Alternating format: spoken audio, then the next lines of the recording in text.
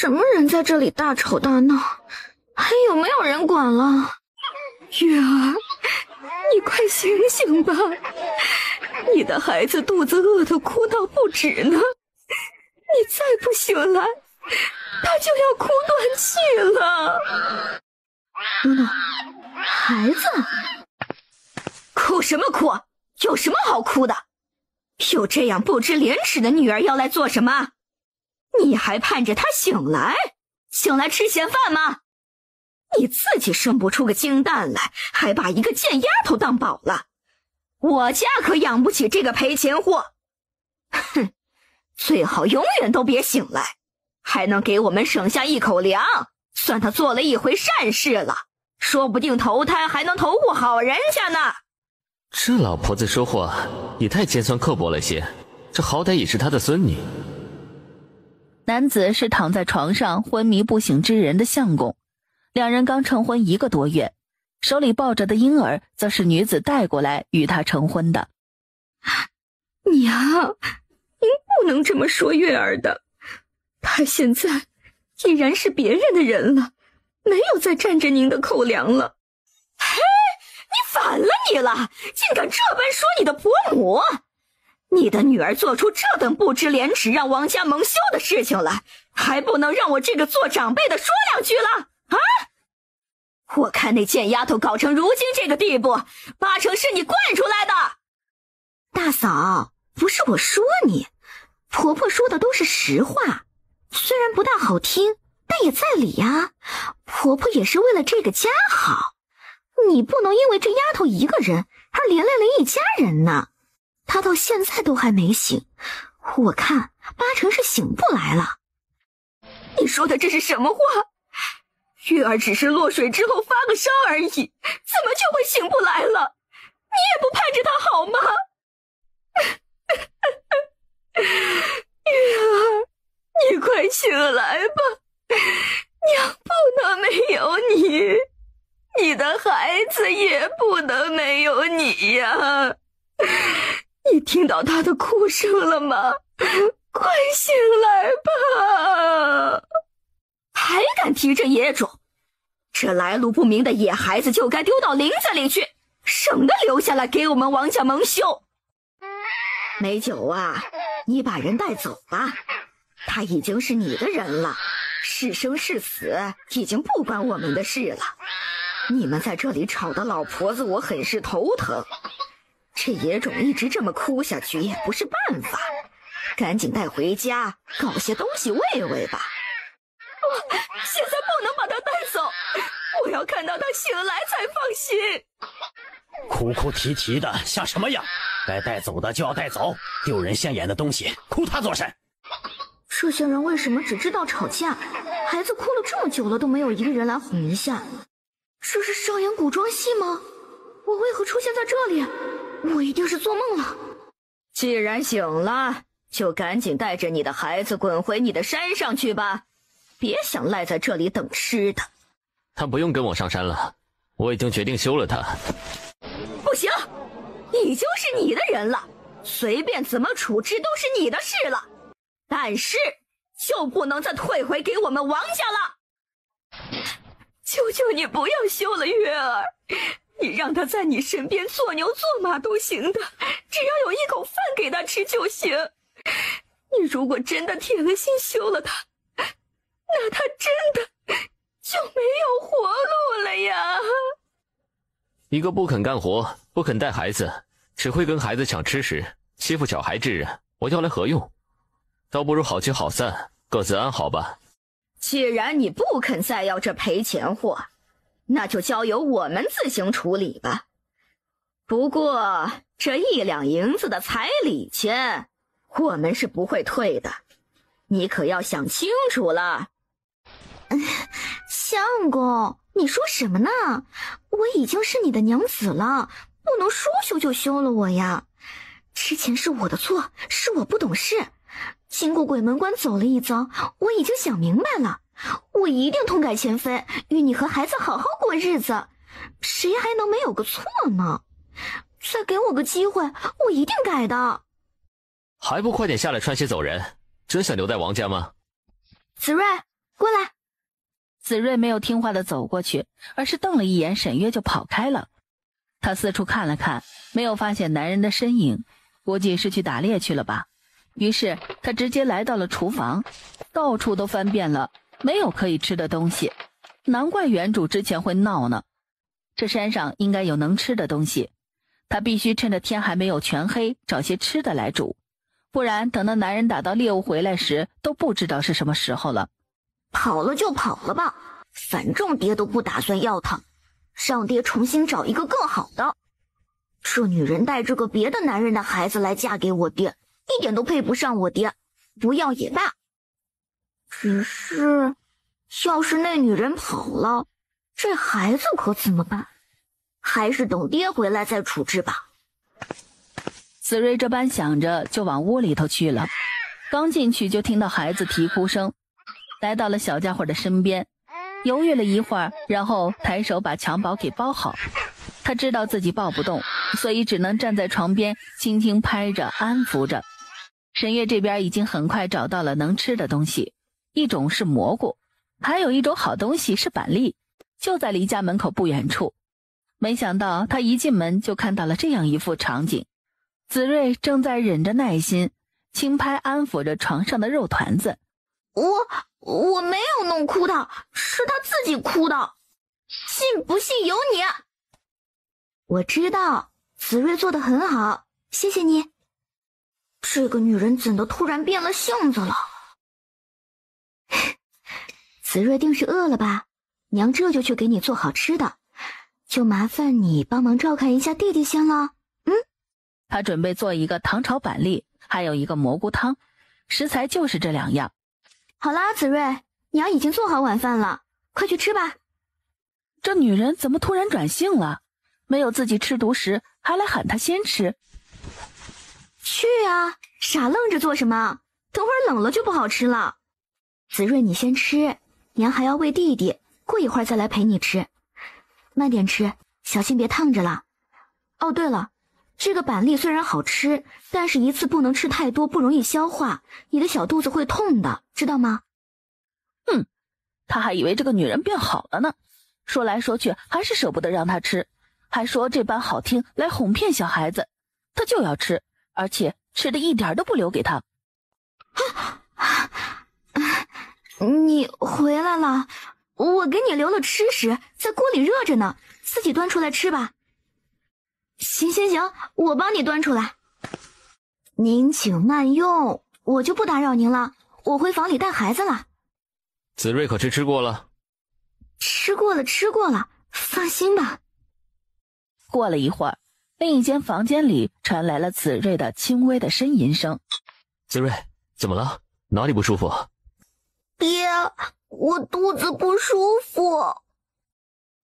你给他吃什么东西了？不关他事，是我吃撑了。刚才他还好意提醒过我的，是那个东西太好吃了，我一时没忍住。贪吃鬼，谁让你吃这么多的？我不是教过你什么叫做适可而止吗？哎，小孩子嘛，难免贪嘴了些，又不是什么大不了的事情，不用这么严厉对待吧。那，给这个他吃2粒，嚼着吃，过一会儿就会好很多了。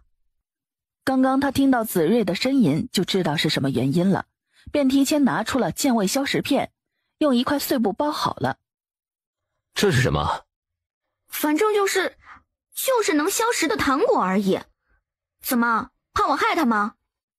好，我这就吃给你们看。直到他咽下去了，美酒才接过来，给了2粒到子睿的嘴巴里。你继续吃你的饭吧，我来帮子睿揉揉肚子，这样他会好受些。子睿别担心，娘帮你揉揉就会好的。子睿啊，以后遇到你喜欢吃的东西，都不能像方才那样吃撑了。只要你想吃的，娘以后再经常做给你吃，好吗？过了一会儿，空气中响起了令人尴尬的声音。我没事了，你快出去吧。那我就回房里了，等会儿我再来帮你洗漱。那个，能否借我一些银两啊？不用说借这般好听，我说过了，你若想走，我会给一些银子让你走的，也算是尽了我们夫妻之间的情分了。哼，这女人果然是待不住的。不，你误会了，我只是想借些银子，明日去镇上买些用品回来，孩子没有尿布了。再说了，你又不是不知道我的情况，现在外面兵荒马乱的，哪还有我娘俩的容身之处？我还没感谢你收留我们母子俩呢。你既然有这个觉悟，那为何还做那愚蠢之事？我是一时脑袋被驴踢了，你放心，以后我绝对不会再有离开的念头了，也一定会好好照顾好你和子睿的。这可是你自愿的，我可没逼你，毕竟跟着我这个又老又残的猎户，以后怕是没有什么好日子过的，你可要想清楚了。没关系，既然我们已经是夫妻了，我怎么会嫌弃你呢？你不也没有嫌弃我带个娃吗？我们算扯平了，以后我们就这样相互依靠吧。既是夫妻，何说是借？谢谢。你以后还会离开吗？不会离开啦，除非你爹赶我走，不然我会一直留下来照顾你们的。因为你是我的儿子了，我有责任照顾你的。我才不是你儿子，那个小娃才是你的儿子呢。在娘的心里，你和肉团子都是娘的儿子，不分彼此。肉团子？你说的可是那娃？是啊，肥肥胖胖像一个肉团子似的，娘就给他取了个小名叫肉团子。怎么样，子睿觉得这名字可爱吗？还好吧。你究竟要带我上哪儿去？娘要到集市上去一趟，家里所需的物品都没有了，去添置一些回来。你爹又不在家，只能把你给带上了。子睿可是不愿意和娘一起去。并没有。那好，到了镇上，娘给你买好吃的。你如果走累了就跟娘说，娘抱你一段路。我自己能走。子睿真棒。沈月找了赶牛车的王有田。别逛太久了，现在山匪横行的，不知何时又来烧杀抢掠的，别又给他们给祸害了。知道了，谢谢田叔提醒。哎，出门也不知道带上男人。不知小娘子需要些什么？掌柜的，你这可有孩子的尿布买？尿布？娘子说的应该是尿子吧？啊，是，不知你这里可有？你算是问对人了，刚好就只有我这一家才有。这些都是有钱人家才舍得用的东西，像你这种穷苦人家的，都是在家用自己的旧衣服缝造的，很少有人买。刚好我有些客人是有钱人家里需要，这才进一些回来卖的。拿出来给我看看吧。你放心，因为是给有钱人家的孩子用的，所以这里面都是一些精细的细纱，一条戒子可以反复使用，所以这价格也就贵了一些，5文钱一条。给我先拿10条吧，另外再给我裁10尺布。哦，对了，有棉花吗？也给我拿一点。好，都有，请稍等。沈月结账的时候，总共花去了300多文钱。沈月给自己买了2套简单又方便的衣服，接下来又给子睿和肉团子分别买了1件，最后去市场买了2斤面粉、2斤大米。当沈月路过一家酒楼的时候，他听到了里面好像有人说快要出人命了，赶紧找大夫的话。他该不该进去看看呢？原来是有个少年吃东西被噎到了，长时间没有人处理，现在已经快没有呼吸了。掌柜的，快找一个力气大点的小二，按照我说的方法去做。你站出来，按照这位娘子说的去做。小二挺机灵的，沈月一说就明白了，照着这个办法操作了起来。就在大家指指点点的时候，只见那个少年哇的一声，口中吐出来一块东西。哎呀，想不到你一个小小的妇人竟懂得这么绝妙的手法。大家不必过奖，这并不是什么绝妙的手法，只是很简单的操作。以后如果还遇到类似的事情发生，只要按照刚才那样操作，就会解决的。多谢这位姐姐的救命之恩，日后本少爷一定答谢。这娘子可走运了，这位便是知府大人的嫡子，以后若是和这位少爷攀上了关系，很多事情都会被照拂到了。小少爷不必谢我，是这位小哥救的你，我只是动动嘴皮子而已。你要谢就谢他吧。谢过这位大哥了，本少爷欠了你一个人情，以后若是有什么难事，本少爷定会尽力相助。少爷客气了，小事当不得真。今日幸亏遇上了小娘子，不然我的小店背上了人命的罪名，那在下可就罪过大了。在下定要答谢小娘子。小娘子还没吃早饭吧？今日你想吃什么随便点，在下给你免费吃。不必了，掌柜的好意我心领了。不过可否有肉包子，给2个我儿子吃吧。有的，请稍等，我这就让人进去拿来。大家快跑啊，山匪来了！掌柜的何在？在下便是。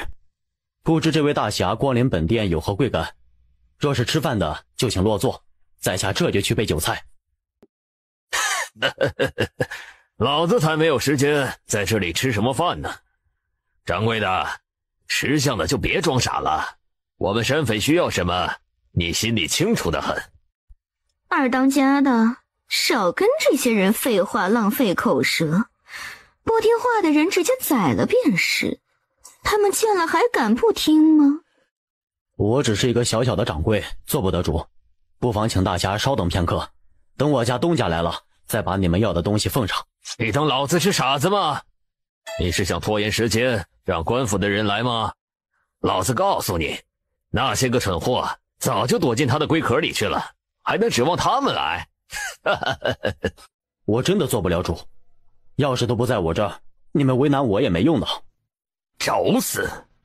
那老子就以你来杀鸡儆猴了。慢着，想不到还有这等不知死活的宵小之辈来我这闹事。看来本大爷要去找一趟你们大当家的谈一谈了。你就是这酒楼的东家？你的大当家可知你来我此处？这等小事何须我们大哥知道？待我们把战利品带回去，再告诉他也不迟。本公子劝你还是知会你们大哥一声，不然就此得罪了本公子，你可是吃不完兜着走了。你是算老几？我大哥还会怕你不成？有眼不识泰山，你眼前这位便是大名鼎鼎的韩三爷。你是见过世面之人，应该听说过韩三爷这个人物吧？你就是韩三爷？二当家的，别被眼前这男人给骗了。谁人见过韩三爷？这人莫不是冒充的来吓唬您的吧？韩三爷那么忙，怎会来这穷乡僻壤的地方？你骗鬼去吧！你一个白面书生，也想在这里冒充韩三爷，想吓唬谁呢？别废话了，快点把东西拿出来。那你就变鬼去吧。既然你们敬酒不吃，吃罚酒，就别怪我们心狠了。兄弟们，动手！双方厮打成一片。沈月拉着子睿在刀光剑影中小心穿行，他要趁乱带着孩子跑出去。妖艳女子眼睛都移不开白衣男子身上，顺着他目光的方向看到了沈月，他便猜想到这个妇人定是他重要之人，心中一阵嫉妒，他扬起了手中的鞭子就朝着子睿抽了过去。沈月感受到了一股寒意朝他们袭来，随即把子睿抱在怀里，鞭子落在了他的背上。娘，你没事吧？娘没事，我们快走。妖艳女子又甩出了第二鞭子，一道人影飞快出现，抓住了鞭子。是你？你怎么来了？你个蠢女人，来集市也不知道多等我一会儿陪你来吗？如果因为你害子睿出了什么事，我宰了你。哼，又来一个送死的。还没来得及多想，找死！局面很快得到了控制，所有山匪死的死，伤的伤。今日之仇老子记下了，来日定当回报。你先去喂他吧，省得他在这里吵。子睿真懂事，那等娘喂好弟弟就给你做饭去。等沈月喂好孩子来到厨房的时候，桌子上已经摆好了白粥和一只烤好的野鸡。这哪是白粥啊，有些泛黄，还夹带着一些烧焦的味道，一看就是煮糊了。如果觉得难吃就吃别的吧。不难吃，我不挑的。你的伤需要上药。什么？等一会儿我就自己上。你背后有眼睛。什么？伤在你背后，你看得到上药啊？你是不是以为我借此想看你啊？不，没有，我只是觉得一点小伤而已，就不用劳烦你了。你身上也没有几两肉能看的。那就劳烦你帮我上药了。既然你求到我了，就勉为其难的帮帮你吧。我没事的，你快些弄好，我就不会痛那么久了。这药真好，抹上去马上就不怎么疼了。再有下次可就没有这么好的药了，省得让你凑什么热闹伤了自己，浪费了这么好的药了。我又没想到这么倒霉会碰上这档子事儿了，你以为我想掉脑袋啊？那个二当家已经逃脱了，以后再带人来报复怎么办呢？怎么，你怕了？我才不怕，大不了和他们拼死一搏，就是不能连累2个孩子嘛。放心，有我在，不会伤着你们。其实那山匪是我故意放他走的，让他回去告诉他的同伙，我们这边有人能抵挡他们，这样他们应该能消停一段日子，不敢轻易的来抢东西了。至于来报复，想必他也会掂量掂量才敢来。他重新打量了沈月一眼，这一看便注意到他脖子上戴着的那块小玉坠。这不是我一直在找的玉坠吗？怎么会在这个女人身上？还有，谁允许你戴着了？你脖子上戴的玉坠是哪里来的？这是缘，我那日从侮辱我的那个男人身上扯下来的。我一直留着这玉坠，是想着以后定要找到那个男人报仇。美酒一听，整个人都惊呆住了。我知道，像我这种被人毁了清白的女人，不管去到哪里都是遭人嫌弃的。不过你放心，我只当这里只是我的容身之所而已。将来你如果找到了喜欢的人，我会离开的。月儿，你家相公呢？快找他回来，你们一起离开这里躲一躲吧。娘，出什么事了？为何叫我们躲啊？你阿奶他们听说你在镇上遇上了山匪，还逃脱了一个，就到处宣扬是你招惹来的山匪。那逃脱的山匪定是要回来报仇的。这下村里人都相信了你阿奶的话，生怕你连累全村人遭殃。现在让我来劝你们离开，不然他们就来赶你们走了。这狠毒的老钱婆，真不像一个长辈该干出来的事，怎么这般胡乱造谣自己的亲孙女儿的？我不走，这是我家，离了这里我们能去哪里？再说了，我们为什么要离开？可是你这样忤逆你阿奶，忤逆长辈，是要被村里人落下口舌的。娘，我这不是忤逆，这是讲道理。本来就不关我的事，阿奶非要把这事赖到我的头上，我是不依的。凡事都要有讲道理的地方。娘，你肚子饿吗？我给你弄点东西吃吧。不了，娘不饿，不用浪费粮食了。等一下你相公回来，会不高兴的。娘，你等着，我们刚吃完午饭不久，还剩一些烤野鸡肉，我拿来给你吃。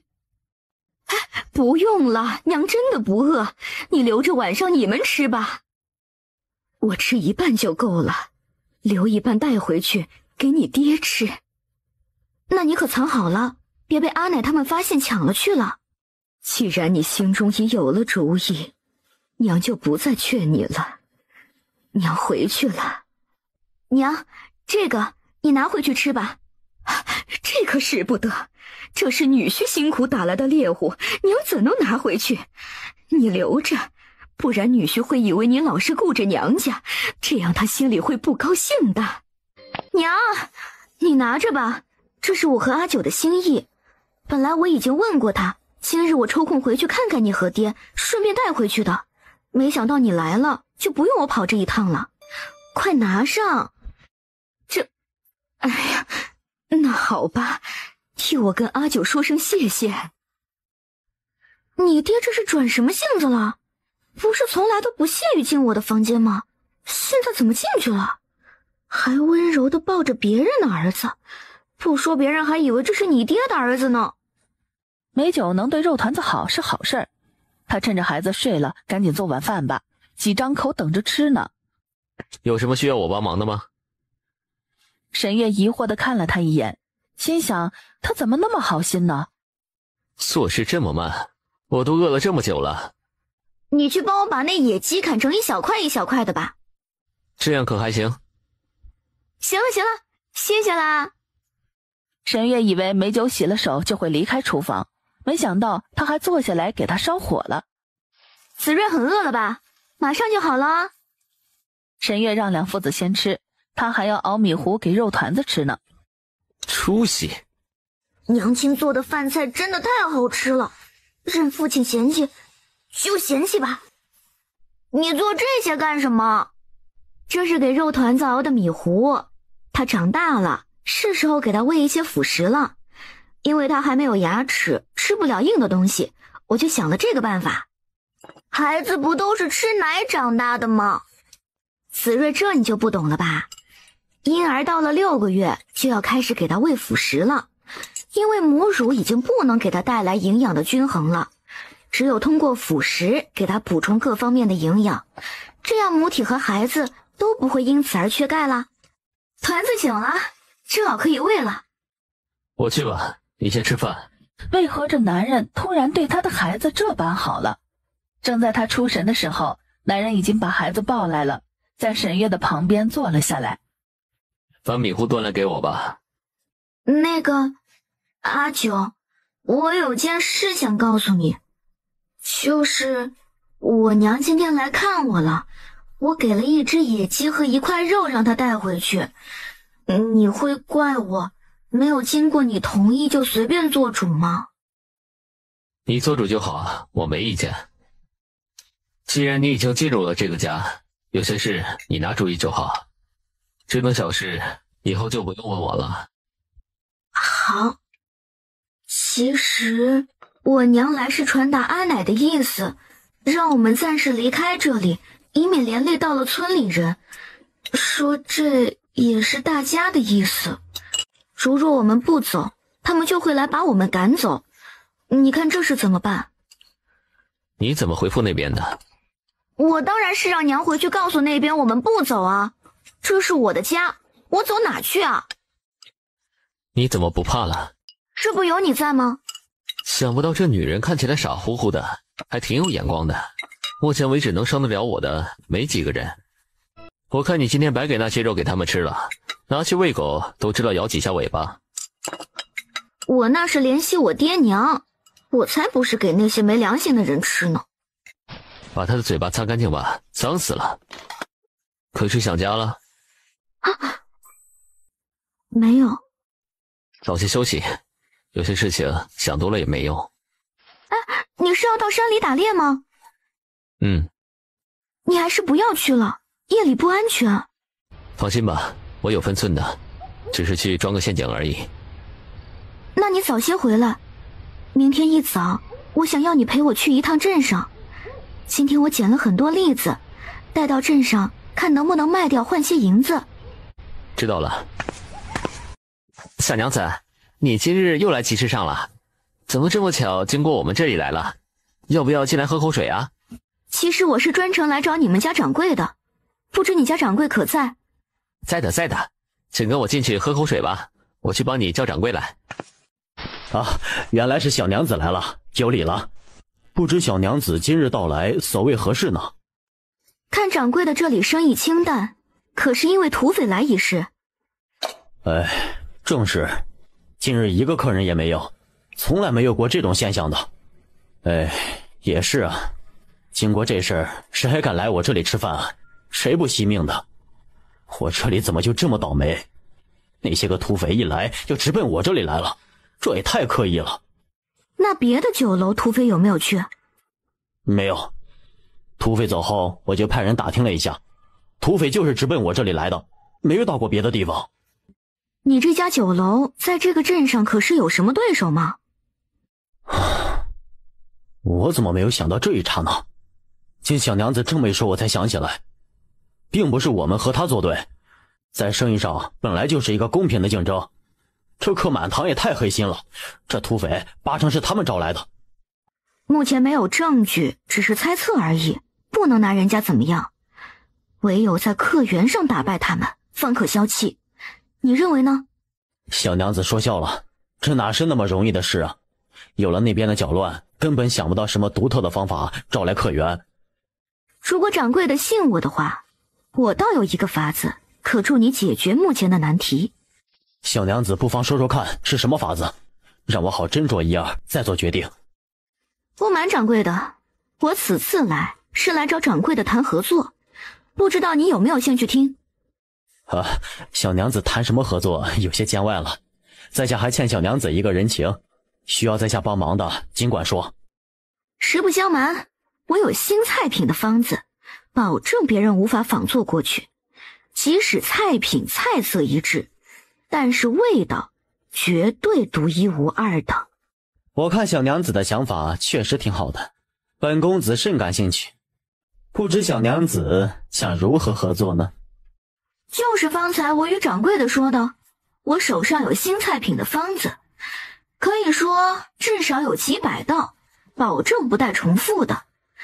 我有自信，定能让你的酒楼生意蒸蒸日上。想必到时三爷各处酒楼的生意也会有很大的改变。三爷可以用购买的方式把我手中的方子买下来，目前正在试用阶段，所以我暂时卖一个给你。等到效果理想了，我们再接下去谈，你觉得怎么样呢？不知小娘子这方子的价格如何？说出来看看，本公子好在心中考量一番。我此方子可值100两银子，今日算是我们第一次合作，我再另外送公子一个方子。小娘子，你这100两卖一个方子，价格倒也算公道。不过我倒想看看你这菜品到底值不值100两银子了。这个没有问题，现在我就可以做出来给你们尝试一番，定会觉得我这是物有所值了。可否借后厨一用？那本公子就期待小娘子的结果了。一看这菜的色泽就能勾起人的食欲了，加上这扑鼻而来的香味儿，只感这是人间极品。不知这道菜叫什么名字？方才那道菜叫板栗焖鸡，而这道菜叫爆炒鸡丁，主要食材都是用鸡肉做成。好，想不到这鸡肉还有这么多的做法，真是闻所未闻。今日得一见，真是托了小娘子的福了。三爷请尝试吧，希望不会令你失望，希望我们能合作成功。好吃，这100两一个方子，值得。小娘子果然没让我失望啊。不知韩三爷有没有兴趣收购我这些板栗呢？你教授的这道菜中就有板栗，你说我能不收购吗？实不相瞒，这板栗是我在山上捡来的，但是也是很难捡，要避开那些刺真的很不容易，所以卖5文钱一斤。小娘子这价格我能接受，就这么定了吧。谢谢韩三爷了。我在这里还要说明一点，就是万一以后有人拿来卖，还望你们不要收下，我希望是通过我的手来卖给你们的。哈哈哈，没问题。你是如何学会厨艺还有医术的？因为小时候见过很多人因为生病而找不到大夫看病而死去，我就害怕将来我的亲人也会如此，所以我就下定决心偷偷学医了。正好我又识字，所以就找来了医书看。至于厨艺嘛，隔壁一个大叔原来是大酒楼的厨子，我是跟他学的，再加上我自己又爱瞎琢磨，这菜的口味自然就独特了点。走到了家门外的时候，听到了吵吵嚷嚷的声音。他家何时来了这么多人？这些人怎么能随随便便进入人家里呢？王小六，你站住！这是我女儿的东西，你不能拿走。他那里还有那么多肉，看着就是一头野猪，分些给我们这些乡亲的，怎么了？我们拿了这些肉回去，就不计较他招惹土匪了。把东西放回原处，不然休想能走出这大门。雪儿、女婿，你们终于回来了。这些人简直太没道德，趁着你们不在家就随便进去拿你们的东西，我拦都拦不住。都怪爹没用啊。爹，不怪你，你暂且到一边，这事我们来处理就好。没听到吗？把东西放回原处去。放什么放？你个死丫头招惹了土匪，还不肯搬走？我都跟乡亲们说好了，拿了你的肉就不计较了，毕竟是受了你的恩惠的。说起来，你个死丫头也真是的，得了这么多好东西，也不知道孝敬你的长辈，还有这些乡里乡亲的，这么自私，可不是我王家的女儿。哼，没见过做贼的人还说的这般理直气壮的。你打着我得罪土匪的由头，带人来到山上抢夺自家孙女的东西，还有脸在这里说让我孝敬你？有你这样做长辈的吗？还有你们，竟然被一个婆子的话给愚弄过去了。就算我得罪了土匪，那他们也是来找我寻仇。你以为他们有闲工夫来找一个穷乡僻壤的村落寻仇啊？你们身为乡里乡亲，竟听这个婆子挑唆，来这里抢夺别人的东西，你们的行径又与土匪有何不同？他们放回去是他们的事，这些东西就当你孝敬我的，我就不放回去了。我的东西只要我不答应，是没人能够拿走的。你要试试吗？果然是粗鄙无礼之人，你也不懂怎么尊敬长辈的吗？我给是一回事，你们没经过我同意私自拿走又是另一回事。你们赶紧给放回去，废话不想再多说了。月儿，实在对不住了，是我们一时想差了，不该这样做的。你教训得很对，以后我们一定引以为耻，不再犯了。希望你能原谅我们。今日这事我就不追究了。这野猪是我家男人半夜打来的，本来打算等我赶集回来拿一些给大家分了吃的，没想到我阿奶就自作主张的带你们来了。以后请记住，不是自己的东西取之有愧。那我们就先回去了。请等一下。然后回头看向美酒，美酒明白他的意思。你做主就好。沈约把野猪肉切成一块一块的分了出去。你就给这么一点我们，就想打发我们回去了？你那里还有这么多，你不分这一点给长辈，你好意思吗你？哼，没见过你这么贪心的，干脆全部给完你得了。还不知道这2块肉拿回去还有没有到我爹娘的嘴里。你是什么样的人我还不清楚吗？别逼我把你的事都抖出来。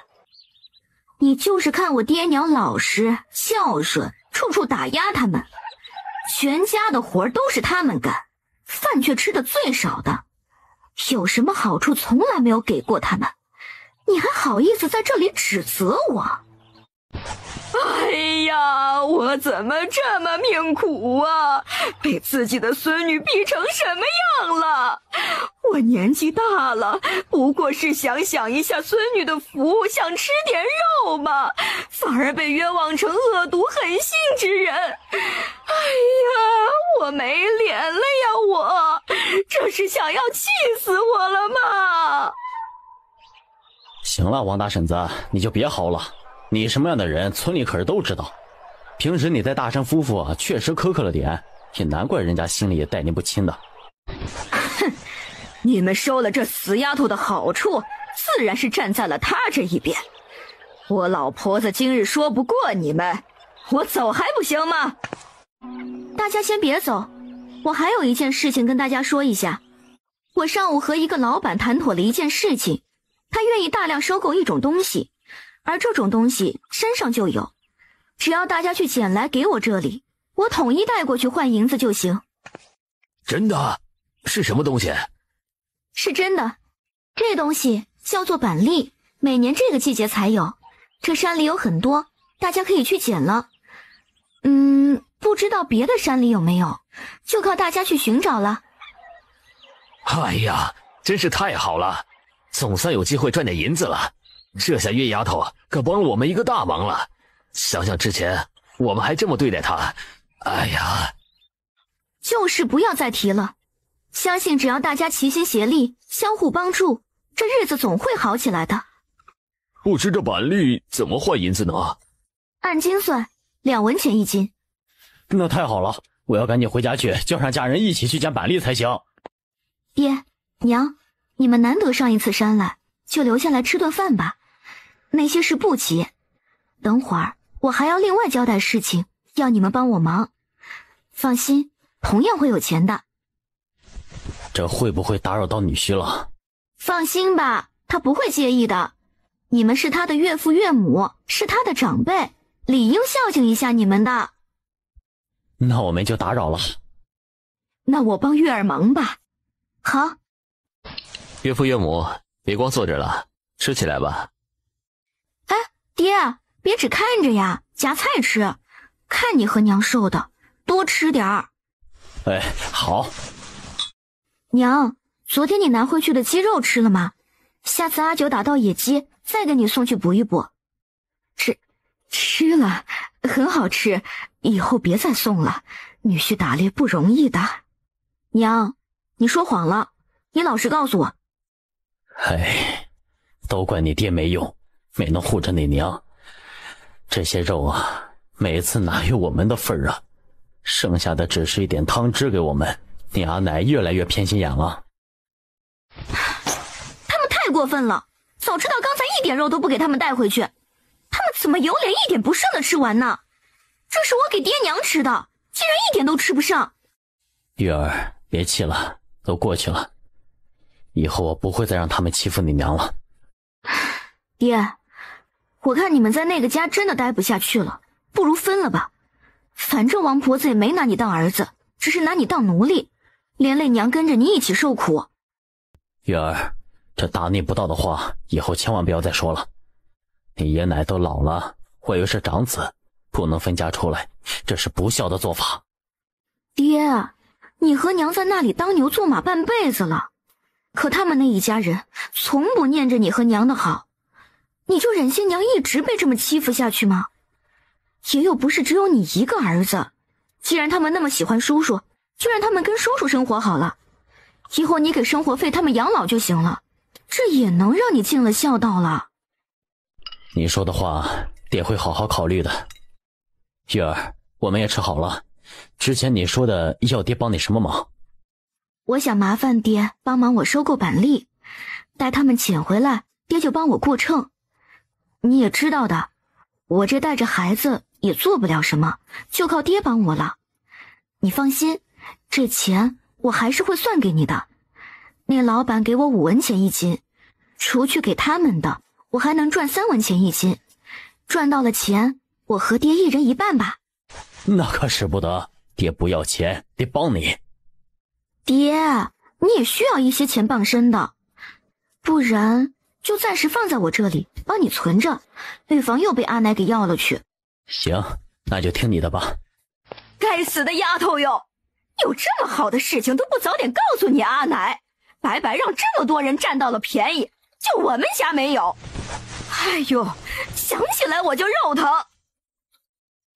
好啊，半天都不见人影，家里的活都没人做。你倒好，在这里给人当免费工人来了，你要气死我了。哼，你口中说的可不是别人，他是我爹，来这里帮他的女儿有什么错？你至于当着这么多人的面落我爹的面子吗？你还当我爹是你的儿子吗？哼，也难怪，我爹始终都不是你亲生，你只当他是你家的免费工人。你刚刚的话里就是这个意思。家里那么多人，为什么非得等到我爹娘回去伺候你们一大家子？你你竟敢忤逆长辈！你这大逆不道的话从哪儿学来的？你的父母怎会纵容你如此放肆？今天我就替你父母来教训一下你这个不孝子孙！哎呦，快放开！我的手就要断了！哎呀，大山呐，你就这么看着你娘的手被废了吗？你个该死的婆子，有话不好好说，敢在我这地方撒野，要打人也不看看这是谁，就用力甩开了他的手。王婆子脚跟没站稳，摔坐在了地上，突然晕倒了过去。娘，怎么办？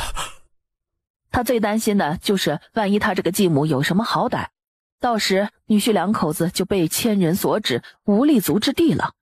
赶紧让人下山找大夫来啊，别出什么事了。我来看看。沈月垂眸，正准备把脉的时候，无意间看到王婆子的眼皮一颤一颤的，这才明白她这是装的。沈月不动声色，把手搭在王婆子的手腕上，然后趁人不注意的时候，偷偷用力拧了一把王婆子手腕上的肉。好啊，你一个死丫头，心怎么那么狠毒呢？这么用力掐我，想掐死我吗？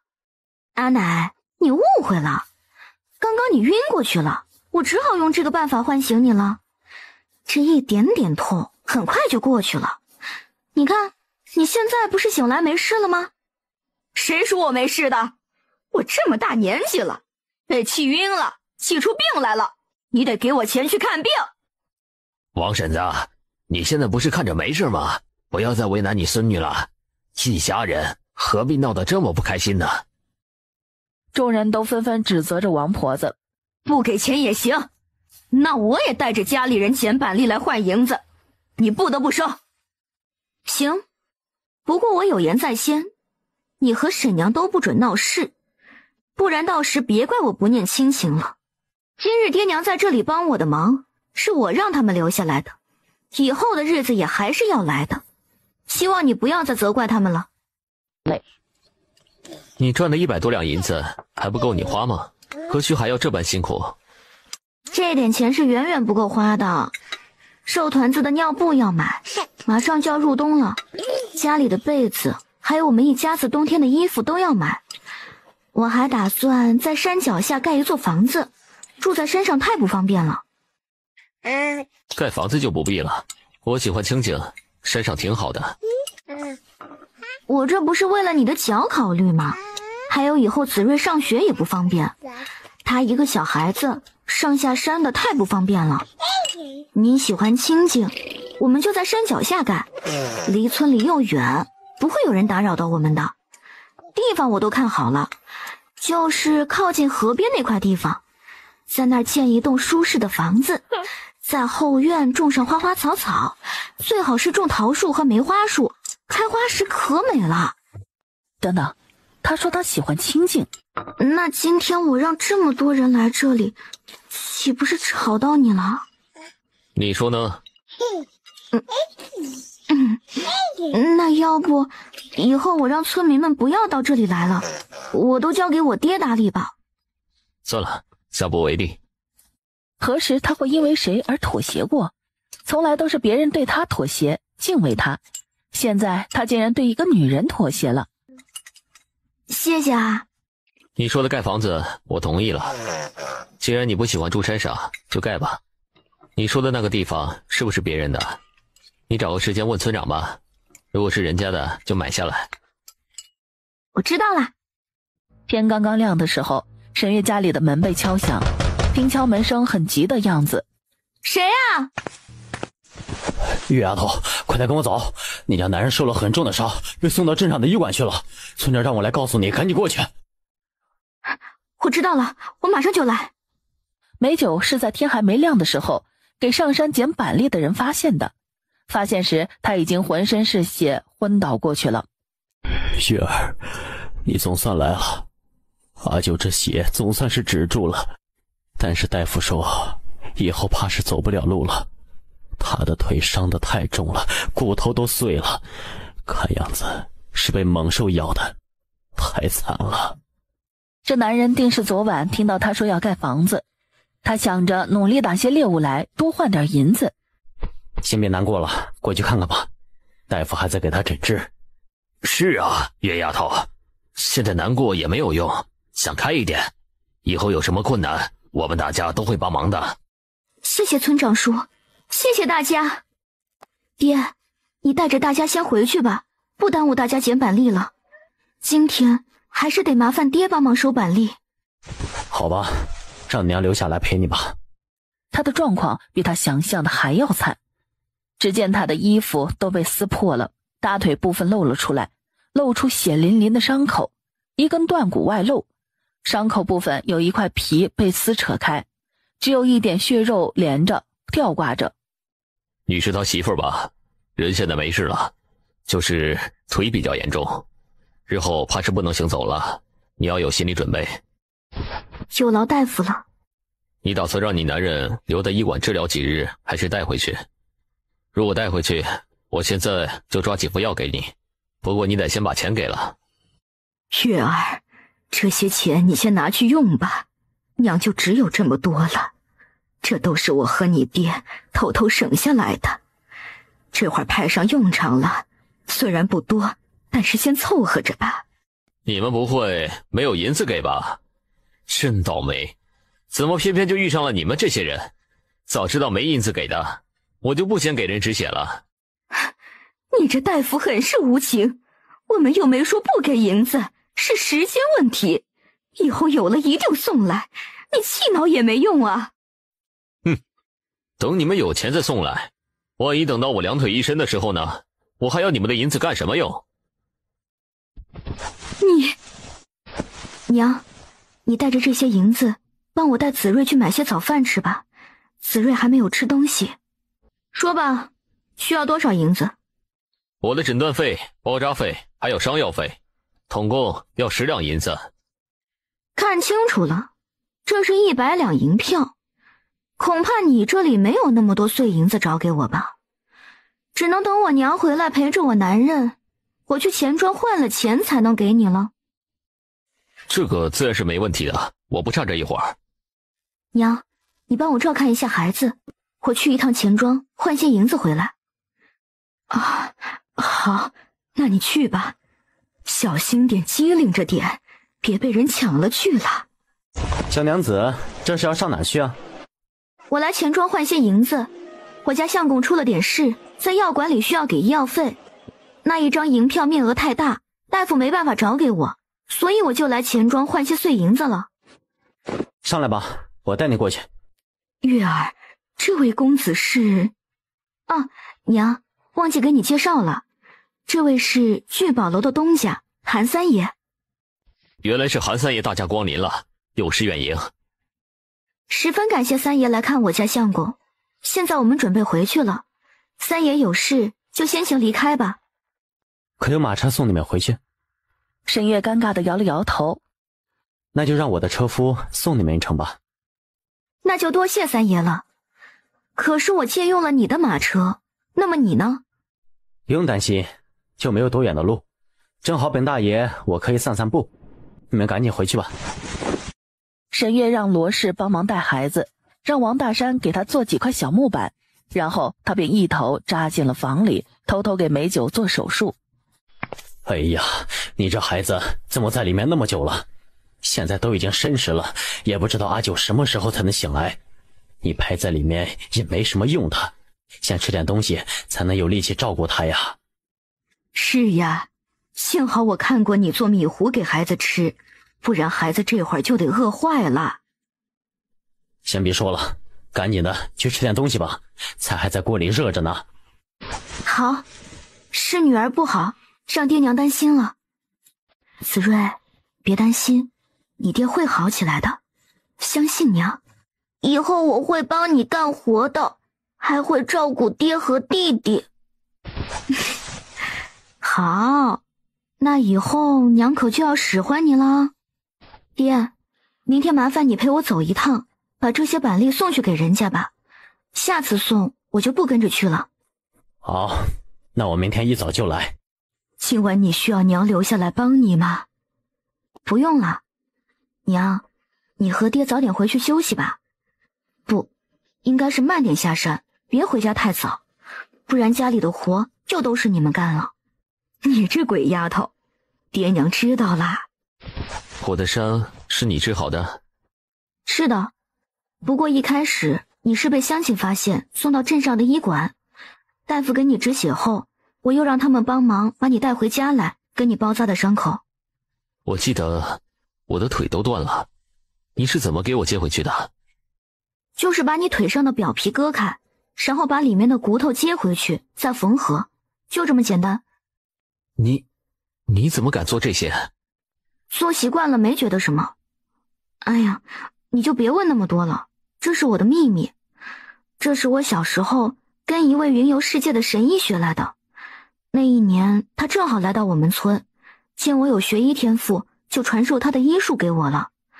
他交代过我，不到迫不得已的时候，不要展现我这惊人的医术。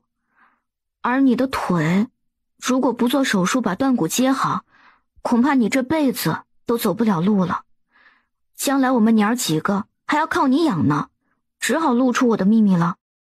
你说我这腿以后能好，还能行走？没错，只要你这段时间配合我好好养伤，不乱动，我保你能与常人一般走路。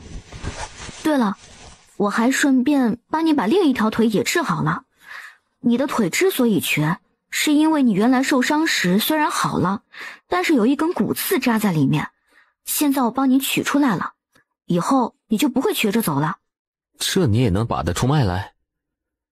这个自然是的。沈月觉得对他还是有所保留的好，反正以后给人检查他也看不到芯片，说太多给他听，他不会相信，还会觉得他是妖怪呢。你饿了吧？我熬了点清淡的粥，我去给你端来。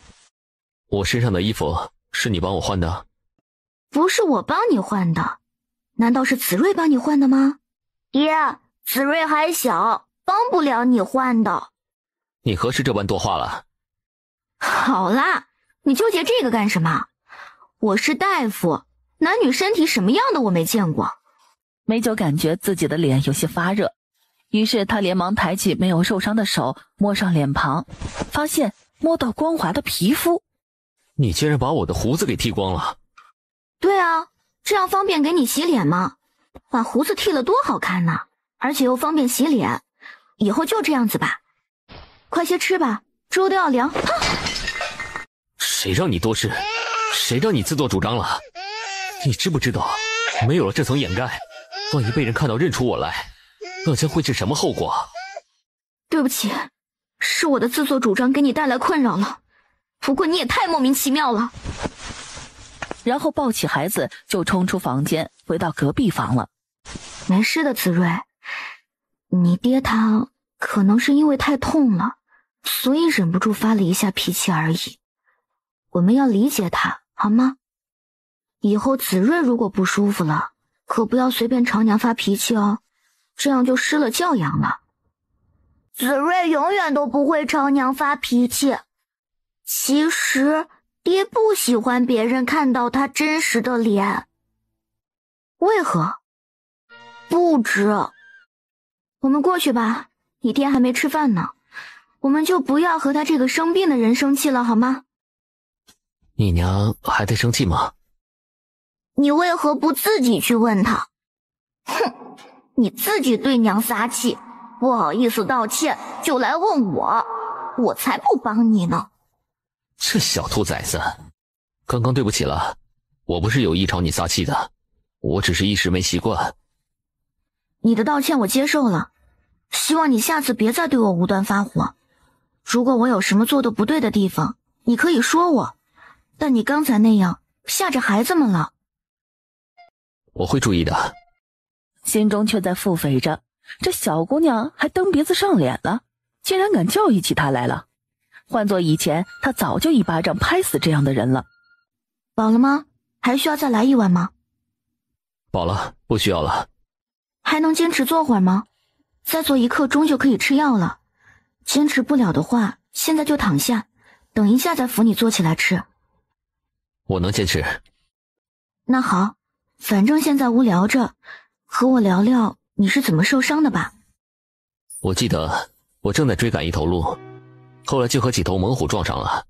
想来他们是一家子的，他们十分聪明，知道前后夹击于我。我和一头猛虎缠斗着，最后身上受了些小伤，有一头被我杀死了。没想到激怒了其他的老虎了，他们拼了命的来追赶我，怎么也摆脱不了了。就这样，我一边逃脱，一边和这几只猛虎缠斗着。纵使我武功再好，也难敌众虎。所幸我掉下了山崖，我施展轻功稳住坠力。后来我被一棵树接住了。我过了一段时间，估计猛虎走了之后再爬上去。我不知道自己走了多久，晕晕乎乎的，到最后完全昏迷倒下了。你这一次可谓是死里逃生了。我不是叮嘱过你，你腿脚不方便，而且夜里很危险，你还要晚上去打猎，还到深山里去了。我就没想到会这么幸运，遇到这样的事情。你不是说吗？你想在过年前盖房子，我就想着去打一只贵重的猎物，就能盖上房子了。算了，你这次也算是因祸得福了，让我给你治好了瘸着的腿。这是什么药？看起来怎么这么特别？这是我以前偷偷提炼出来的消炎药，吃了让你的伤口不发炎。你能提炼这么厉害的药？你还有多少？难提炼的吗？是否能大量提炼？我现在所剩不多了，如果要大量提炼的话，要看所需的药材齐不齐，多不多，还有要培养大量人工才能完成。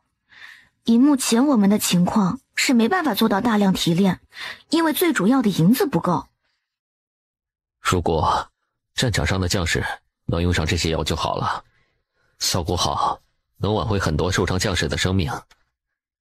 这个问题我原先也想过，要是等我以后有钱了，我就开始提炼，因为我也想为我们的国家做点贡献，我想让这场战争早点结束，让百姓过上安稳的日子。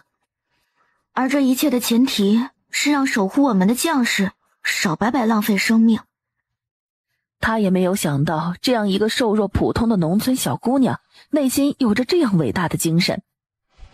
快些吃啊，别愣着了。美酒这才回过神来，把药片放到口里嚼了起来，眉头紧跟着皱了起来。这药怎么这么苦？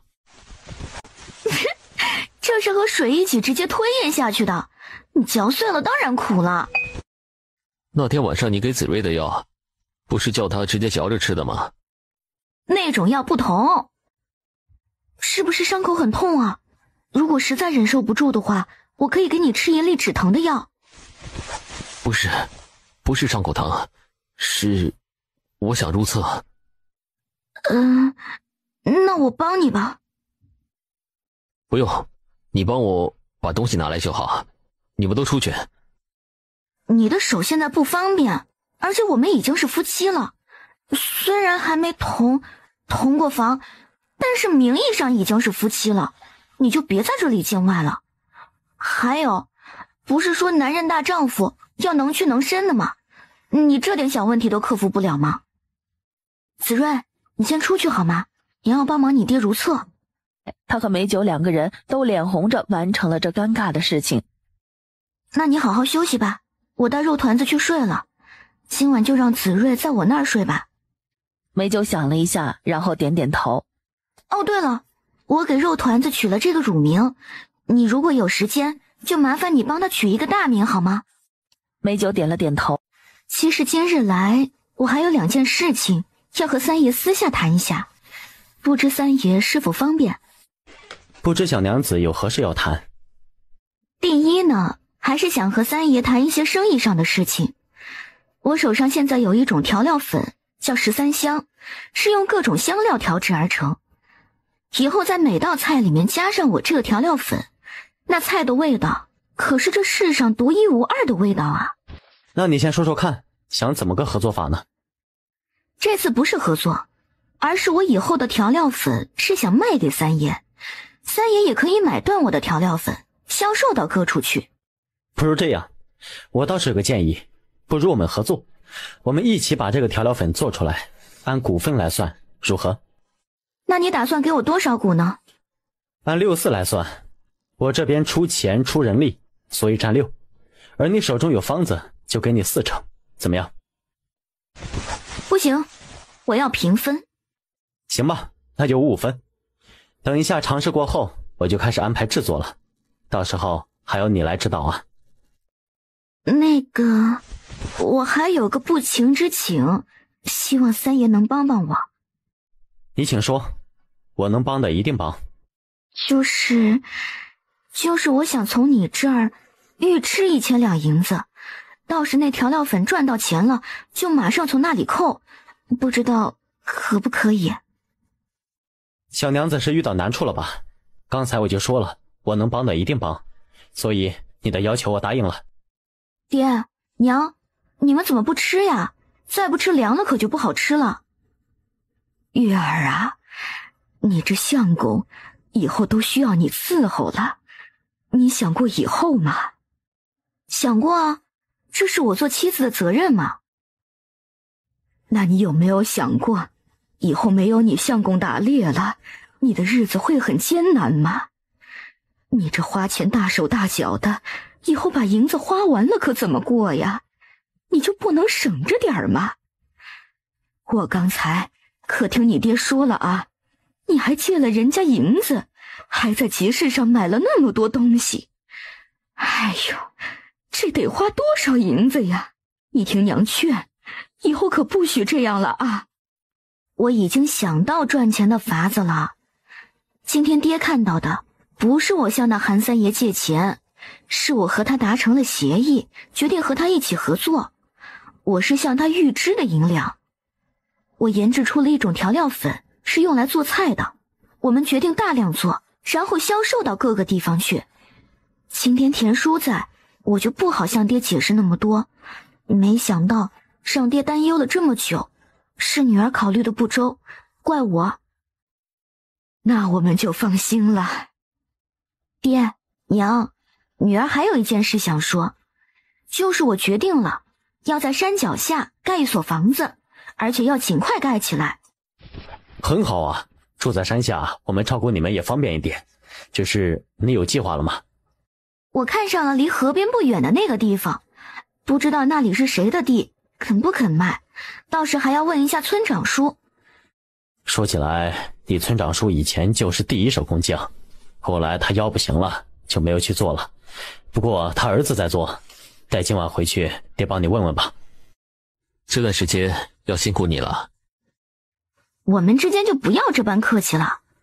你要是真过意不去，就赶快好起来，到时候所有的活都由你干，然后我呢就可以天天睡到自然醒，饭也有人端到我嘴边吃。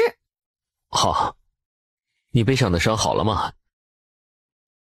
都几天了，已经好了，就是开始结痂，有些痒，不过还能忍受。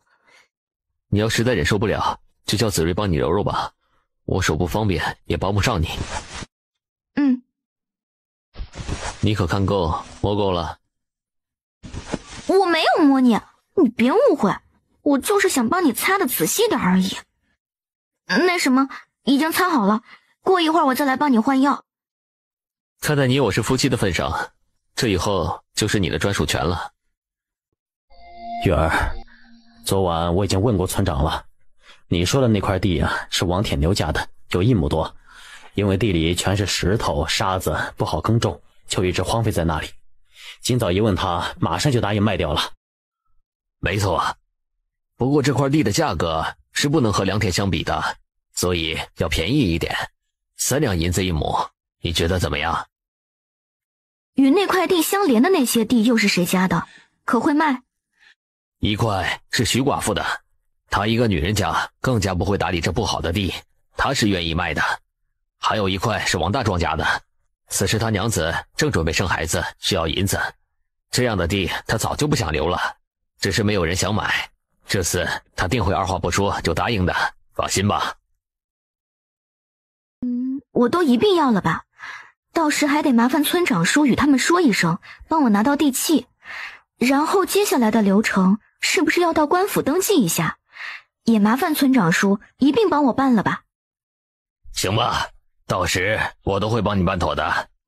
不知秋生哥按照我这图纸上的房子，能不能做得出来？能做，能做。这房子简直是太特别、太好看了。如果做出来了，定是这世上独一无二的房子了。还有一件事，就是我不懂怎么去购买材料，我也没有时间去理这些事，所以我想全部包给你做。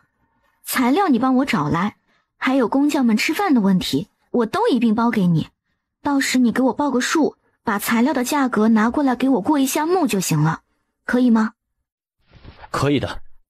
阿九，快看，我托人给你做了一把轮椅，以后你就可以坐在上面行走啦。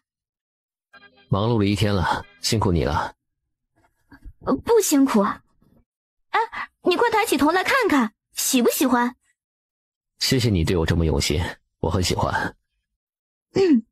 你是我男人，当然要用心了，别人还没有这样的待遇呢。秋叶，累了一天了，先休息会儿吧。如果美酒不这样叫他，他差点忘记了他在这里叫王秋月了。秋叶。我不累，我先去准备晚饭了。阿九，你是怎么坐到轮椅上来的？难道娘不知道爹会轻功吗？阿九，你笑起来真好看。娘是见到每一个好看的男子都如此痴呆的吗？子睿，你说什么呢？娘有你爹这么好看的男人，哪儿看得上别的呀？那天我明明看到你见到人家发呆的样子了。那是意外。那什么，我要抓紧做菜了。今天做红烧肉，还有肉丝炒竹笋，可好？秋叶，你现在可是有相公、有2个孩子的人了，以后可不许那样了。不会了，以后只看你，可好？我是这个意思吗？算了，不计较这个了。你哪来的银子盖房子？我是从韩三爷那里提前预支了1000两银子出来，到时候赚到的银子让他从我的红利里扣除就可以了。你为何要如此着急盖房子？你这腿最少要2个月才能好，而现在已经入秋，后期就要开始下雪了。住在山上实在有诸多不便，所以我就想尽快把房子盖好，好过冬。我不希望你与那个什么三爷有来往，你一个已婚妇女，人家一个风流公子，要懂得避讳。你们合作总是不妥的。一个已婚妇女怎么了？就不该有朋友，就不该去做自己喜欢做的事情吗？我告诉你，我喜欢赚钱，只有钱才能给我带来安全感。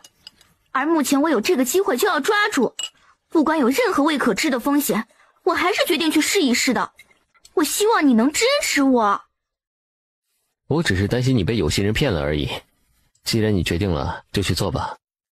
我知道你在担心我，在这里我也告诉你，我并不是什么柔弱愚笨的女人，我懂得审时度势，我会保护好自己的。放心，好吗？明日我还要去镇上一趟，我答应了知府的儿子帮知府夫人看病，所以又要阿九自己一个人留在家里了。我看完病一定很快回来。还有，就是后天就要开始动工盖房子了，相信很快我们就有新房子住了。田叔，我听我爹说过你家的情况，田婶的手骨和脚骨经常痛得不行是吗？如果你信得过我，我帮婶子看看吧。经过这些日子，叔见你是个有本事的人，叔怎么会不信你呢？不过你婶子的这些毛病怕是难好的了，你有这份心，叔很感激你，就算不能治好，叔也念你一辈子的好。既然这样，那我就试一试吧，待我看过婶子之后就知道能不能治好了。你放心，我一定尽力的。如果你能治好我家婆子，叔一辈子都让你坐免费牛车，随叫随到。田叔别客气，到时我到山上去采药，不用花银子，你不需要许下这样的承诺。我知道你家也不易，我不能白坐你的牛车的，银子还是要给的。那如何了？是何病？你娘因为身体很弱，然后生你时更是伤了根本。但是并不大碍，都是女人的一些小问题，待我开药调理一段时间，定会好了。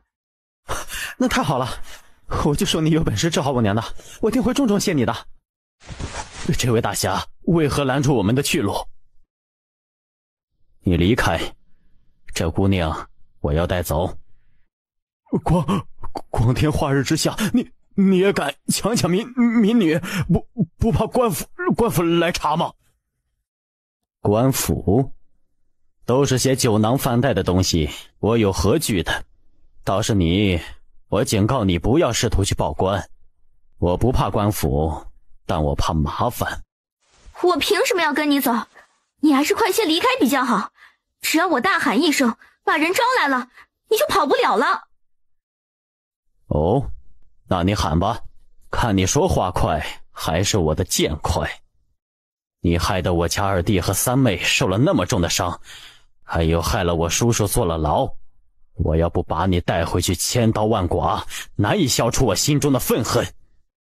不用想了，不记起来也没关系，待你见到他们就会知道是谁了。我可以跟你走，但是你得先放了田叔，他是无辜的。大山兄弟，快找人去救月丫头。什么？月儿怎么了？你快说清楚来。我们在回来的路上突然出现一个男人，那男人好生厉害，武功很高，直接把月丫头打晕给扛走了呀。兄弟，我对不住你，我没能保护到你的女儿呀。阿九，快出来，出事了，月儿被人劫走了。知道是谁劫走的吗？不知道，田叔说是一个年轻的男子，武功很高，直接把人打晕扛走了。阿九啊，月儿好歹也是你明媒正娶的媳妇，你快想想办法救救她吧，孩子不能没有娘啊。爹，你救救娘吧，子睿不能再没有娘了。麻烦岳父再下山一趟，去田叔家里详细了解情况，事无巨细的。还有，叮嘱田叔不要惊动村里人，之后救人的事我来解决。好。去劳烦岳母帮我们把孩子带好了，请放心，我一定会救回月儿的。谢谢你，阿九。岳母无需客气，她也是我妻子。孩子睡了，岳母先带他回房里睡吧。看来他只有暴露自己的藏身之处才能救人了。小娘子，看样子你记起来大爷我是谁了？怎么样，见到我意外吧？把我绑来的男人呢？让他来见我，我有话对他说。想见我们大哥？莫非你个小娘子也看上我大哥了？我知道，我大哥的样貌是我们寨里的女人都喜欢的，但是我偏不让你见他。我是你大哥带回来的人，你不能没经过他同意就伤害我。伤害你又怎么样？就算杀了你也不为过。都是因为你的男人，你的朋友韩三爷，我们死了那么多兄弟，而我们的三妹也重伤到现在还躺在床上。你说我大哥还会饶了你吗？我只是替他把这事儿提前办了而已。再说了，我可不是伤害你，我会对你好的。你要对我做什么？总不能让我绑着吧，这多没意思啊！不如给我松绑吧。你看，我的手脚都被勒出了很深的一条痕，都不好看了。我一个手无缚鸡之力的弱女子，你还怕了我不成？对，我这就给你松绑，老子可是会怜香惜玉的。想趁机拿出手枪来，可是那刀疤脸反应很快，立马就向他扑了过来，把他扑倒在地。王秋月无声落着泪，他宁愿一死也不能被侮辱了。大当家！紧接着门就被一脚踹开，他大步走过去。混账东西，竟对一个柔弱女子做出这等龌龊之事，丢尽了我的脸了。大哥把他绑来，不是让人折磨泄愤的吗？我这么做有什么错？泄愤有很多种方法，为何要做这种下等之事？大哥，这女人的男人和他的朋友杀了那么多兄弟，我这样对他算客气了，你这样阻止真的是寒了我的心呐。你们口口声声说为死去的兄弟报仇，那么那些被你们杀害的人，谁又来为他们报仇？你们从做土匪的第一天开始，不就料定有这么一天了吗？你们凭什么在这里义愤填膺？你闭嘴，蠢女人，你知道什么？我们虽然是土匪，但是从来没有杀过无辜之人，平日杀的都是贪官污吏。是吗？那你为何带人直接去打劫聚宝楼？那里只是正当营业，没有什么贪官污吏，你们却狠下杀手。要不是有东家和我家男人在，那里有那么多无辜之人就会惨死在你们的刀下了。大哥，别信他说的话，兄弟们是在那里喝了点酒，闹了点事儿才被杀的。原来他告诉你的是这样的事情。他说的是不是真的？是，我是带着兄弟去打劫了聚宝楼。这不是接到客满堂的掌柜，你舅舅说聚宝楼抢了他的生意，还说聚宝楼有很多银子。我为了寨里的人不再挨饿，就冒险走一趟了。没想到兄弟们下手没个轻重的，就伤了那里的人。但是他们不该杀掉我兄弟们。大哥，我错了。你一句认错就能给死去的兄弟的家人交代吗？你自己下去领50鞭子吧，你自己去跟那些人解释清楚。事情已搞清楚，可以放我回去了吧？过了这么久了，我家人该急成什么样子了？你还不能离开。为什么？难不成你们想用我来要挟我家人好拿钱？因为现在已经是晚上了，到了夜里外面有很多野兽出没，得等到天亮才能走。婴儿，这是我带来的客人，今晚暂且宿在你这儿了，你要好生照顾好人家。知道了，大哥。你好，我叫叶红英，看你年纪比我要长些，可以像我大哥那样唤我婴儿吧。你好，婴儿，我叫王秋月，你可以叫我秋月姐。你们先聊吧，我去吩咐人家拿点东西给你吃。美九子放出信号不久后，到了夜里就有几个武功高强的男人悄声出现在他房里。爷，属下来报道了。起来吧。爷，这些年你竟然隐藏在这里，让属下好生难找啊。爷，你的腿。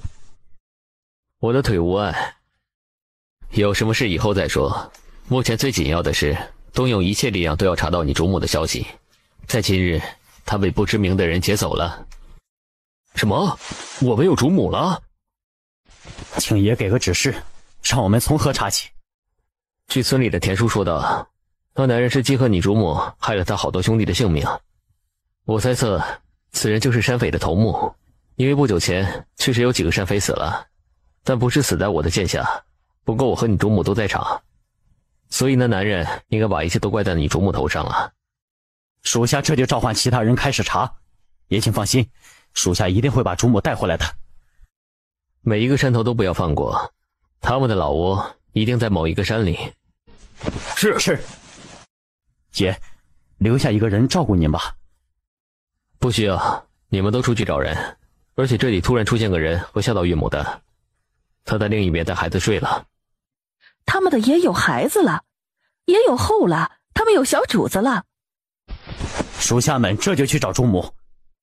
找到人的行踪没有？禀报公子，已查到王娘子的踪迹，就在狗头山里面。可有打探出人怎么样了？没有打探得出来，小的们不敢靠得太近寨子，只能在远远观察着情况。备马，我要亲自去一趟狗头山。外面传来了激烈的打斗声，生生把他给吵醒了。你们是什么人？为何要来闯我的寨子？哼，大当家的做了什么不知道吗？快点把人交出来，不然踏平你的寨子。好大的口气！哼，既然这样，大当家就好好的瞧着吧。那个是不是我们要找的人？韩三爷，你怎么来了？你是我最重要的合伙人，我不能眼睁睁地看着你有危险而不管吧，所以我来带你离开这里。你不能带他走，你以为你能阻止得了本大爷吗？这是我家主子的妻子，理应由我们亲自带回去，就不劳烦阁下了。你是他男人的手下？正是。还请主母跟小的们离开。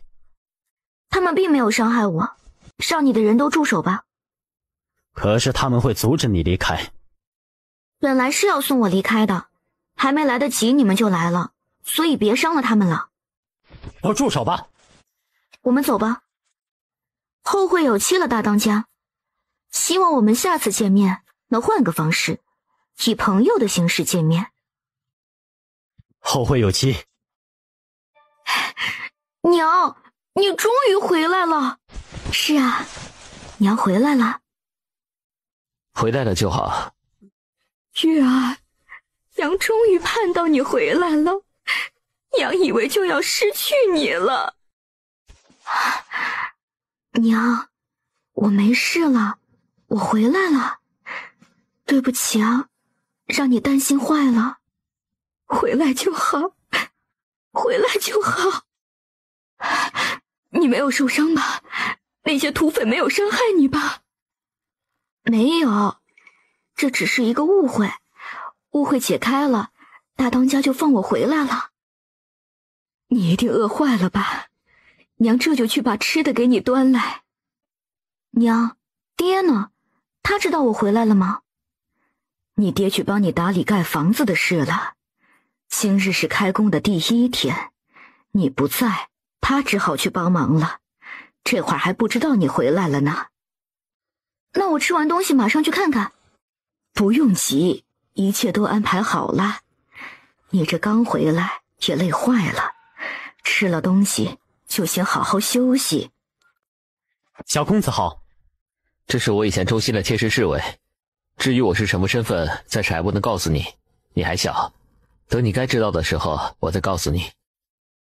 你怎么来了？你娘她是否在休息了？爹，娘好像不开心的样子，你为何见到娘回来也不开心啊？你娘回来我当然开心了，不许胡说。可是娘看到你不开心的时候，她也就不开心了。你说的爹知道了，你先去玩吧。阿九，你怎么在这里？找我有事吗？美九有一种被抓包的感觉，他没想到王秋月睡着了，警觉性还这么的高。我来看看你，你还好吧？我很好，你放心，我只是被人劫走了而已，没有被侮辱，没有对不起你。原来你是这般想我的，我在你的眼里就是这么迂腐的人吗？就当我没有来过吧。最后他丢下一句负气的话就出去了。难道他是特意来关心自己的？大山叔，秋月姐，你们来啦！小花、小草，你们这是准备出门了？还好我们来早了一步，不然就碰不上了。是的，叔，我们想去山上拾些干柴回来。你们捡这么多柴火，烧得完吗？烧不完就让阿爹拉到镇上去卖，我们能帮到家里的就只有这些了。你们是来拿东西的吧？我拿出来给你们吧。小草，过来帮忙。那些肉我怕坏了，就给你用盐腌了一下。谢谢你，小花。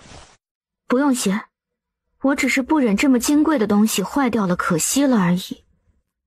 突然屋里传出一记闷响。娘，你怎么样了？有没有摔伤啊？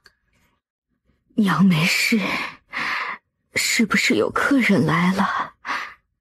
娘的腿真没用，想出来看看都不行了。爹，我进去帮忙看看吧。你去吧。啊，秋月姐怎么进来了？这里有些乱，你先出去吧。没关系，我来看看田婶怎么样了。那你看完了就回去吧。我说的看的意思是，我懂一些医术，我帮田婶看看我是否能治好。不需要了，你回去吧。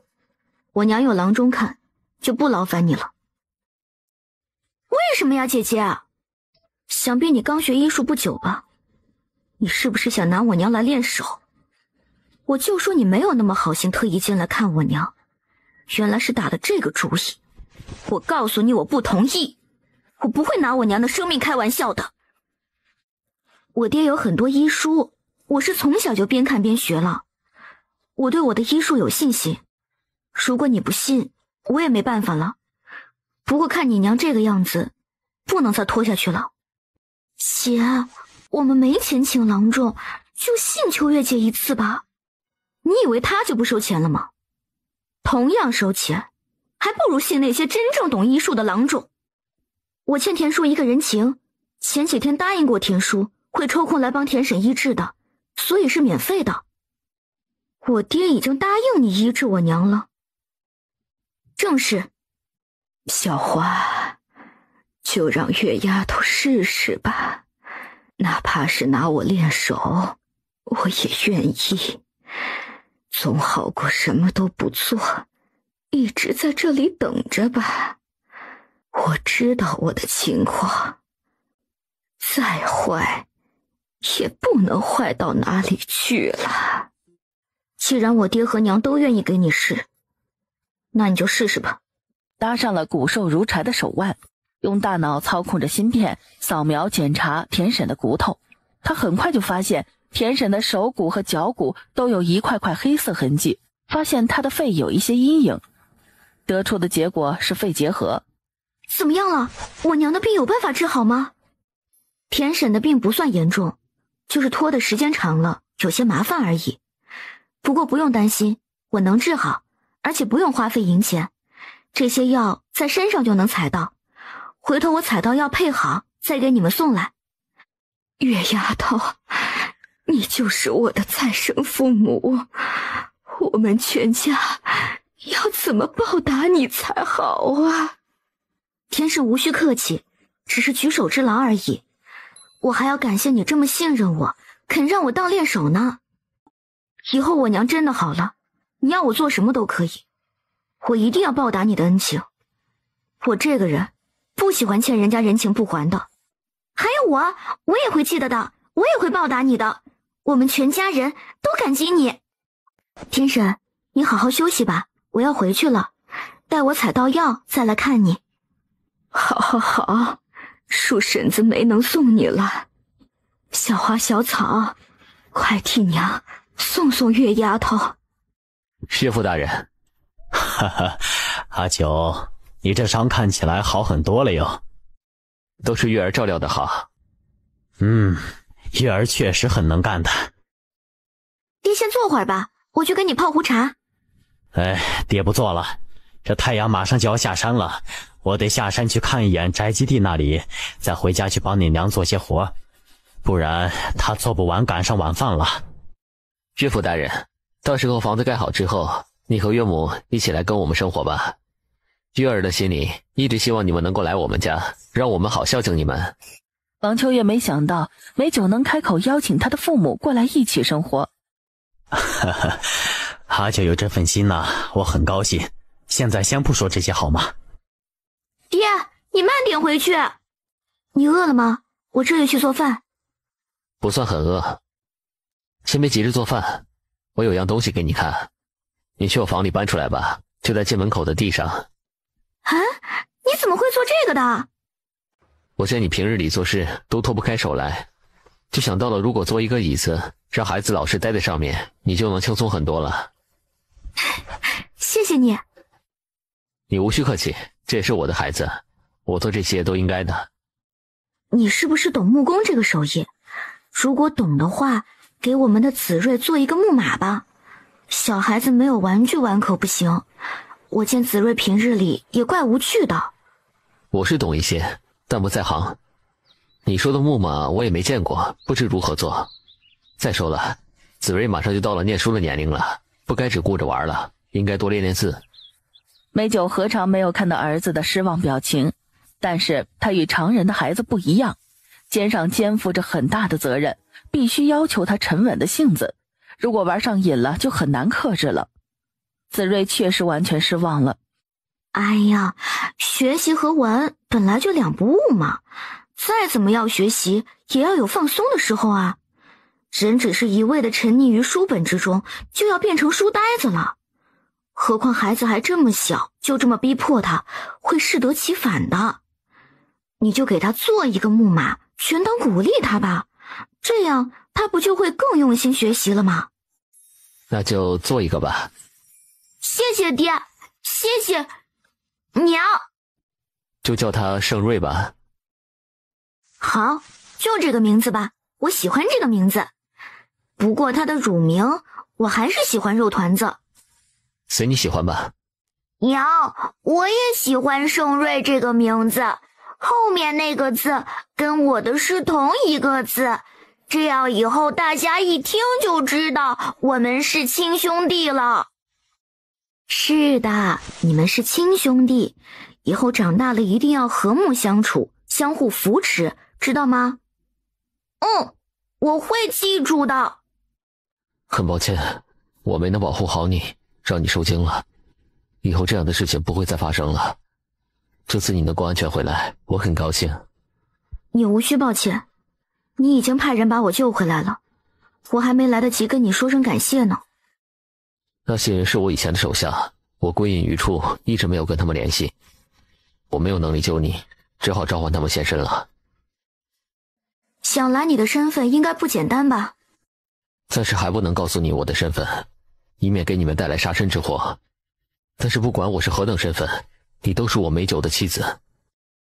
将来我和孩子的身份，如果让人查出来跟你蒙羞了，你大可给我一张和离书，我们母子断然不会赖着的。不会有那么一天的。这段时间你不要自己偷偷试着走路，再伤着就难好了，要1个月后才能走。你放心，房子盖好之前，我一定会让你能走的。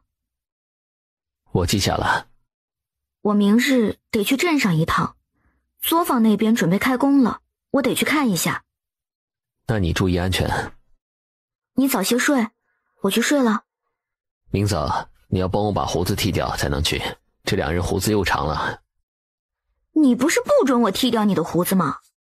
也许你说的对，剃掉胡子方便洗漱。明天早上再说吧。你们怎么了？是不是出什么事了？魂不守舍的样子。我们姐妹看到秋月姐医术这么厉害，也想学医，可是后来想到我们根本不识字，学不了，心中就失落了。你们想学医，仅仅是因为看到我厉害吗？你们要知道，学医这条路非常艰苦，特别对于我们女子来说，如果你没有让自己足够有心理准备，还是不要学了。我们不是仅仅看到你厉害，心里羡慕才想着学医的。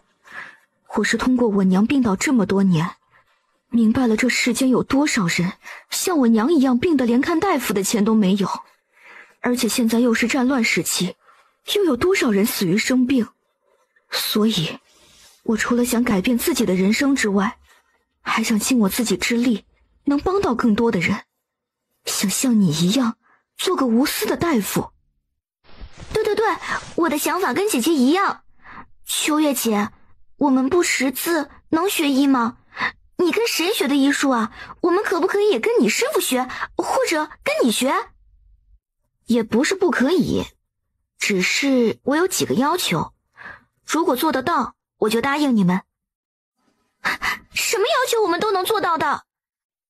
第一，要发誓以后要以治病救人为己任，绝不可利用医术害人。第二，在学医的过程中，即便辛苦万分，也不能半途而废。第三，以后我有可能离开这个村，在别的省城发展，可能放得下家里，跟随我去。当然，不是叫你和家人永远分开，过年是可以回来看看家人的。以上这些，你们可做得到？这事也不急，你们和家里人商量商量，我会给时间你们考虑的。子睿，怎么了？回来了。娘以后出去可不可以带上子睿啊？他不想和父亲待在家里了，父亲太严格了。只要娘不是要办什么事，带上你也没关系。不过如果娘要办事的话，你就得待在家里，可好？好。那为了补偿你，今晚我就炒石螺给你吃吧。好，我可是期待了好久了呢。石螺？什么东西？是昨日我和子睿在山脚下的河里捡的一种东西，在石头里面的一种螺，叫做石螺。田螺我倒是听说过，那种东西腥味极浓，又没有肉的，主要是吃起来费劲，要用竹签子挑出来才能吃得上，所以没人喜欢吃。等会儿你就知道好吃啦，而且吃起来也不费劲，只要用嘴巴轻轻一吸就能吃到了。你们等着吧，我去准备啦。娘炒的螺太好吃了，我还想再吃，下次娘再带我去河里捡吧。好，到时我们搬到那里去，就可以天天吃到了，让你吃到不想吃为止。一时间眨眼就过了1个月，王秋月的房子已经竣工了，刚好在中秋节之前做好的。按照规矩，我们是要办一场酒席，请全村人来吃的，你有意见吗？你决定就好，就按规矩来办吧。那就办吧，反正一辈子就这么一次了，办完这一次，以后就不会有这样的麻烦了。这次办酒席，必定是少不了王婆子一家子的，不知道到时候他们一家子来，会不会闹事？这么多人在，他们也不敢闹什么。如果真要闹了，直接赶出去就是了。你要是实在担心，也可以暗中使一些手段，让他们那日来不了。到时候看情况再说吧。我会派人在暗处盯着的，你就放心忙你那边的事情就好了。好。哎呀，我差一点把我那个姐姐给忘了，她是必定要请来的。听说你那个姐姐的相公还是个秀才？是，正是因为是个秀才，王婆子早早就把姐姐卖了过去。那秀才可是比姐姐大了10几岁，想想姐姐真是可怜之人。你有多久没见过你姐姐了？我记得有5、6年了，姐姐没回来过，王婆子也不准我们去探望。当初把姐姐的卖身契交出去的时候，对方就说了，以后2家不准再有往来。毕竟是亲姐姐，虽然不准往来，但是也要清楚过得怎么样，可以借着这次派请帖的机会去看看吧。如果她过得好，就不打扰了。我也是这么想的，毕竟那么多年不见了，总是要去看看才放心的。明日我就和娘亲一起去看看。那就早些休息吧。我再给你按摩几下腿再歇息吧。现在你能走路了，腿更加受累了，这时不能断了按摩。辛苦月儿了。再辛苦也是值得的，你可是我的第一个病人，当然要尽心把你治好了。再说了，你能快些好起来，就能帮我做事，就不用我一个人里里外外的忙碌那么累了。所以我现在只是暂时的累，到时就不会累了。你倒会打算。当然啦，我都想好了，打猎这事终究是危险的，以后就不要去了。我们呢就做些小生意，你就负责替我跑腿就行。我一个妇道人家，总是在外抛头露面的，总归不好，以后就要靠你了。好，以后我好了，就给你当跑腿去。大不了到时候把任务分派出去，他有那么多手下，怕什么？以后我们夫妻齐心，就不怕赚不到钱。我可是想着以后做一个全国首富的人，必须要努力。有你的支持帮忙，我就会轻松很多了。做了首富，就可以到各地去游山玩水了。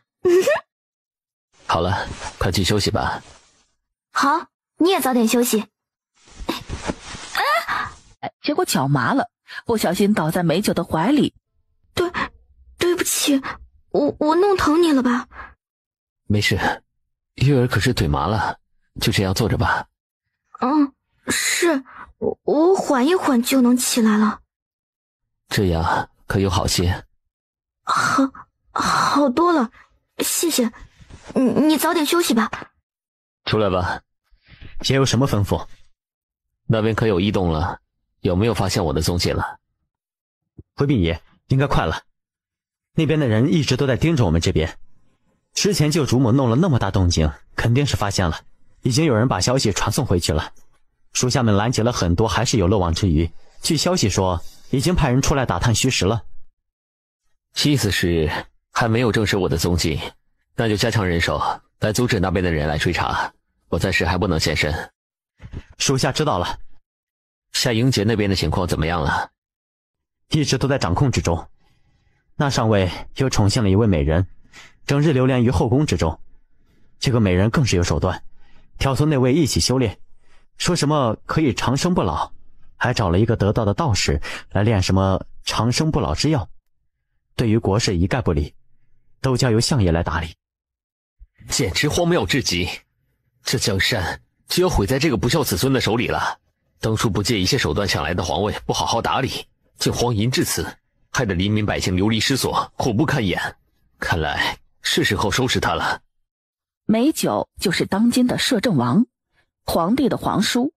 先皇驾崩，把皇位传给了最小也最没有用的儿子十皇子。说是传，其实是十皇子用慢性毒药毒害了先皇，导致先皇神志不清，就把皇位传给了他。那时美酒正在边疆平息战乱，待先皇驾崩，他赶回来的时候，这一切都晚了。先皇还下了一道旨，命美酒为摄政王，协助十皇子治理国事。十皇子不想被这个只大了他1岁的皇叔强制，就暗中使了手段，把美酒引入敌人的包围圈，害得美酒全军覆没，身受重伤。是当今的皇帝更是以美酒带兵不利的罪名收回了兵权。美酒为了保护前太子的遗孤，就是子睿，不得不带着子睿隐姓埋名于王家村。他真名叫做萧明进。也是该回去主持大局了，再这么下去，萧定国的江山就要改姓了。本王知道该怎么做，你下去吧。兰儿，他美丽的大女儿怎么变成这个样子了？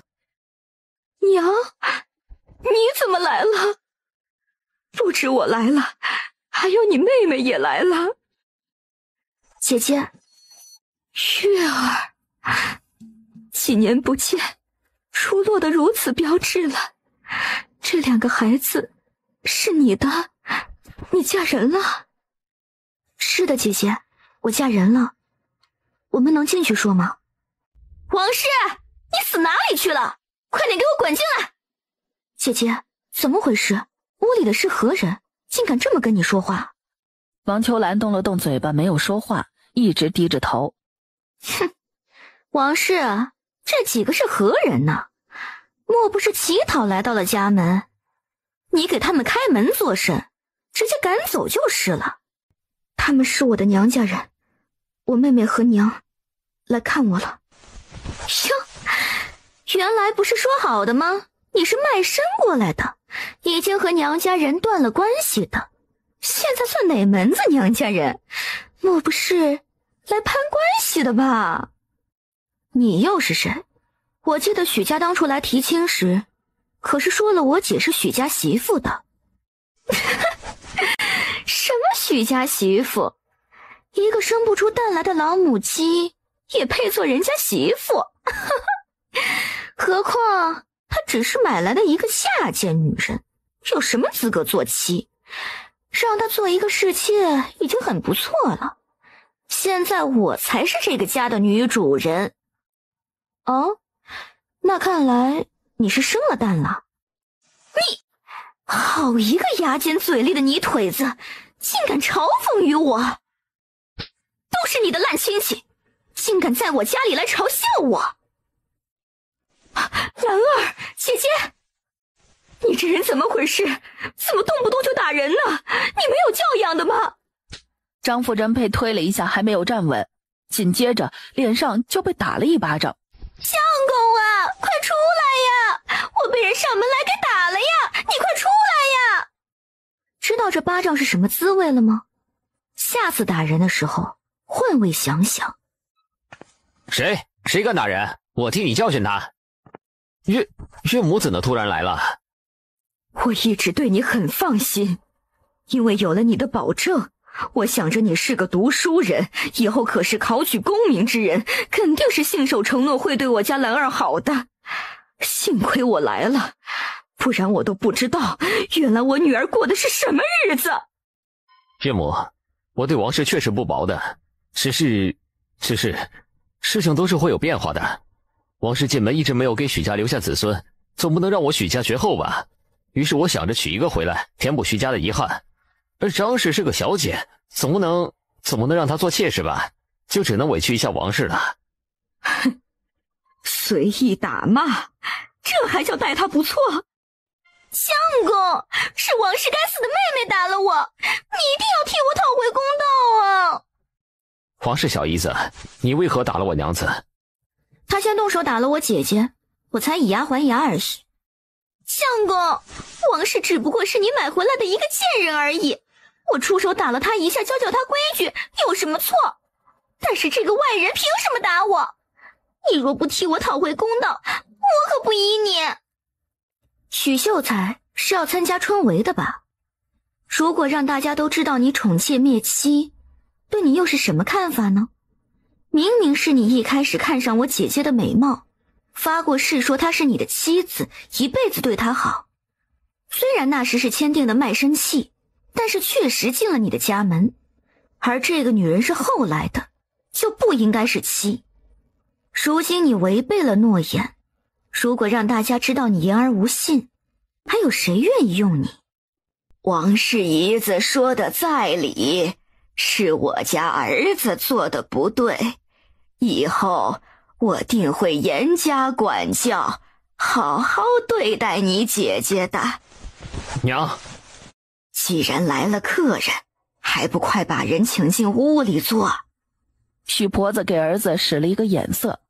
我姐姐的事情怎么解决？不能就这么做了妾室吧？哎呀，也不怪我们不讲情面，实在是王氏这么多年来也没有所出，我们也要对得起我们的祖先，只好再娶一个回来添香火。但是人家是小姐，不能这么委屈她了。王氏在这件事上确实委屈了点儿，就理解一下许家，好吗？说完之后，那一双三角眼看向王秋兰。娘，女儿没关系的，只要能够和心爱的人在一起，这些虚有的名分算得了什么？女儿不在意的。罗氏叹了口气，摇了摇头，终究还是没有再说什么，心里堵得难受。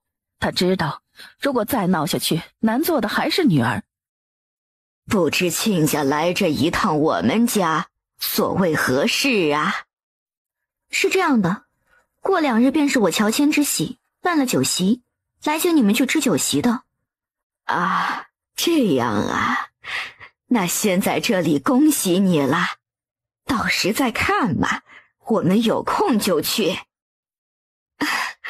妹妹有新房子住了，真好，姐姐都为你感到高兴。姐姐一定要来啊，看看我的新房子。时候也不早了，我们看过了兰儿，这就回去了。那慢走了，招待不周，请见谅了。我送送娘出去。秋月姐，我们来了。欢迎欢迎，一路辛苦了。不辛苦，恭喜了，乔迁大吉，幸福满堂。快里面请。那不是知府夫人吗？怎么她也来参加月丫头的酒席了？啊，秋月，你先去忙吧，不用招呼我们了，我们随意就行了。那好，我就先失陪一下了。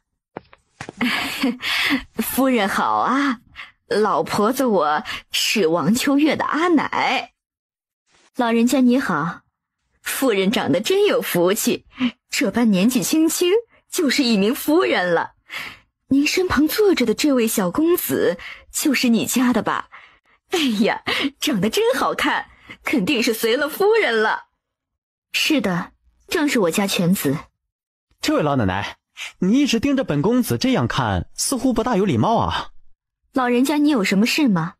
没事的话，请回到你的座位上去吧。没什么事，我就是想着我家孙女跟夫人关系这般熟人，以后必定是少不了往来的。如果能亲上加亲，更是最好不过了。我家还有一个孙女，是月丫头的堂妹，容貌是村里女子最出色的一个，不知您家公子是否有？抱歉，我儿年纪尚小，还在读书期间，暂时不考虑人生大事问题。那也没关系的，先定下亲，小公子还是能自由的。住口！我的婚事岂是你这等下等人配得上的？在这里胡说八道，不要怪本公子不给秋月姐面子轰你走。老人家，请你离开吧。刘氏还不死过来，在那丢人现眼。属下参见王爷。今天他刚见到王爷的时候都惊到了，没想到和他合作的小娘子的相公竟然是王爷，第一次见王爷都没有给他一丝暗示。起来吧，过来坐，喝杯茶吧。爷为何消失几年都不给属下们一点消息呢？想清静一段日子罢了，该出现的时候自会联系你们。您不在的这段日子里，京城都乱套了，皇上不问政事，都由国师和首辅把持朝纲。圣上沉迷美色，这两人就到处收集美人送进宫里，各个当官中饱私囊，边疆战事不断，将士缺药断粮都没人管。要不是我们这边援助，恐怕就守不住，被漠北国占完我们的城池了。再等等吧，等我这边安排好一些事情就回京。爷是放心不下小娘子和小主子吗？我的脚现在还没能恢复。爷的腿是那小娘子治好的吧？没想到那小娘子医术这么高明，不仅如此，还很聪明，做生意也是比那些商人有头脑。想不明白，一个大门没出过的农女竟懂得这么多。每一个人都有他的秘密，只要对我们没有影响，无需追究打探那么多。是，属下知道了。我看得出来，你对我家娘子很是关照，本王要感谢你。属下这不是为了要和她合作吗？当时看着她一个女子带着个孩子，相公又伤成那样子，觉得她过得挺苦的，反正对于我也有利，就谈不上关照，是利用她而已。对，是利用，所以爷不用感谢我了。这爷爷真是的，看到自家媳妇这么劳累，也不心疼一下。只要你的一句话，他还能过得这么苦吗？以后他想做什么交代下去，让大家好好配合他，但是千万不能让他看得出来。话又说回来，爷是怎么娶到那小娘子的？看那小娘子年纪还小，孩子就有几岁了，可想而知她当时这么嫩，爷你就忍心下手了？子睿不是我们的孩子，他是前太子的遗孤。美酒白了韩三爷一眼，这个家伙永远都有一颗八卦的心。什么？当时不是在传太子妃和孩子一起被烧死在寝宫里了吗？有个宫女貌似把孩子救了出来，偷偷带出宫来，后来被追杀。我的人赶到时正好把孩子救了下来，本王就带着孩子找遍名医，才能把他调养好身体。这一待就是几年过去了。原来是这样，爷躲起来原来是为了保护孩子。现在还没到让孩子的身份曝光的时候，暂时保密。是，属下明白。那属下接下来该怎么办？暂时按兵不动，原来该干什么就干什么。与本王还是维持陌生人的关系，不要露出破绽了。是，属下明白了。很晚了，回去休息吧。发生什么事了？哎呦，有客人来了！哎呀，不好意思啊，现在有点乱，请小娘子进来等一会儿，等我处理好再招呼您。等等，把人抬到哪里去？那姑娘不愿意的样子。求求这位夫人，帮我求一下他们，不要带走我娘。我娘还没有死，我娘只是生病了，他们却要抬走埋了。求夫人帮帮忙。好，来，先起来再说吧。如果我能帮到忙，定是会帮的。谢谢，谢谢。小娘子是来买丫鬟的吧？这些事您就不要管了，管不来的。他娘只是吊着一口气而已。况且这病是会传染人的，还是尽早埋了好。这样吧，这2母女我买下了，至于小姑娘的娘能不能治好，就不关你牙行的事了，怎么样？既然您坚持，行，就依您吧。我可丑话说在前头啊，那人要是活不成了，可不要回来找我啊。放心吧，保证不会。不知需要办什么手续才能把人带走？既然那个快不行了，就不敢收你什么银子了。2母女，你给我5两银子吧。如果没异议，就在这上面摁个手印，签下名字，就可以把人带走了。对于这个价格我没有意见了，就这么说定吧。对了娘，你怎么有空过来了？说起来，我今日一早起来就有些心神不宁的。你姐姐昨日也没来吃酒席，于是我便想着过来让你陪我再去一趟你姐姐家里。那我赶紧做饭，我们吃过午饭就去一趟。娘，你帮我看着孩子。夫人，让我来做吧。先不用帮忙，你照顾好你娘，她还在继续出汗，你守在这里给她擦擦汗。每次都找借口来我家，你们到底是什么居心啊？那王氏可是许家买回来的人，当初说好不再往来的，现在隔天又来了，到底是什么意思啊？这也是我姐姐家，我来我姐姐家找她又怎么了？我们能有什么居心啊？我不过是看姐姐昨日没有来吃酒席，来问问她因何事不能来而已。问完话就走。王氏不在家了，你们回去吧。等她回来，我帮你们转达给她你们来过就行了。我姐姐去哪里了？什么时候回来？我们可以等她回来。你这人怎能如此不要脸？都说这里不欢迎你了，还死赖着不走。许秀才家的规矩真是令人刮目相看呢。一个小小的丫鬟竟敢越俎代庖呵斥客人，莫非是主人默许的？我的丫鬟是有些不懂规矩，但是你呢，还赖在这里，还要不要脸呢？我们只是来见姐姐一面而已，你这般3番5次的阻拦到底是什么意思？我姐姐到底去了哪里，你也说不出来。莫不是我姐姐有什么事，你故意瞒着吧？娘，妹妹。许婆子和张氏对视了一眼，暗道不好。还没等他们反应过来呢，只见王秋月已经快速来到柴房门口，踢开了门。兰儿，先别动他。姐姐，姐姐，妹妹，我不是在做梦吧？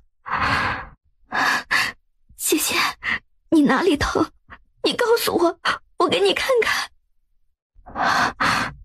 我全身都疼，我就要死了。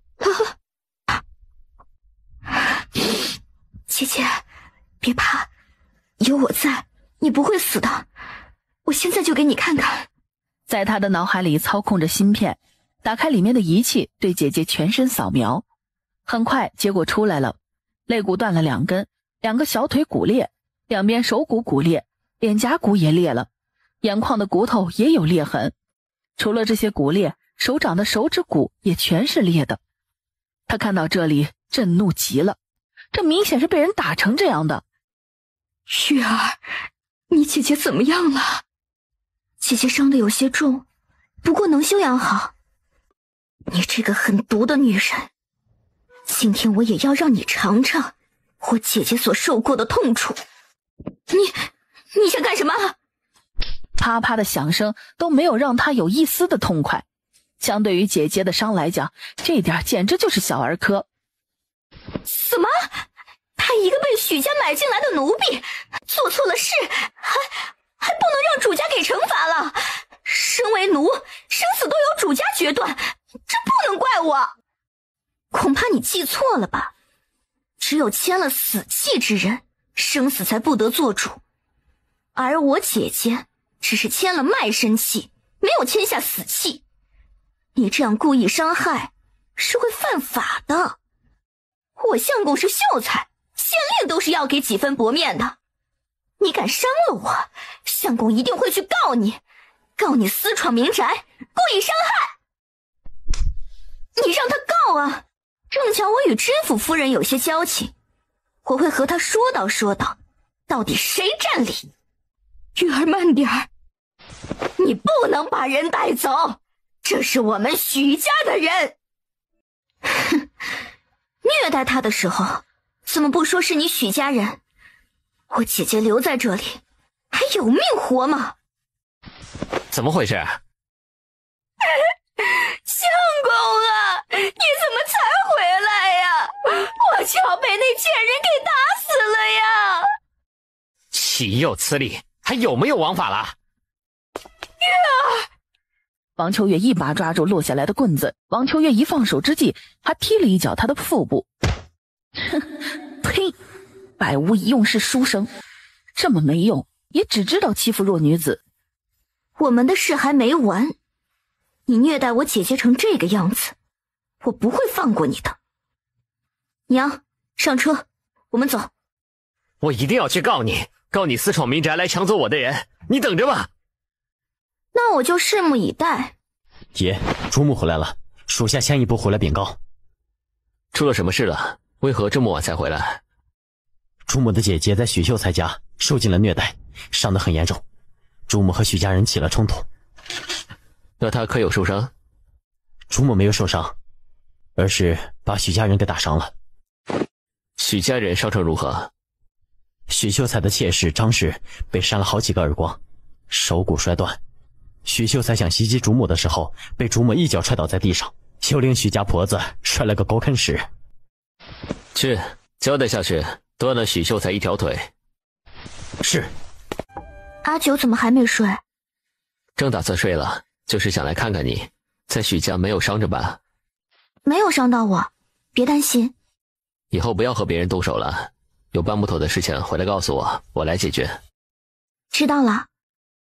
假如我姐姐和离了之后，她可以一直住在我们家吗？如果你姐姐不肯和离，你该怎么做？我不会再让姐姐回到那个吃人的地方了的，我会极力劝说她。以后你做什么无需问过我同不同意，你自行拿主意。谢谢你。秋月来了，看来姐姐今日的精神好了很多，你身上的伤很快就能好的，姐姐安心在这里养着。姐姐还没有谢谢你呢，刚才我都听娘说了，要不是你强硬把我带走，我早就活不成了。一家人就别说这些见外的话了。他为什么要这样对待我？我们开始还是好好的，为什么张氏一出现就这么对我了？我以后怎么办？姐姐，既然那个人这么对你，你就不要再想他了，想想你自己，以后就算没有他，你照样过得很好。我可以吗？我一个什么都不会的农妇，能做什么？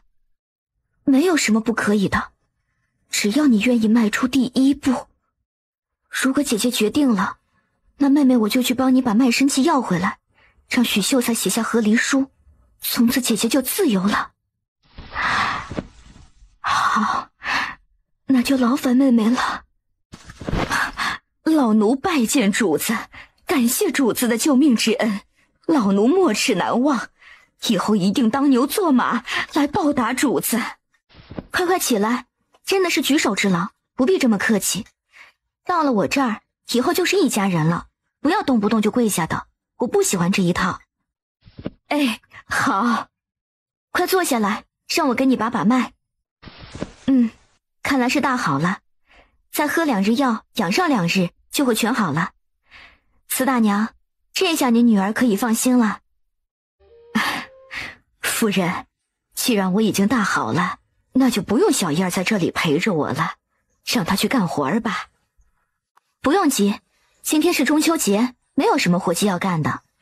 不过可以帮我做月饼，我打算今天做月饼给大家吃。味道怎么样？可是喜欢？这是我见过最特别的，也是吃过的最好吃的月饼，很适合我的口味。看来你的厨艺也是不一般呢。今天做了很多月饼，我打算送一些出去。你这边有想要送的人吗？我没有什么人要送，你自己做主就好。那好，除了送给花神，村长那儿送一些，田叔那儿还送一些就行了。至于韩三爷那里，明日再送一些过去吧。还有知府夫人那里也要送一些。韩三爷那里不要送了。开玩笑，要他的女人给那个家伙送东西，他这心里怎么都不舒服。为何呀？韩三爷帮了我们这么多忙，要送一些过去的。不说报答，这些人情还是要做到的。我太喜欢吃了，不喜欢与其他男人分享。放心，我做了很多，会留很多给你的，我就拿一点点去给他，可好？随便你吧。吃完了饭，大家都忙着洗漱完，然后到河边去赏月去。子睿，既然今日是中秋节，那你能不能做一首诗给外祖父听听呢？娘很期待你的表现哦，看看你最近的书读得怎么样了。不过做不出来也没有关系，娘不会笑你的。做不出一首简单的诗，明日起学习加倍。算了，子睿还小，不要这么较真。外祖父，没事的，我就试一试吧。明月落江河，依水正无风。皎皎孤月轮，燕燕千万里。子睿真厉害，还会作诗了呢，而且还做出如此美的诗。是啊，子睿真棒，外祖父都为你感到骄傲了呢。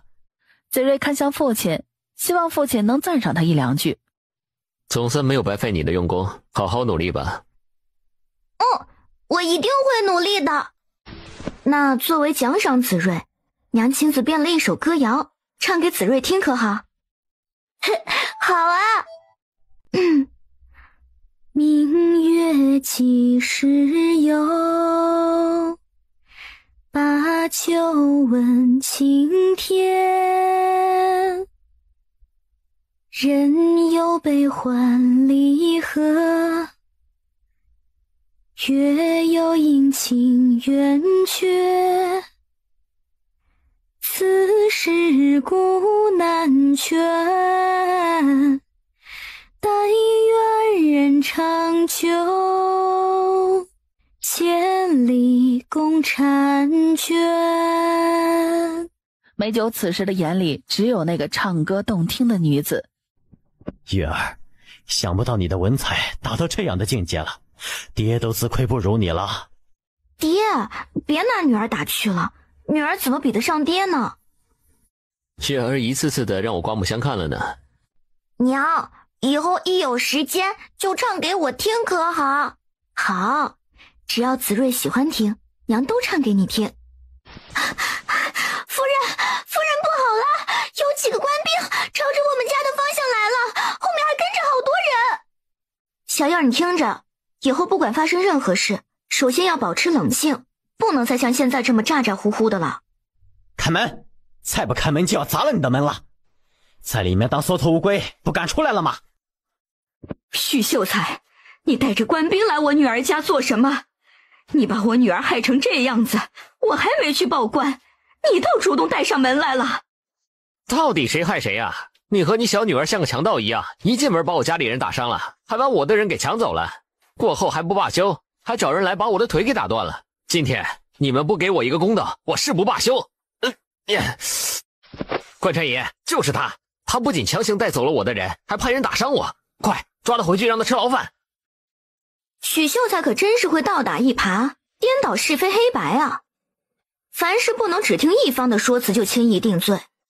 正好趁官差爷在，我们就好好掰扯掰扯，看看到底是谁有理。有什么可掰扯的？这明眼人就能看到此刻伤的是我。你怎么伤的？为何赖在我一个小女子身上？说不定是你在外面勾引人家良家妇女，被人家相公发现了，找人向你寻仇来了，也不一定啊。你胡说八道！我堂堂一个秀才，岂会做这种事情？你别左右而顾言他，来拖延官差爷办案了。王氏，许秀才所说的是否属实？你可有找人来断了他的腿，速速如实招来。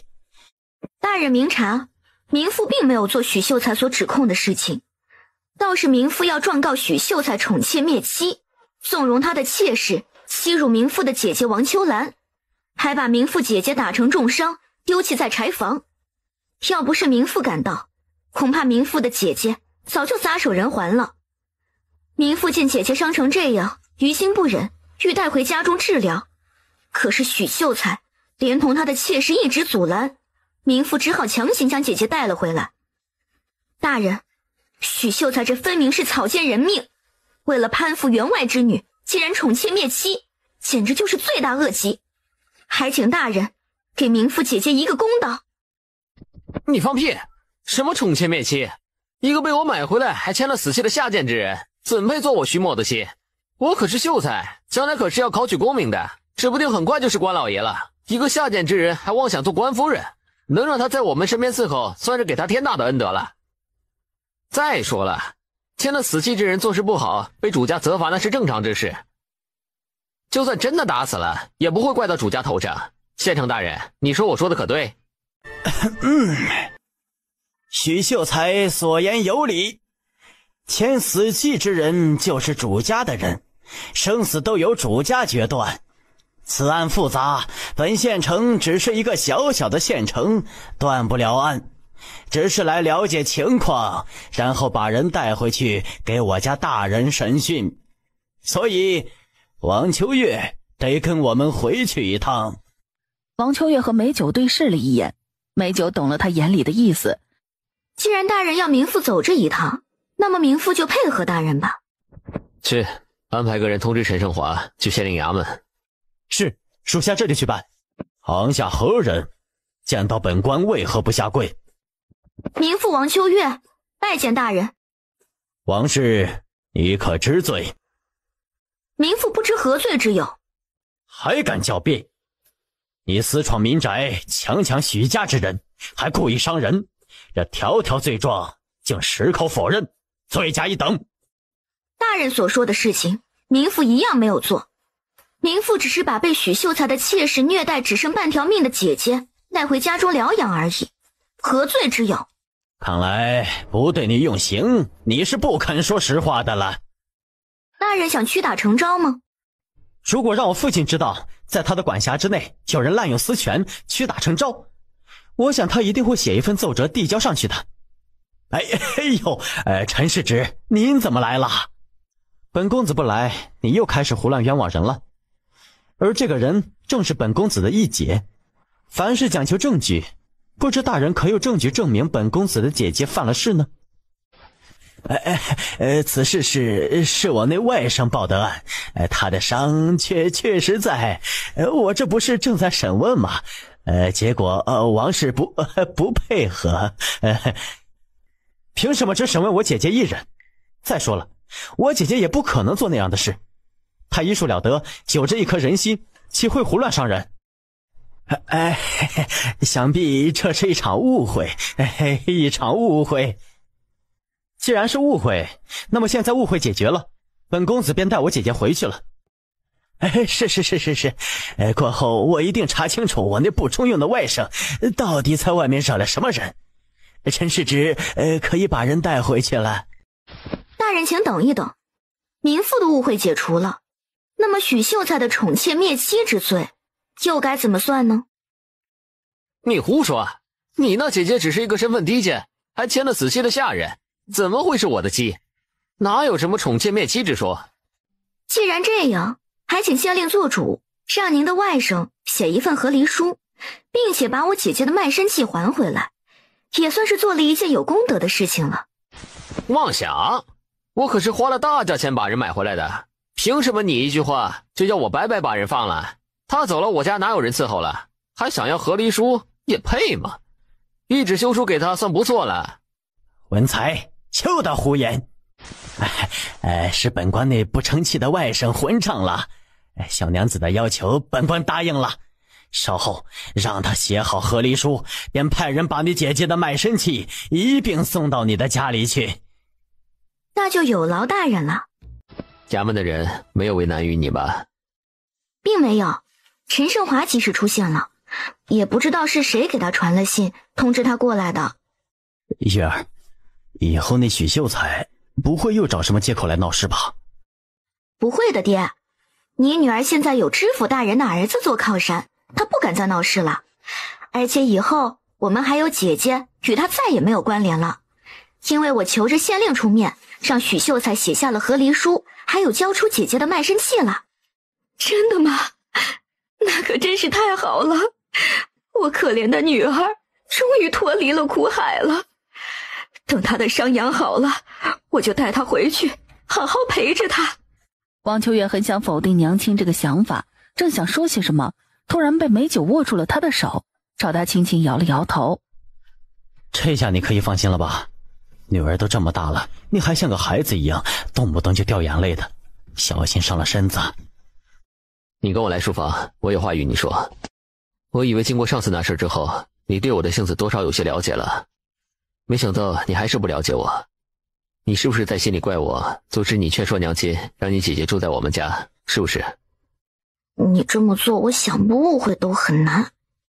你娘是什么性子你不知道吗？她总觉得赖在女婿家不合规矩，现在又多了你姐姐，她的内心更加的过意不去，所以她是坚决要带你姐姐回到王家。你劝说也没有用，只能等王家那边不答应，她才会完全死心，自然就不用你劝了。对呀，他怎么没有想到王家不答应呢？对不起。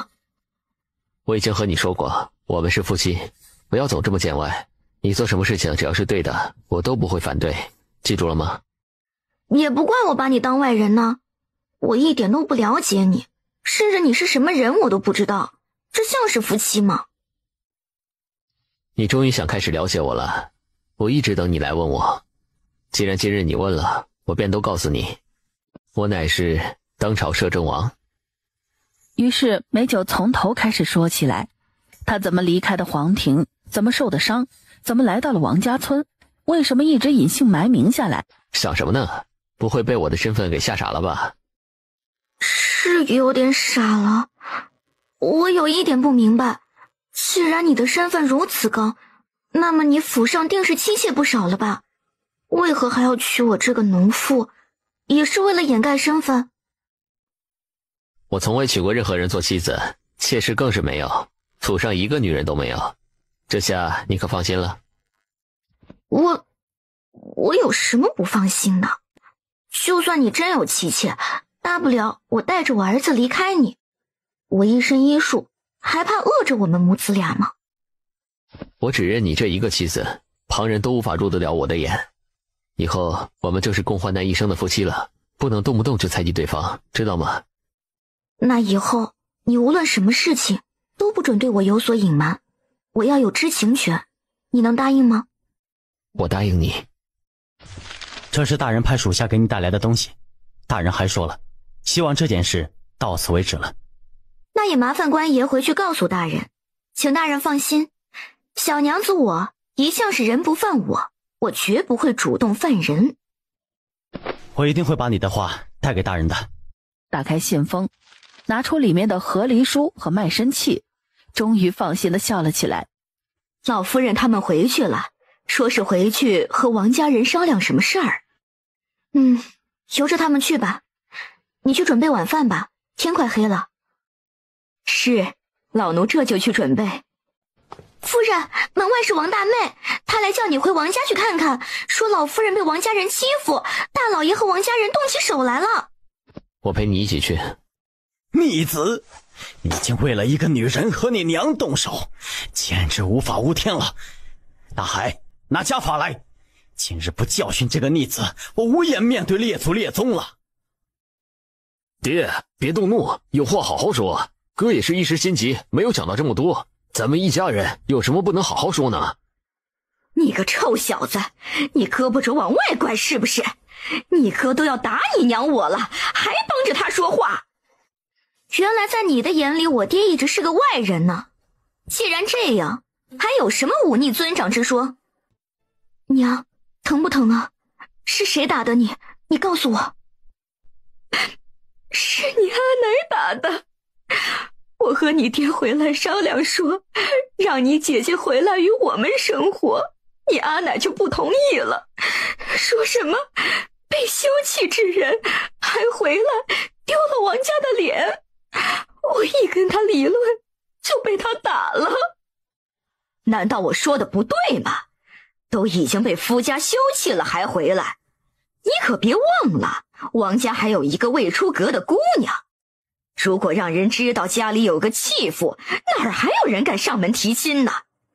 你身为王家父，不为王家考虑也就算了，还想着给王家蒙羞，忤逆顶撞婆母不该打。哼！反了！你们竟然动手打长辈！我这叫以其人之道还治其人之身。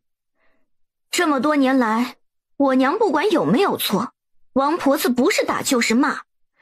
今日我就让她知道被打是什么滋味。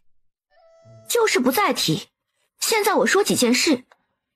第一，我姐姐是和离，不是被休弃，是许家对不起我姐姐，姐姐没有做对不起许家的事，所以没有蒙羞之说。第二，既然王家人不肯收留姐姐，那么姐姐以后就住我那里。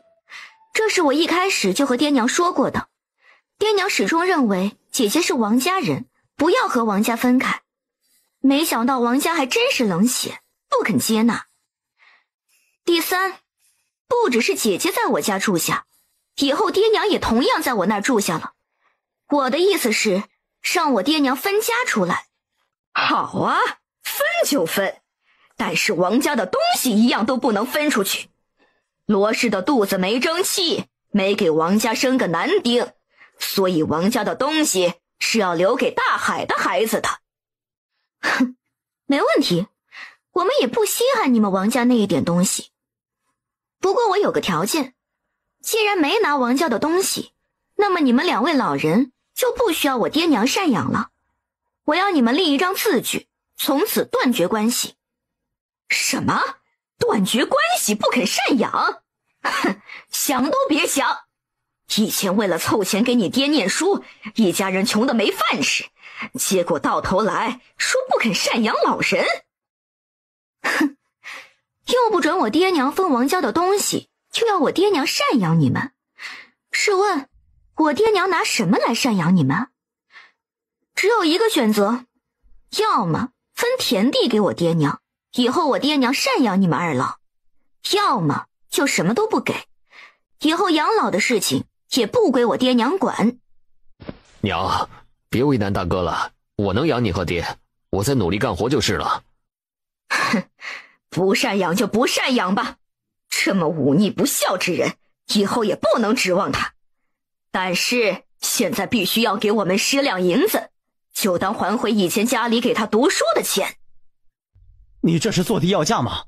我读书哪里用得了这么多钱？怎么就没有了？你怎么能这么白眼狼，还不肯承认？我爹并不是白眼狼，你莫要再说他。10两银子我替他给，以后与王家再也没有任何关系。你们不认王家，我们也没有办法，毕竟现在可由不得我们做主了，你们都能爬到我们长辈头上来了。麻烦叔叔去把村长请过来一趟，给我们做个见证吧。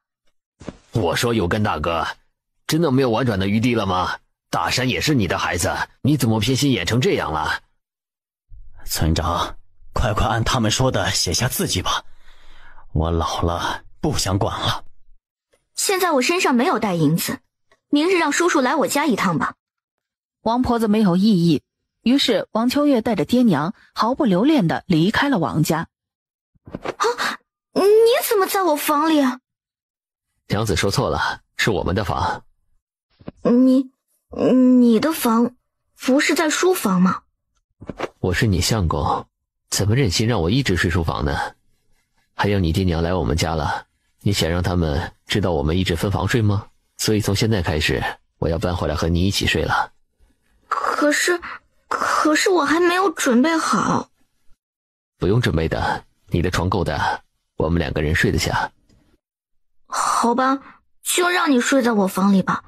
但是我可事先要说明一下，你不许碰我，在我心里还没有准备好之前，不想那个。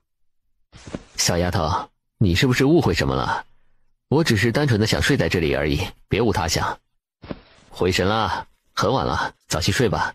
你明早不是还要去镇上吗？睡吧。睡个头啊，这样子让我怎么睡得着嘛？梅大哥，能在这里看到你真是太好了。你有事吗？没事赶紧滚。许久未见到梅大哥，我甚是想念。梅大哥不知，我早已倾慕你许久，此刻见到梅大哥，甚是开心。你可知我乃是你姐夫？妹妹竟打起姐夫的主意来，真是够下贱的。梅大哥，你怎么这么说我呢？女子爱慕男子是天经地义的事情，我对你情不自禁，将心里话告知于你，却换来你的嘲讽，你怎么能这么过分呢？他懒得废话，一挥袖子，一阵寒风袭向王秋霜，只听他惊呼一声，紧接着扑通一声落了水，美酒也不回头的走了。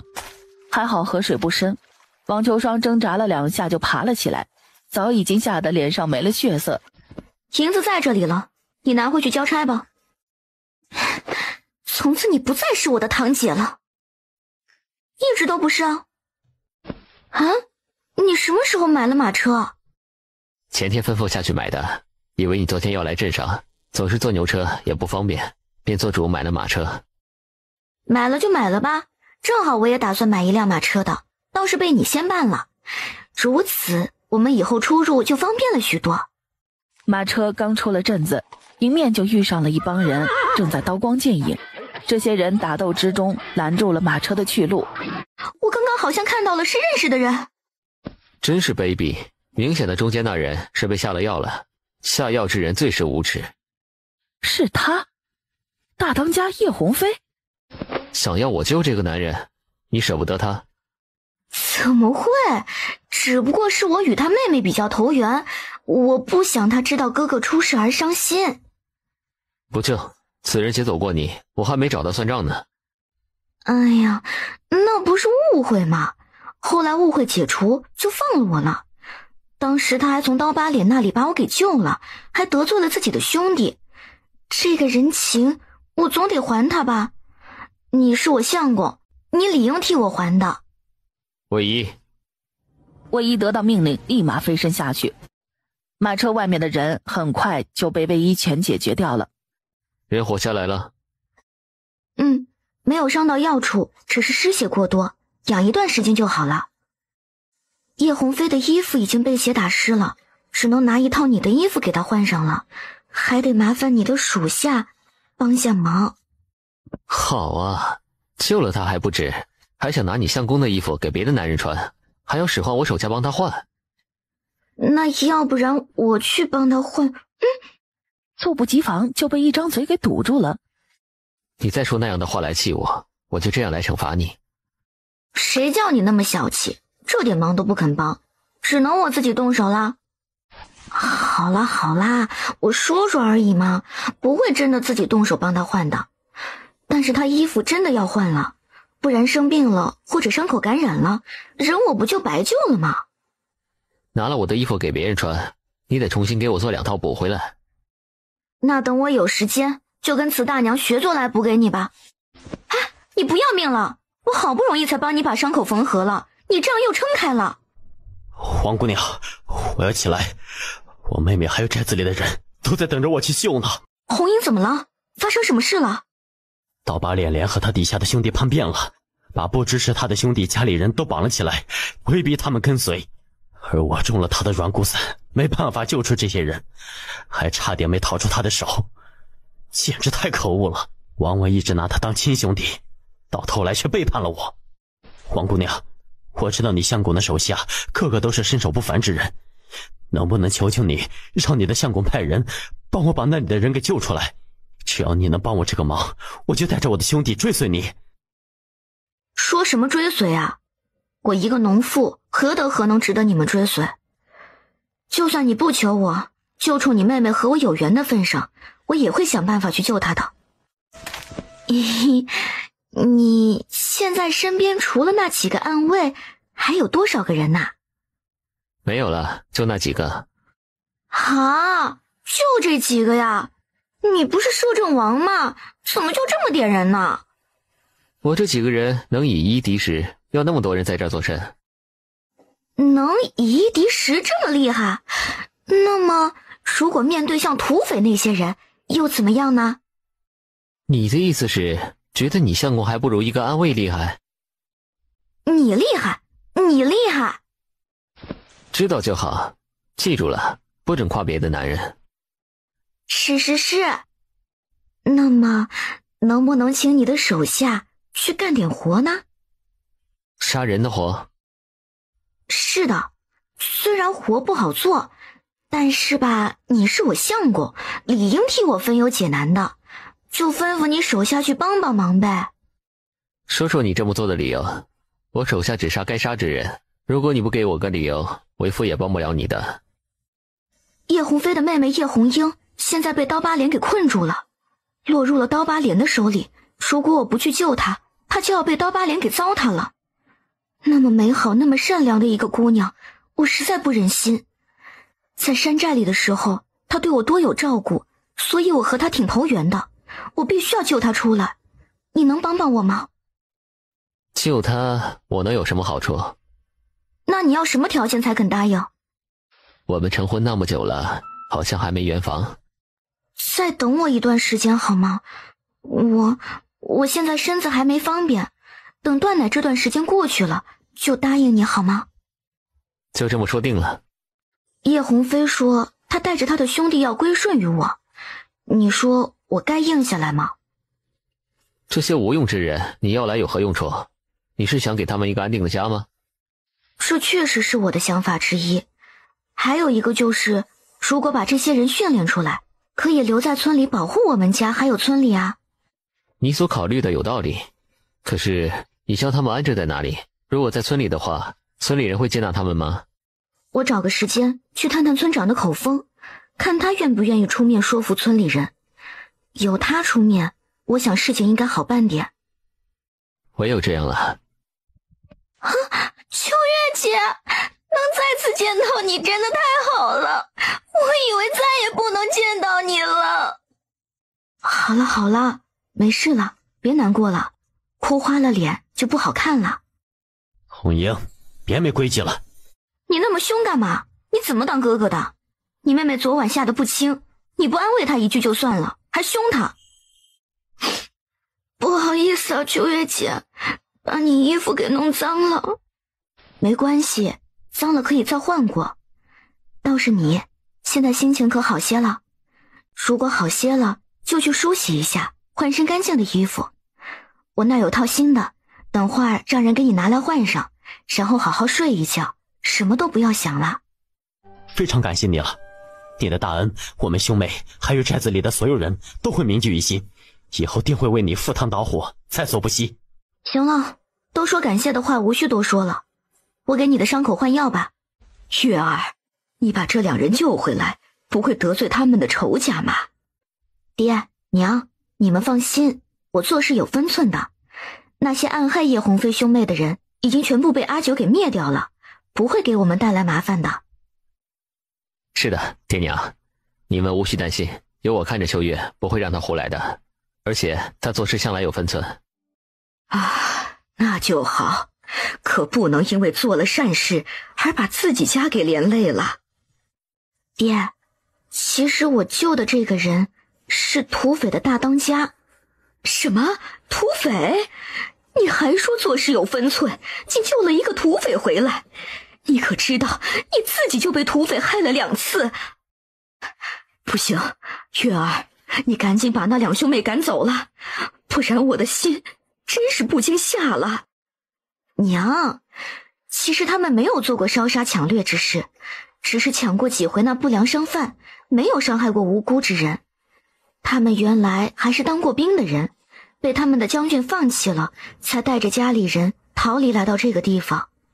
那兄妹是被他们一个兄弟背叛了，就是不服于大当家的约束。刚才我说的解决了，就是阿九派人把那刀疤脸给灭了，现在剩下的都是些老实醇厚之人了。你拿什么来养活这么多人？爹，我有很多能赚钱的想法，到时我会一一实行起来，不愁赚不到钱养他们，请相信我。哎，既然你已经想好怎么做了，做爹的只能支持你了。秋月姐，你快去帮我看看我嫂子吧，她不知道怎么的一直高热不退，已经不省人事了。谁告诉你开窗户就会感到风的？这不还没到冬天吗？这屋里都不通风透气，更加不利于嫂子的伤口恢复。你难道没闻到有股难闻的味道吗？还有，你有没有跟你媳妇擦拭过身子？这擦拭身子以后会得风湿病的，别人都是出了月子才能洗澡的，为了媳妇好，我们能忍受这味道。我走之前就交代过你要注意卫生，帮你媳妇擦拭身体，你却没做，难怪屋里味道这么难闻。王秋月气得真的很想骂人了，但是此刻还没有时间，先把腐肉给刮掉，然后重新止血上药。秋月妹子，我家媳妇儿怎么样了？腐肉已经刮干净上了药，吃了药就会没事了。那就好，谢谢你了。话又说回来，是谁告诉你开窗会让产妇感到产后风的？这我也是听秋霜妹子说的，她好意来看我家娘子，看到屋里窗户开着就告诉我这些了。起初我是不信的，后来听到娘子说发冷，我才信了她的话。王秋霜一个未出阁的姑娘，怎么会懂什么？你竟也信她？她后来还在屋里待了许久，说帮我照看一下我娘子，而我和妹妹当时正忙着喂孩子，没看到她做了什么。后来我才发现娘子的肚子上盖着一小块布，我没有多想，以为是谁好意把那块布放我媳妇肚子上的，是为了不被伤口弄脏底衣，因为娘子现在这样子不好给她换衣服的，所以我把那块布拿去洗干净晒干还能再用。现在没有证据能说明是他害了你娘子，不过他这个人比较阴险，你们以后防着他些就是了。你们没有得罪过他，他有可能是冲着我来的，大概是见不得我好，故意使坏陷害我，让我被大家记恨吧。我知道了，我还会交代下去，让家里人都离他远远的。王秋月出来时，吴氏等人还没有离开，王秋月一刻都不想待，冷眼扫了一眼吴氏母女，大步离开。气不过的吴氏快速弯腰捡起一块石头，就朝着王秋月的身后扔去。突然一个人影出现，一挥袖子，石头朝着反方向飞去，打到了吴氏的肩膀上。你来啦！梅大哥，你怎么忍心伤害我娘呢？你是何人？你没资格这么叫我，再这样叫，你的下场犹如你母亲，还有试图伤害我娘子之人，都会付出惨重的代价。梅大哥，前天在河边相遇，是你让我这么叫你的，怎么到了这里你就不承认了？是不是只有没人的时候，你才让我那样叫你？你再敢胡说一个字，你的舌头就不要了。梅大哥，王秋霜，你这样故意引起大家的误会是何居心？没见过你这么不要脸的，公然勾引有妇之夫，还污蔑他。只可惜我家阿九的眼里只有我，你还不配入得了他的眼。你一个被土匪毁了清白，哼！落在地上时吐了一口血，瞬间昏迷过去。双儿，你人还没死呢，只是晕过去了而已，快带回去找个郎中给他看看吧。真是一张勾人的脸呐！秋叶可是看够了？你这张脸真是讨厌，招蜂引蝶的，以后我要一直帮你挡桃花，想想我就觉得累了。娘子怕是忘了，可是你帮为夫把胡子剃掉，才招来了这样的麻烦事儿。以后怕这样的事情会源源不断的来，你要是嫌麻烦，大不了为夫又把胡子给长起来。不行，长回来我也看不到你的脸了。我才不怕那些女人来勾引你呢，来一个我打一个，来一双我打一顿。话又说回来，你怎么就那么相信我呢？你就没怀疑你那堂妹说的是真的？那你觉得她好看还是我好看？她无法和你比。那就是了，我那么好看你都不喜欢，跑去喜欢那样一个极品人，你眼睛又没瞎。既然你在那边盖青砖大瓦房安置那些人，不在乎多建一处院子吧，那你能不能给你爹娘还有姐姐也盖一处小院子？爹娘是在我这里住的不好吗？不习惯吗？你这里很好，但终归不是我们自己的家。等你姐姐身体养好了，还住在妹夫家里，出入是多有不便的。所以我们还是觉得在外面有个属于自己的家比较自在。既然爹娘不愿和我们住在一起，就随你们吧。可是你们不住在这里，我是很舍不得的。我真的很想一家人都不要分开了。我们没有分开啊，不是还在一个村子里吗？又或者我们有空的时候再来住一小段，怎么样？娘说过的话最好要记得。阿奶别气了，我知道你咽不下这口气，一次次被那贱人欺负，我们得想个办法教训一下他，出口恶气。娘，双儿说的对，那死丫头伤得双儿那么重，害她足足躺了1个月，我一定要替双儿报这个仇。我哪里不知道要报仇啊，可是我们有什么办法？那死丫头的男人那么厉害，我们怎么斗得过他？还有那帮土匪，我们斗得过吗？阿奶别急，我倒是想到了一个办法。什么办法？快说，话说一半又不说了，找死啊！现在那贱人不是保证过，说那些土匪不会伤害村里的人吗？那如果我们故意制造事情，让大家以为是他们做的，那么那贱人的好形象不就没有了吗？到时不就得罪了全村人了吗？要说不能容忍的事，就只能是毁了女子清白这事了。可是阿奶，该如何计划呢？哼哼，这个我慢慢说给你们听。第二天天刚蒙蒙亮，一道惊恐悲痛的声音划破天空。这明显是土匪该干的事嘛，都怪你，为什么同意王秋月让那些土匪住进来？现在可好了，害了自己村里的人，害了我那可怜的女儿。村长叔，我知道现在我说什么大家都不会相信的，但是目前最要紧的是先把人领回来。这100两银子我出，并不是我承认这事就是寨子里的人做的，凡事讲求证据，没有证据之前，谁的话都不可信。可是派谁去呢？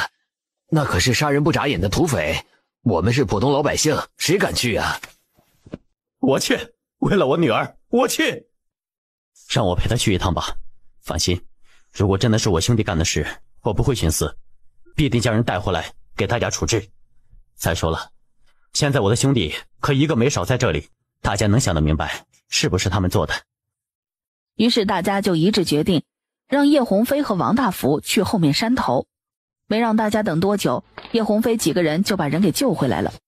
哎呀，怎么伤成那样？那些土匪真是可恨，有没有抓到人呢？人呢？抓到了没有？谁又那么傻，犯了事还等人来抓他？他们把我的女儿丢在山头，一直没有出现。天杀的人呐！好好的一个黄花大闺女，就这么给……说吧，到底是谁干的？自己交代出来，不然我就报官来查了。如果把人揪出来，你们将永不得踏进我们村里。还问什么呀？他们怎么肯承认？把他们赶出村子，然后报官来查。这些天杀的土匪有改正的一天，真是可笑。大家先冷静一下来分析，这里有很多疑点。寨子里的人都是有家室之人，好不容易有了安稳的生活，不可能这么快就出来犯案。这件事明显是针对寨子里的人来的，需要查证才能确定是不是他们做的。死丫头，虽然我们早已没有了关系，但我还是要说句公道话。虽然你与土匪关系不错，但也不能昧着良心帮他们说话呀。你看大福家的姑娘遭了这种罪，你不会觉得良心不安吗？我女儿怎么会做没良心的事呢？你不要胡说了，现在不是没有证据吗？你故意这么煽动大家的心，你才是居心不良。哼，谁知道呢？说不定你女儿是像你一样的狐妹子，勾搭了一个不够，还勾搭上土匪，好让土匪为她卖命。突然只听到啪啪啪几声，然后看到美酒优雅地收回了手，隔空打耳光。在没有证据之前，我的人是不能被随便诬陷。3日时间，我保证给大家一个交代。大家听到了，就给月丫头3日时间吧。大家都想找到真正的凶手，而不是胡乱找人出来定罪。万一真正的凶手再次犯案怎么办呢？所以大家请耐心点等待好吗？我问小梅，了解到劫走她的是2个中等身材的男人，其中一个有些驼背，另一个人手多出了一个拇指，也就是6指的人。有了这2个特征，就可以先从寨子里的人查起。如果寨子里没有这2个人，便能证明他们的清白了。阿九，派人去监视王婆子了吗？我女人的第6感很强烈，觉得这事一定和她有关系。已经安排下去了。那就好。接下来的一切只有等待了。月儿，你说这2个人，一个驼背，一个多了一个手指，是不是？是的，爹，小梅看到的就是这样的2个人。我怎么觉得这2个人的特征有点熟悉呢？我好像在哪里见过。大山，你确定吗？你再想想，一定能想起来的。我想起来了，这2个人不是我那继母王婆子的娘家侄子吗？去年来过王家一次，见到他们当时刚好离开，我和他们匆匆见了一下，所以印象不是很深。其中有一个有些驼背，我倒是有印象。就算知道这些特征符合那婆子的侄子，也不能完全确定是他们劫走的人，还没有证据。不过有了线索，就可以按照这条查下去了。那婆子肯定还会与他们见面，只有当场把人逮住，才不到他们狡辩了。我估计这3天内，王婆子是不会和她侄子见面了。那老婆子精明得很，不会在这风声紧的这段时间出来的。要想个办法把那婆子引出来，与她侄子见面。我想到了，我们可以接着把这事告诉村长，然后大肆宣扬要找出这2个特征的男人。王婆子定然会心虚害怕，偷偷出来约侄子见面，让他们躲10点，不要被我们找出来。到时我们就给他来一个瓮中捉鳖。秋月真是聪明，这么快就能想到办法了。那我现在去一趟村长叔家里，把这件事情告诉他。大姑，你又来找我们办事了。这次的目标又是谁家的姑娘啊？那些个厨味道真是太好了。好你个头啊好！你们还好意思说？让你们只负责把人劫走扔在山里就行了。你们倒好，干出那种事情来，我被你们害死了。那丫头看到你们身上的特征了，现在全村人都知道那件事不是那些土匪干的，也知道你们的特征。只要你们一露脸，就会发现你们了。你们真是气死我了！成事不足败事有余，一点事情都做不好。你爹怎么养了你们2个废物出来？喂，大姑，我们好意帮你干坏事，你不但不夸我们，还骂我们。有本事当初你自己把这事做完呢，这馊主意还不是你出的，你还怪我们？下次别想再使唤我们了。嘘嘘，你这么大声做什么？找死啊！大声点怎么了？这么偏的地方，又是大晚上的，谁会在这里？那你叫我们来是为了什么事儿？我叫你们来是叮嘱你们这段日子都不要出门了，老实待在家里，以免被村里人认出来。你看你们，一个驼背，一个多手指的，这这不是很好认吗？如果你们被抓了，我们就都完了。这可是要蹲牢房的事，我可不想老死在牢里。美酒一声令下，几个暗卫瞬间窜出去，眨眼的功夫就把3人给绑了起来。王婆子，你是否认罪？村长，我何罪之有啊？我只是出来见我侄儿一面，问问他们家中情况，就被抓到这里来了。我有什么罪啊？对，我大姑说的对，我们只是单纯的见个面而已。还敢狡辩？我派去的人明明亲耳听到你们所有的谈话了，还在这里抵赖。看来我还是把你们送到官府审问才行。别送官，我说，我把一切都说了。其实这一切都是我们大姑吩咐我们做的。前几日她找到我们，要我们帮她做一件事情，来让她出一口气。做这件事的目的，就是为了陷害寨子的人。因为寨子的人是王秋月担保留下来的，只要把帽子扣到寨子的人头上，村里的人都会记恨王秋月，我大姑的这口气就可以出来了。我们本来不想这么干的，是大姑拿银子来诱惑我们做。昨晚你们搜出来的银子就是证据了。村长啊，不要听他们2个无赖说的话，我明明只是叫他们把人劫走放到山里就好了，还嘱咐他们千万不能伤害大福家的姑娘。谁知道他们丧尽良心，不听我安排，把人家姑娘糟蹋了。你以为事情就只是惩罚这么简单吗？不把你们送去官府，我对不起受害的姑娘，对不起村里人对我的信赖。大家听我说，我们这大姑还有一件不为人知的恶毒事，就是1年前。住口！你个畜生，你要害死我才甘心吗？你不敢让大家知道吧？我偏要说。去年你因为嫉妒王秋月的模样比你亲孙女的好看，害怕上门说亲的好人家先看中王秋月，于是你便心生一条毒计，让我们趁王秋月上山砍柴的时候，把她拖进林子里，毁了她的清白。什么？你说那件事是你们干的？老钱婆指使你们干的？事情还没有清楚前，不要先急着下定论，我们且听下去。那这么说来，秋月现在的孩子是那2个畜生其中的一个喽？不，王秋月的孩子并不是我的。我们刚要开始干那事时，就被人打晕过去了。等我们醒来，王秋月早就不知去向了。后来听说他还是被糟蹋了，料想可能是土匪做的，不过也不关我们事了。总的来说，这一切都是我们的大姑使唤我们的，不关我们的事了，能不能把我们放了呀？你们这种无恶不作的禽兽，就等着把牢底坐穿吧。把他们带走，送去官府，把所有的事交代清楚给县令。阿九，你要做什么？为夫要给你证明，为夫并没有嫌弃娘子，娘子也要证明你没有嫌弃为夫。啊，不用证明了，我知道了。不要证明，不然娘子就会伤心的吃不下饭，让为夫心疼了。所以最好的办法就是让为夫来证明了。美酒的话音刚落，便轻轻吻了上去。啊，不，阿九，我还没有准备好，我们还不能。不用你准备，你只需要配合我就好。你是爱我的吗？不单单是喜欢的那种。一旦确定了关系，就生生世世只得有我一个妻子。你能做到吗？不负如来不负卿，一生一世一双人。为夫这样回答可满意？很满意。有没有告诉过你，你好美？那你觉得我美吗？好美。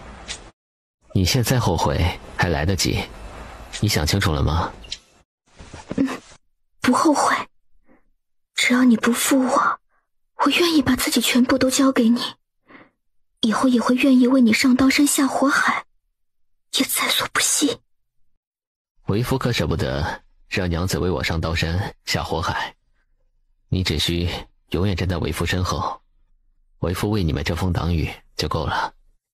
此刻我感到无比的幸运，能遇到你。王秋月的脸滚烫的快要滴出血来了，她在失神之际已经被这男人吃光抹尽了。月儿醒了，你的伤药是哪一瓶？我帮你上药。不用，我等下自己来。是这瓶还是这一瓶？左手第一排第一瓶，红色瓶子那个便是。我一直有个问题想问问你，我没别的意思，如果你不方便，可以不用回答我的。有什么问题你只管问，我能说的绝不隐瞒。这些药你是从哪里得来的？如果我说是我自己制作的，你信吗？信。秋月，以后不管我做了什么事情，请一定要相信我，正如我信你那般信我，好吗？我这一生什么都不怕，就怕失去你。我信你。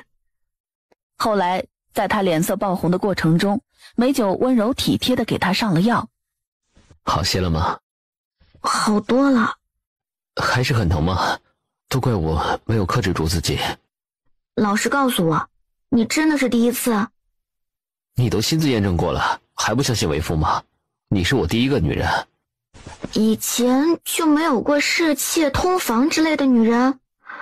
我听说你们这些官家子弟，到了10几岁的时候就有通房练习了。你就老实告诉我嘛，我保证不生气。没有，我跟你说过，我府里全是男人。那你经验怎么那么老道？这叫做自学成才，娘子羡慕不来的。阿九，我们现在可不可以先不要孩子？我这刚生完不久，身体还没完全恢复，不适宜再生一个，所以我要吃避子药，你不会怪我吧？雪儿，就算你不说，我也会让你吃的。你现在还小，不急着生孩子，而这还是处在战乱时期，还不合适。等战乱结束了，我们再生一窝子。其实韩三爷是我的人。你的意思是，他所管辖的那些生意都是你的？虽然有那么多商铺，但都没有什么银子赚，甚至有些还亏本了。现在都是东墙补西墙的状态，底下还有这么大一帮人养着，还有边疆战士所需的物资，也是从我这里支援。这么说来，你比我还穷啦。不过没关系了，有我娘子这个商业天才在，为夫不怕赚不到钱，所以为夫决定了，改日便派人把所有的账本都拿来给你，都归你管了。你想得美，我这边都已经应接不暇了，哪还有精力和时间来管你这些烂摊子？你的意思是要我养你了？求娘子养我，你是我娘子，理应替我管家。所谓是男主外女主内，你逃脱不了了。你养着的那些人是吃白饭的吗？就没有一个帮得上忙的？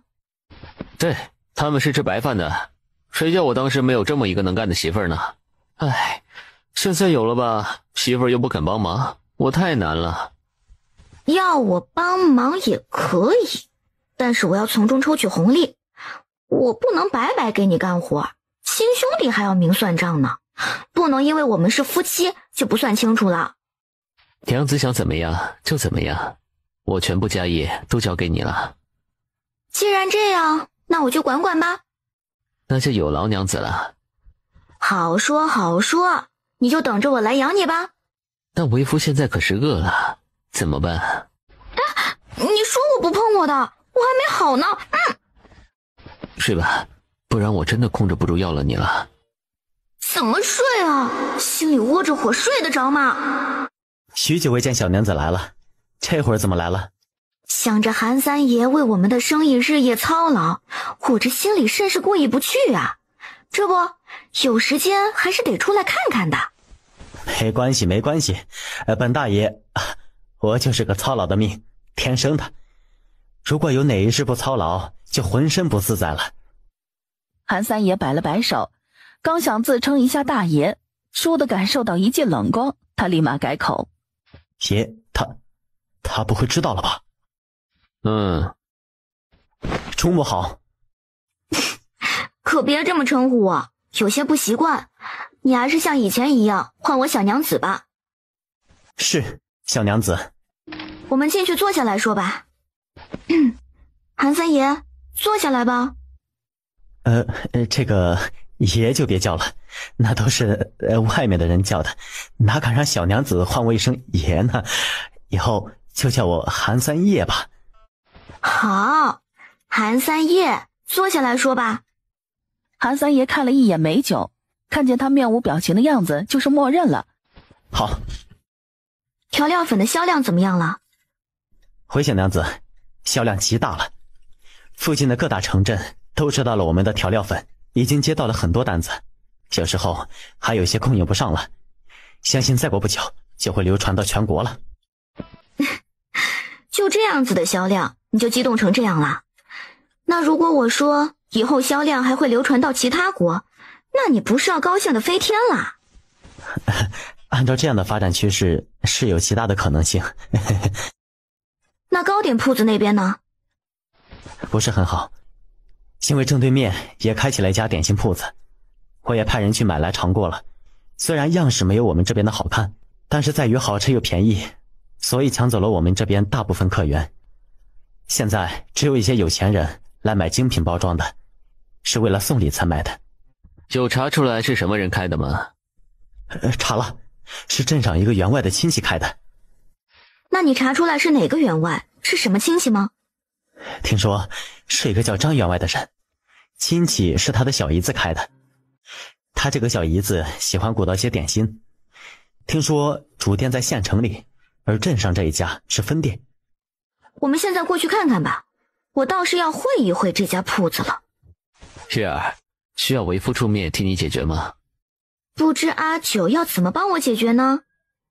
找人直接把铺子砸了就是。我可不要那样子做，那样子显得我胜之不武。用自己的实力打败对方，才会有成就感。哟，我倒是谁呢？原来是王氏的妹妹啊！怎么样啊？你姐姐找到人要了没有啊？还是待在家里以泪洗面过日子呢？一个泥腿子也妄想做什么生意，别到时亏得血本无归了。看见我身后这家铺子没？是我姨母开的，她的糕点可是县城内有名的，你永远是无法比得过的。趁早关门吧。你才是真正可怜之人。我姐姐是解脱了，她现在过得肆意洒脱，不再为了一个烂男人委屈自己。而你呢？你不担心自己有一天也会被一脚踢掉，还在这里沾沾自喜，尝我得意。还有，你姨母这间铺子还不足以我放在心上。咱们走着瞧。你是不是有话想对我说？月儿，从今天这件事情看来，你能处事不惊的完成，我很欣慰，很放心了。如果我离开一段时间，你要照顾好自己和孩子，知道吗？啊，你要离开了？什么时候走？要多久才回来？越快越好，过不了多久就要下雪了，被雪封了路就走不了了。美酒满心惆怅，他也不知道他的归期。眼下朝堂上下乱得一发不可收拾，外敌已经占领了好几座城池，马上就要打到京都来了。非走不可吗？再有2-3个月就要过年了，你不能出了年后再回去吗？我尽快稳定形势，然后赶回来与你们过年，好吗？月儿，我又何尝舍得与你们分开呢？但是我无法眼睁睁看着这江山断送在那人手里，你能理解我的责任吗？我能理解，我不怪你，我只是一时很舍不得，有些难过。你要做什么就去做吧，我支持你。但是我有一个要求，就是你一定要保护好自己，不许受伤。你能做到吗？阿九，与我说说现在的局势吧。现在朝堂上怎么样了？现在皇上很是宠信当今国师，还听信国师的谗言，迷上了一种长生不老之药。吃了一段时间后，现在身体已经快被掏空了，长期卧榻不起。朝中的势力分了几波，其中首辅权势最大，已经把持了朝纲。首辅是二皇子一党，看这样子像是想拥立二皇子登上皇位。太子也到处拉拢人心，时刻盯着那个皇位，而没人对边疆的战事关心，导致敌国一步步逼近，就快打到皇城来了。所以我必须回去了。以前以为只要远离朝堂上的纷争，就能过上安稳的日子，谁成想这只是我逃避责任的想法而已。以后我再也不逃避了，我要让天下太平，我要让你和孩子过上安稳的日子。这确实挺乱的，但是以你一人之力，能改变吗？别担心，相信我的能力，我手下还有可用之人。那你定下日程了吗？我想3日后出发。好，我知道了。这几日我会给你准备好东西，给你带着上路。就劳娘子了。娘，我能抱抱他吗？还没等王秋月回答，美九就拎着红狐脖子上一撮毛，将他提起来塞到了子睿的怀里。爹，你吓到他了。别怕别怕，我爹是个小气的人，连我在娘的怀里待久一点都不行。不过他不是真的凶，你不必怕他。这家伙胆子变得越来越大了，竟然不怕我了。我们来给他取个名字吧，看看谁想出来的名字好听，有奖励哦。她这么漂亮，那么我们就叫她小亮吧。少爷，你说她漂亮，还不如叫糖糖呢，漂亮的就像那天的糖果一样。你就想着吃，连个名字都取的是吃的，还好意思笑话你少爷，真该罚。这叫赤狐得了，不用费神想什么名字了。我倒是想到了一个，它的速度很快，像一道红影子，不然我们就叫它红影吧。娘，这名字听起来和红鹰的读音差不多。也是啊，确实不大好听。那叫一个字，羿吧，4个火字的羿。他身上的毛发红艳的像一团火，所以叫他羿。既代表火焰，又代表安全的意思，这名字可行。娘，我也喜欢羿这个名字。王秋月又看向红狐，只见他歪着脑袋想了想之后，竟然点头了。一眨眼又过了2日。乖乖听话，照顾好娘和弟弟。我知道了。爹，你要早些回来。阿九啊，爹知道你是个办大事的人，就不说什么了。你出门在外，一定要照顾好自己的身体。岳父大人放心，小婿知道了。还望岳父也要照顾好自己。阿九，一定要早点回来呀，玉儿和孩子还在等着你呢。岳母，小婿会尽量早点回来。美九终于踏上了马车，马车缓缓启动，在大家的视线里渐行渐远，直到消失。小娘子，你哪里得来一只这么好看又珍贵的赤狐啊？几天前在山上捡回来的。他为了贪吃我手中的肉干，一路跟着我回来，然后就不愿意走了，我就留着当宠物了。反正他吃的又不多。你也太幸运了吧，什么好事都让你给碰上了。你不知道，赤狐那是100年难得一见，还有可遇不可求。东家，你终于来了。庄子上共有多少人？加上老人和孩子，共有200多人，种稻谷的人和果农都在里面了。这里以前的员外收佃户的租粮是多少？收2担1亩地，这还算好的。收2担，他们还不会饿肚子。别的地方收1担6斗米，那才是耕田也饿肚子，不耕田会饿死。收成3担1亩左右，就收去了人家2担以上的租粮，确实过分。这让那些佃户怎么活？以后在我这里减去1担的租粮吧。如果他们还能有多余的粮食，可以转卖给我，不管多少我都收。管事的，你到时通知下去，我不仅减少他们的租粮，还会教大家种上2季的稻谷，那么收成就会大大提高了，就不会饿肚子了。你让他们好好干。减1担，还会购买他们的粮食，还能种2季稻谷。管事啊，你们东家没有糊弄你们，他说得出来就能做得到。遇到这样的东家，是我们大家之福呀。事情已经谈完了，王秋月打算在庄子上走上一圈，了解了解。求求你们了，把我娘子捞上来吧，她没有做过对不起大家的事，你们不能断送了她的性命。这时一道人影飞快地扒开人群，迅速跳进了鱼塘里，向那个人渐渐游了过去。是谁让你们擅自做主把人沉塘的？你们当我这个村长不存在了吗？这么重要的事情都会经过开会来决定，你们却不经过我同意就做主了。我待会儿一定会找你们算账的。村长别气，本来使女都是要陈塘的，大家不是体谅你不忍心看到这一幕，所以就一致决定了吗？一听就知道原来是你这个愚昧妇人在煽风点火了。等我救了人之后再跟你算账。你个小丫头片子，凭什么这么说我？我这是挑拨吗？我说的是事实，你凭什么跟我算账？地上的女子哇的一声吐了几口水，然后慢慢睁开了眼睛。好了，没事了。不过等一下回去还要吃一副预防伤寒的汤药，不要感冒了。感谢你救了我家娘子，再见琳达，以后定会找机会报答姑娘的。举手之劳，不必挂心。大家都不会接受我这样的人留下来的，我不配活着。其实你这种是属于一种病，不是什么不祥之人，更不会给人带来什么灾害，那只是封建迷信之说。使女之所以被别人流传出是不祥之人，是因为没有人会治这种病，而这种病不只是单单吃几副药就能好的，而是要通过动刀子治疗，在我这里叫做手术。世上只有我一个人能治这种病。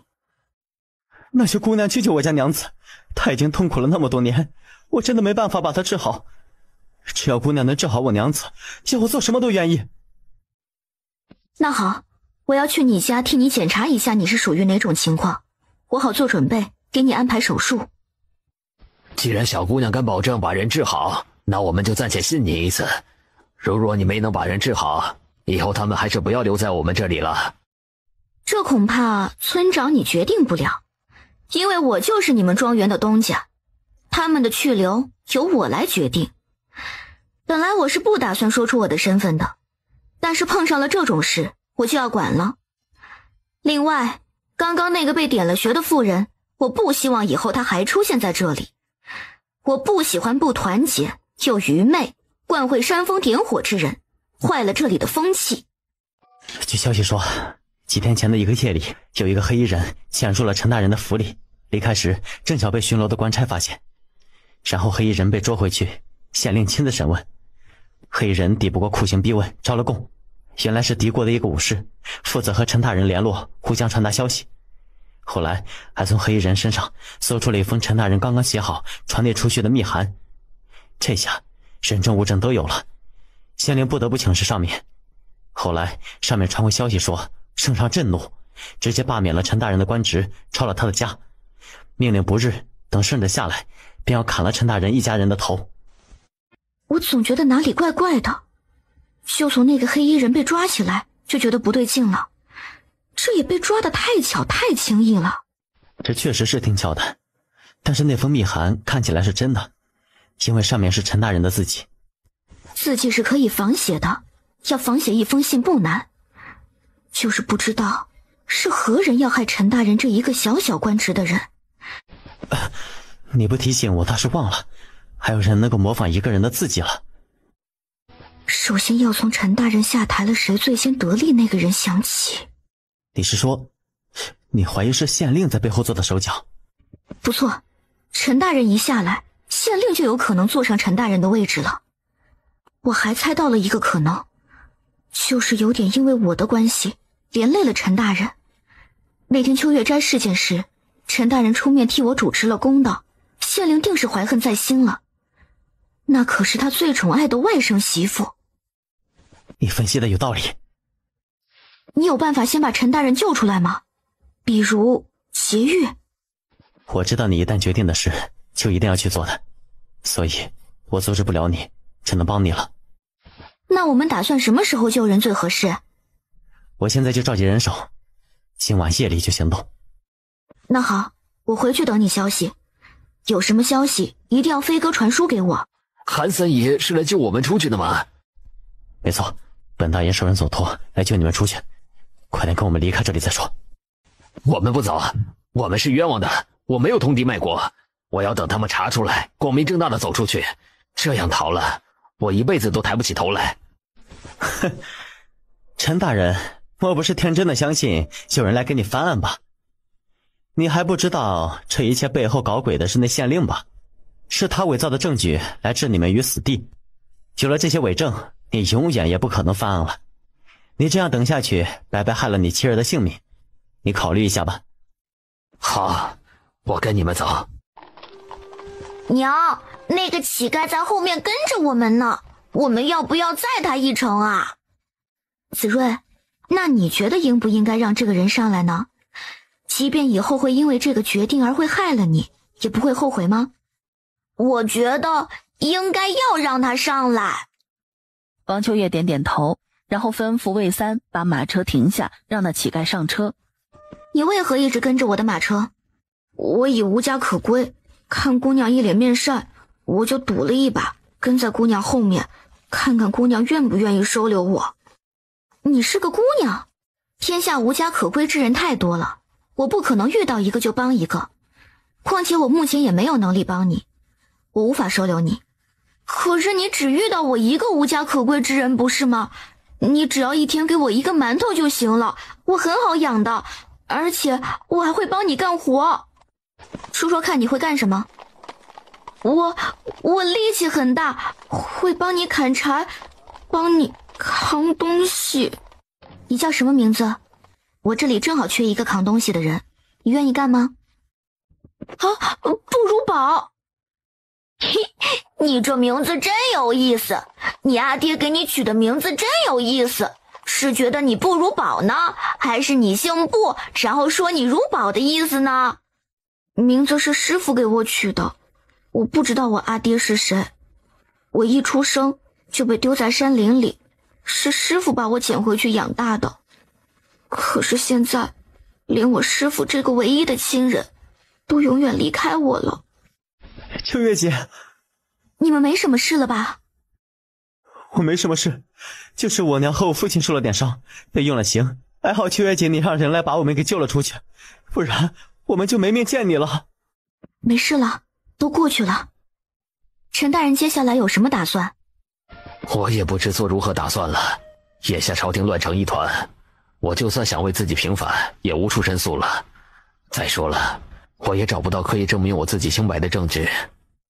我做了个决定，我要去当兵，去上战场建功立业，到时我求圣上给我一个恩典，还我爹一个清白。那你和你爹娘好好商量。陈大人和陈夫人如果现在暂时没想到有什么打算，不如先留在庄园里，这里够隐蔽，不会有人发现，想好再告诉我。真不要脸，相公一出远门就和村里的青年勾搭了一起，怎么就没有人发现他有多贱呢？什么事情气成这样？谁惹你了？还不是王秋月那个贱人，帮着外人赚银子，也不知道帮一下我们，真是个无情无义之人。你看他在地里与那些人眉来眼去的，真不要脸。可惜没人能收拾得了他，现在他还有一群什么护卫队，谁敢惹他？你还是老实安分的做好自己的事情吧。你还是不是我娘了？你女儿之前被欺负成那样你就算了，我咽不下这口气。那你想我怎样？我现在已经为这个家够累了，哪还有精力逗她？娘，我有一个办法，你去帮我办行不行？什么办法？你可不能把我推出去送死啊！他不是有保卫队吗？但是有些人不会怕的。娘，你帮我去打听打听哪个山头有土匪，你去偷偷找到他们，给他们透露一点消息，到时候他就会毁在这帮山匪手里了。不行，我可不敢去，那些杀人不眨眼的人我不敢去惹，你这不是让娘去送死吗？娘，我怎么会舍得让你去送死呢？你去给他们送好处去，他们不会对你怎么样的。你信我，你就帮我这一次嘛。以后没有了这个贱人挡路，我就能嫁到有钱人家里去了。到时候我接你过来过好日子。好，那娘就帮你这一次。敢欺负我女儿，我定要她好看。小娘子，快请坐。哎呦，小娘子是个大忙人呐，想必要见你一面定是不容易，实在抱歉耽误了你的时间。为了混口饭吃，家里人还等着民妇来养，民妇不拼不行啊。不知今日民妇何其有幸，能得到大人之邀请。小娘子谦虚了，现在谁人不知小娘子的糕点铺？你做的糕点真是世上独一无二，连本官都佩服不已啊！够养家糊口而已，大人谬赞了。不知今日大人找名妇来，有何指教呢？听说聚宝楼如今生意这般好，全靠小娘子的指点。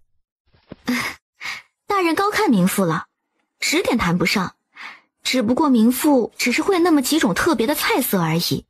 聚宝楼的东家喜欢，于是就与名妇签下了协议。酒楼里怎么操作，就不关名妇的事了。小娘子何必这般谦虚？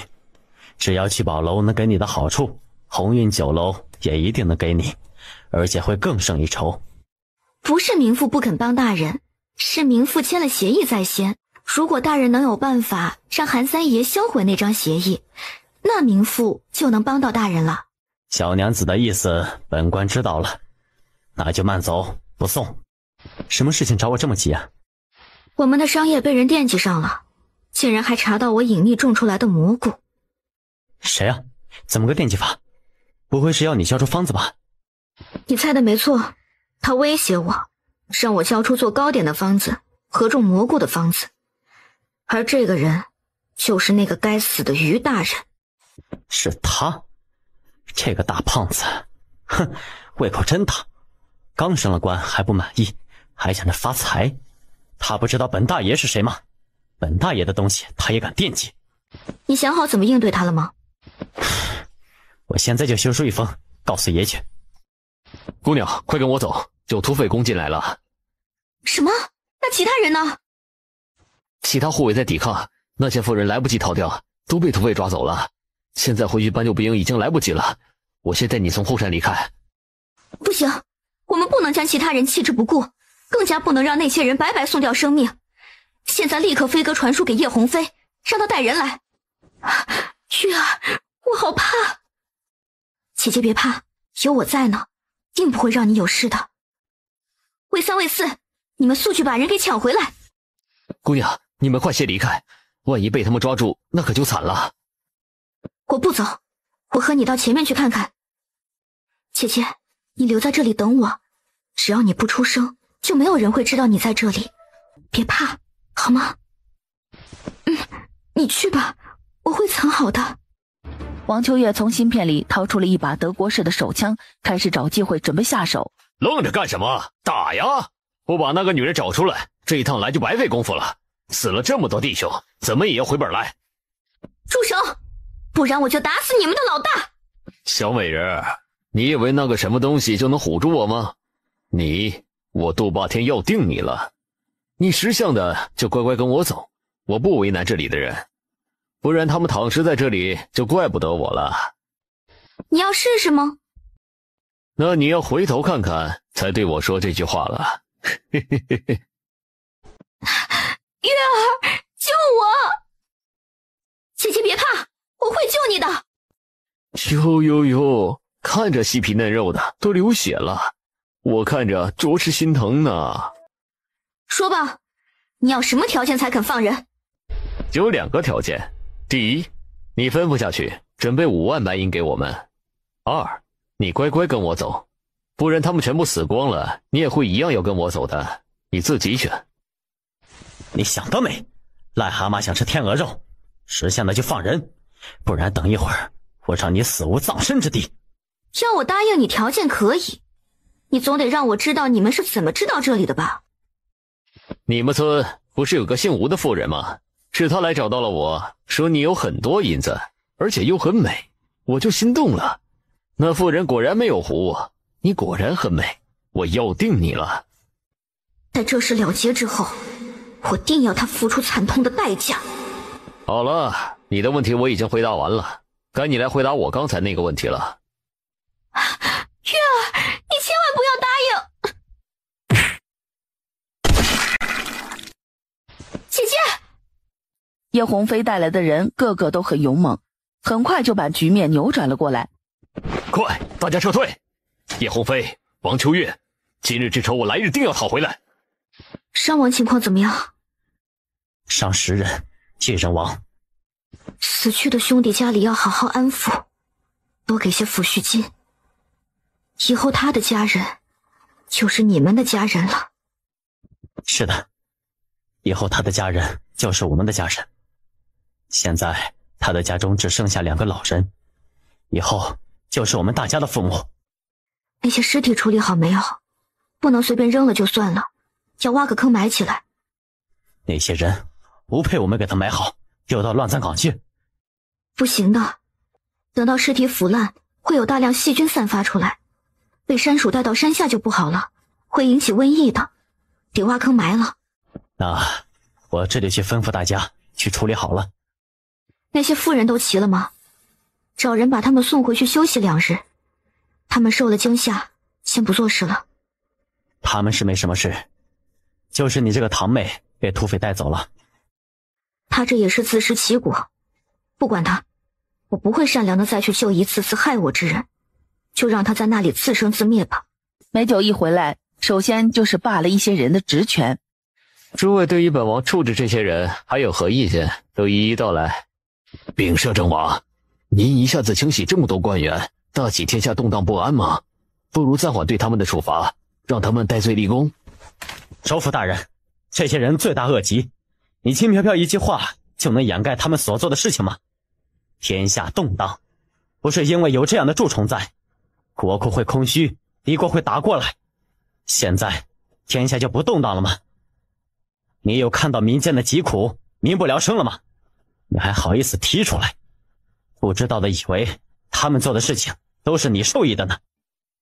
你，钟永侯，你一派胡言。魏王，你来说说你的看法。回摄政王，臣以为这样处置甚好。如此甚好，就这么办吧。这件事儿交给刑部了，看看这些人背后还有什么人，查出来该怎么判就怎么判。过后请把奏折呈给本王过目。刚刚之所以问瑞王，那是因为这些处置的官员中大多数都是瑞王的人，他就是要试探瑞王是否能忍。是，臣领命。现在来说说民间之事吧。本王一路回来看到很多流民，各位想想如何解决这些流民问题，每人写一份奏折，我们明日上朝再议。有事启奏，无事退朝。在百官离开之后，九皇叔，那朕也走了啊。皇上，还请你多保重龙体，切莫再荒淫无度，要修身养性。这萧定国的江山还得靠你来撑着，绝不能在你手上毁了。朕知道了，谢九皇叔关怀。爷，您下朝了，属下来接你回家。这是美酒的护卫之一，也是唯一的一名女护卫。她是一名忠臣的遗孤。怎么是你来了？我是沈天明突然有事，拜托我顶替他来。美酒看破没点破，意味不明的看了他一眼后便上了马车。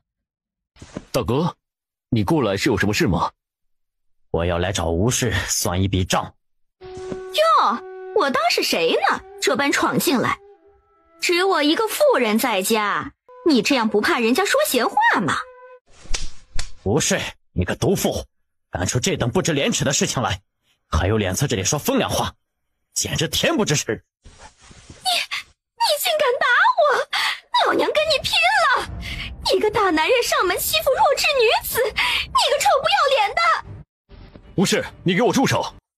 大海呀，你回来的正好，你大哥他无缘无故的上门来打我，一定要替我讨回公道呀！讨公道？我们还没向你讨公道呢，你竟然去找了虎头山的土匪，去站在那边抢东西抢人，我大女儿秋兰还差点死在土匪的刀下，我家月儿也差点被抢走，幸好有保卫队及时赶到阻止了，要不然我现在2个女儿就没有了，你又怎么还我一个公道？什么？吴氏，你竟然干出这等伤天害理之事！我没有什么虎头山，我一个妇人哪敢去那个地方？我又怎么会认识那里的大当家？他故意诬陷我。我爹可没说是大当家带人来的，还有我爹并没有诬陷你，是大当家亲口告诉我的，说是王家村一个姓吴的妇人找到他，跟他说我不仅有很多银子，还很漂亮。你还告诉了他我的行踪，这些你还不承认吗？无事，没想到你这么狠毒，那可是我的亲侄女啊！平时只当你是尖酸刻薄，本质不坏，可今日你真是让我大开眼界啊！你让我以后怎么出去见人？怎么对得起我的大哥，我的侄女？是因为我恨他们两母女，我嫉妒他们。村里个个都说罗氏长得好看，我心里不忿。还有王秋月这个死丫头，明明已经是不白之身，却还能嫁到好男人。而正因为有她的存在，我家双儿迟迟没能有婆家找上门来。而这死丫头处处欺负我家双儿，我身为娘，我要给女儿出口恶气。你怎么变得如此善妒，如此狠毒了？可惜你算计来算计去，最终还是自己自食恶果，连带你女儿的下半生都毁了。王秋霜造成今日的性子，是跟你学的。你大概还不知道吧，他已经被土匪抓走了。什么？一定是你反过来害了他，是你让土匪把他抓走的。我现在后悔了，我知道错了，我不该对付你。现在你把我女儿还给我。该死的土匪啊，天杀的！为什么把我女儿也抓走了呀？都是你，害人害己，害了女儿。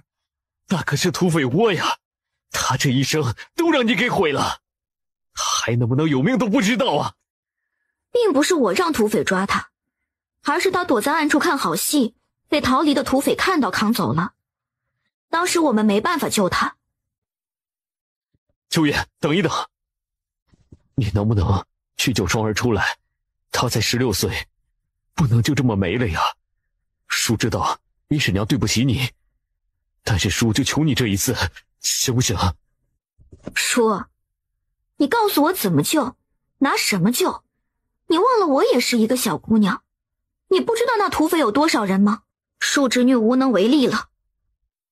你不是有保卫队吗？能不能让他们救救双儿？他们听你话。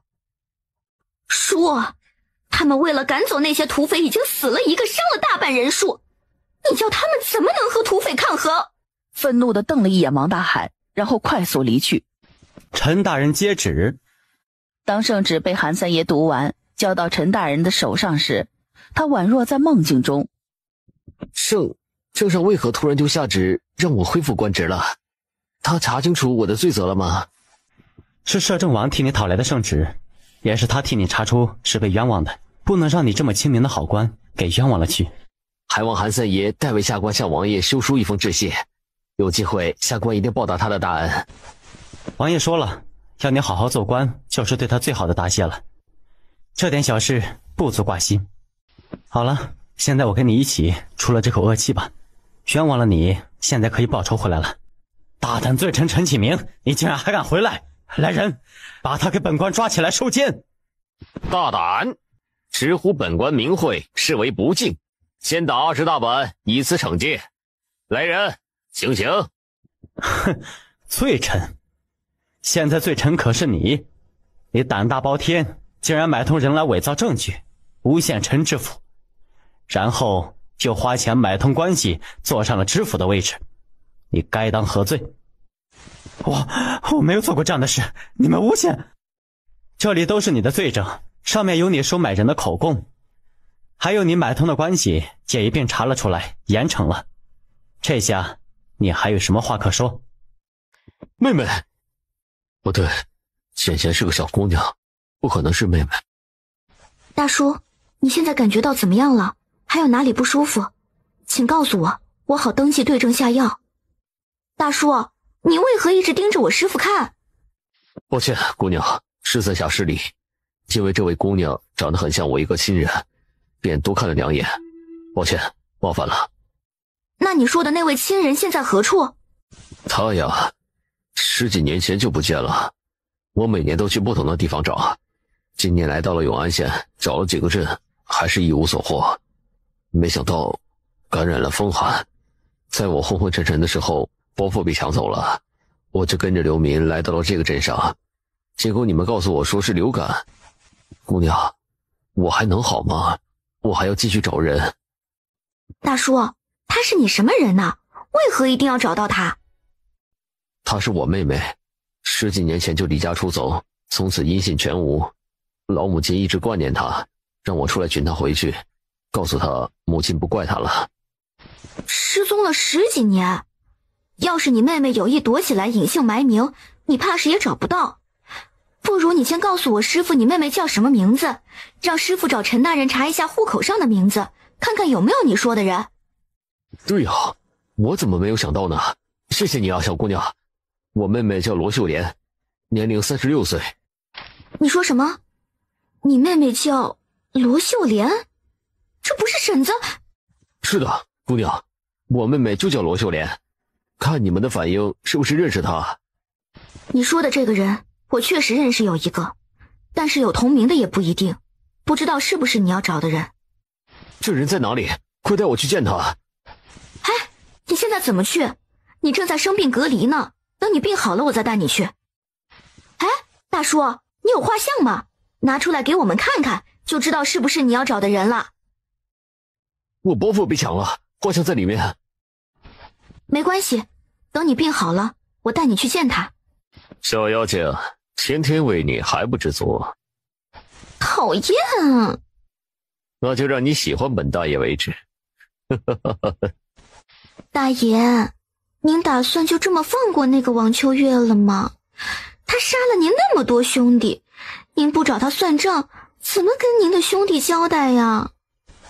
谁说我就这么放过他了？他的滋味我还没有尝到呢，怎么甘心就这么放过他？那大爷您打算怎么对付他？已经派人出去跟踪他了，等找到机会下手就会回来传信的。放心吧，应该很快就有消息。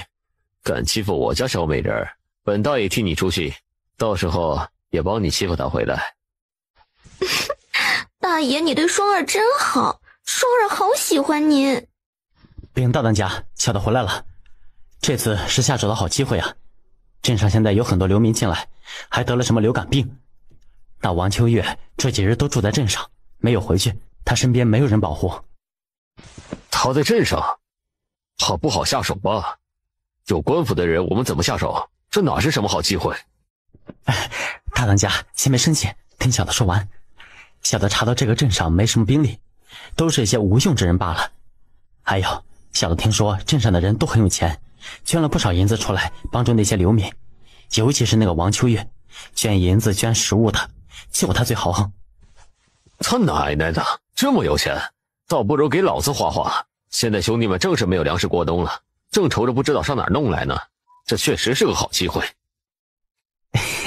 只要我们进攻城里，要多少粮食就有多少，要多少美人就有多少。大哥，我们快点行动起来吧。你确实打探清楚了？是的，大哥，小的真真切切的打探清楚了。好，等我们抢到东西回来，记你大功。小美人儿，本大爷来了，这一次看你还能不能逃出我的手掌心。王秋月这个贱人，看你还能不能这么好运躲过这一次。你去各家各户了解一下情况，看看有谁家被抢了东西，抢了多少，然后一一登记下来。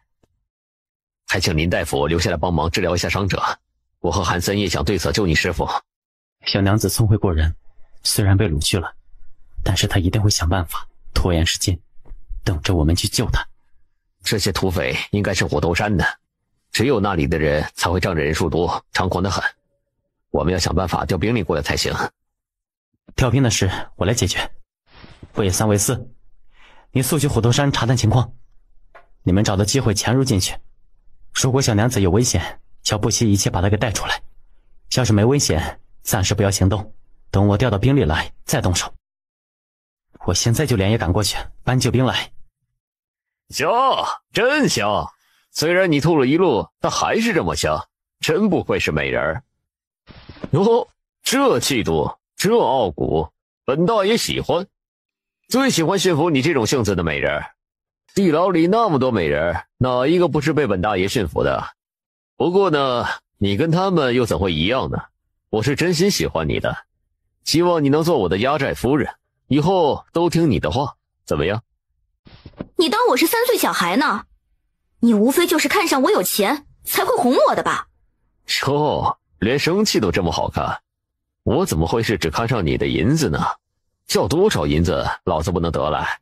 是你的美貌让我无法自拔，真心想娶你。你不知道我已经有相公了吗？岂能再嫁你？有相公又怎么样？你现在落在我的手上了，难道你的相公还会来救得了你吗？他敌得过我们1000多人吗？你竟然有这么多人，有这么多人为什么不去参军？现在敌人已经打到家门口了，身为萧定国的子民，不竭力把敌人赶出去，还在这里祸害老百姓。你少来这里教育我，你也不是不知道当今皇帝是个什么样的货色，就这样的皇帝活该被敌国吞并。我们没有那个闲心管这些，只管过好自己的日子就行了。好，我不说，但是你要让我嫁给你，我只喜欢英雄，只要你弃暗投明，我就嫁给你，以后一心一意对你。你愿意为了我这么做吗？那小美人，你容我考虑2天好吗？你也考虑2天，到底要不要嫁给我？好吧，那你现在把我的宠物还给我，可以吗？那可不行，我可见识到他的厉害，放出来咬我怎么办？小美人就让他先在我这里一段时间，等我把他训乖顺了再还给你，好吗？那行吧，我回去了。对了，我肚子饿了，要吃点东西。别想着在里面下药啊！以我的性格，如果发现你这样做，我宁为玉碎，不为瓦全。好，我这就派人给你送过去。小美人，2天时间已经过了，你考虑的怎么样呢？我考虑好了，你这么厉害，我当然选择依靠你喽。不过你可不能委屈了我，你要给我办一场婚礼，我要穿上凤冠霞帔嫁给你，你答不答应？好，本大爷绝不委屈你，立马就派人把这事办了。来人，立刻准备酒席，寨子上上下下挂上红绸带，老子今日要迎娶美娇娘。小美人，现在下去好好梳洗打扮一番，等着我。好，我会下去好好准备等着你的。我肚子饿了，你去拿点东西来给我吃。小姐要不先忍一忍，等拜完堂再吃好吗？大爷说让我一直陪着你的。我肚子饿没力气拜堂，倒是你大爷怪罪，你担待得起吗？算了，不用去了。而他假装生气的一挥袖子，女仆瞬间倒地。带我去伙房那边。什么人岂能随便来伙房？大哥，并不是奴想来啊，是大爷那位新夫人说肚子饿了，要奴来取些吃食送去，大哥就行个方便呗，不然等一下回去，那夫人要责罚奴的。那你随便看看夫人喜欢吃什么就拿吧。于是他在里面转了一圈，王秋月这转的一圈已经下好药了。女仆不知道自己为何趴在桌子上睡着了，醒来第一件事就是向王秋月赔罪。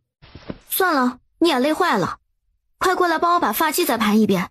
刚才吃东西的时候觉得凤冠太重了，便先拿下来，没想到发髻松了。哦，忘了告诉你，我实在太饿了，就换别人拿了一点糕点过来，等会儿你也吃一点。乖乖在这儿等我回来啊，等兄弟们敬完酒回来再好好疼你，很快的。来人！这时进来了一个女仆，王秋月迅速来到她身后，给她扎了一针，女仆瞬间倒地。他快速和女仆换好衣服，把女仆搬到床上，用红盖头盖住，便闪身出去。赤狐在前面给他带路，飞快地往大门口奔去。好不容易看到前面的大门了，后面却传来了土匪们的追赶声。糟了，这么快就发现他逃跑了。不过听着声音不大，人数不多，估计是有一部分人还没有被药到。小娘子，夫人，你没事吧？你们终于来了，再晚一步我可就要没命了。这几日你一定不好过吧？真的苦了你了。不算太难过，就是一直被关在地牢里。那杜天霸被我糊弄住了，没有为难我。他可有本事了，还没等我带人攻进去，他自己就已经逃到门口，我们差点就没有用武之地。黄秋月，你真是胆大有心细，有勇有谋，真令人佩服。大人过奖了，当时形势所逼，进到里面去，只有自己想办法自救。努力过了，就算失败，也会无悔了。那土匪窝活该被端了，要怪就怪杜天霸太好色，才会栽在我们丫头这个美人的手里。既然这边没什么事了，那我就回村里了。已经出来这么多天，心里挂念着家里，就此告别。娘，我以为你不要我们了，他们说爹走了，你去找爹去了。傻孩子，娘怎么舍得不要你们呢？还有谁说爹走了？爹只是去很远的地方办事去了，办完事就会回来。不是告诉过你了吗？不要听外面的人胡说。娘，我知道了。这时丫鬟领进来一个妇人。秀莲，真的是你吗？为何觉得那个男人如此熟悉？秀莲，大哥总算找到你了。你说是我大哥？小妹，你怎么了？连大哥都不认得了吗？娘，你和舅舅先进来坐下，再慢慢说好吗？你娘这是怎么了？其实我娘失忆了，我们也不知道她身上发生了什么事情，只知道我娘遇到我爹，就被我爹带回家来。之后就是这么多年过去了，她还是没能想起以前的事来。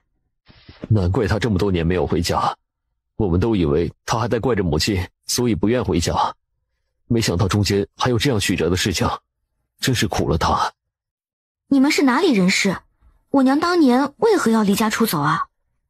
我们是京都人，我是光禄寺属正之子，家中有3兄弟，而你娘是我们的小妹。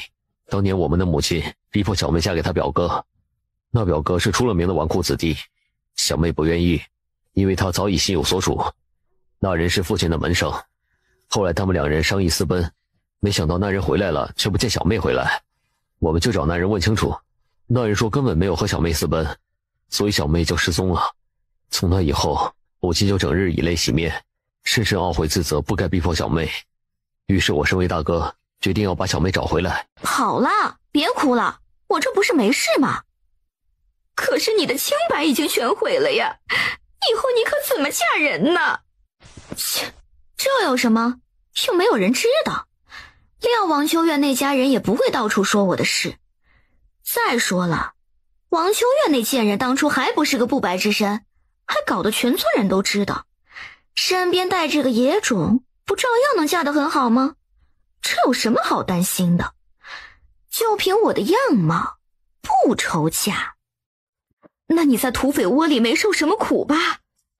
没有受苦，那大当家待我极好，还赏了我好多好东西。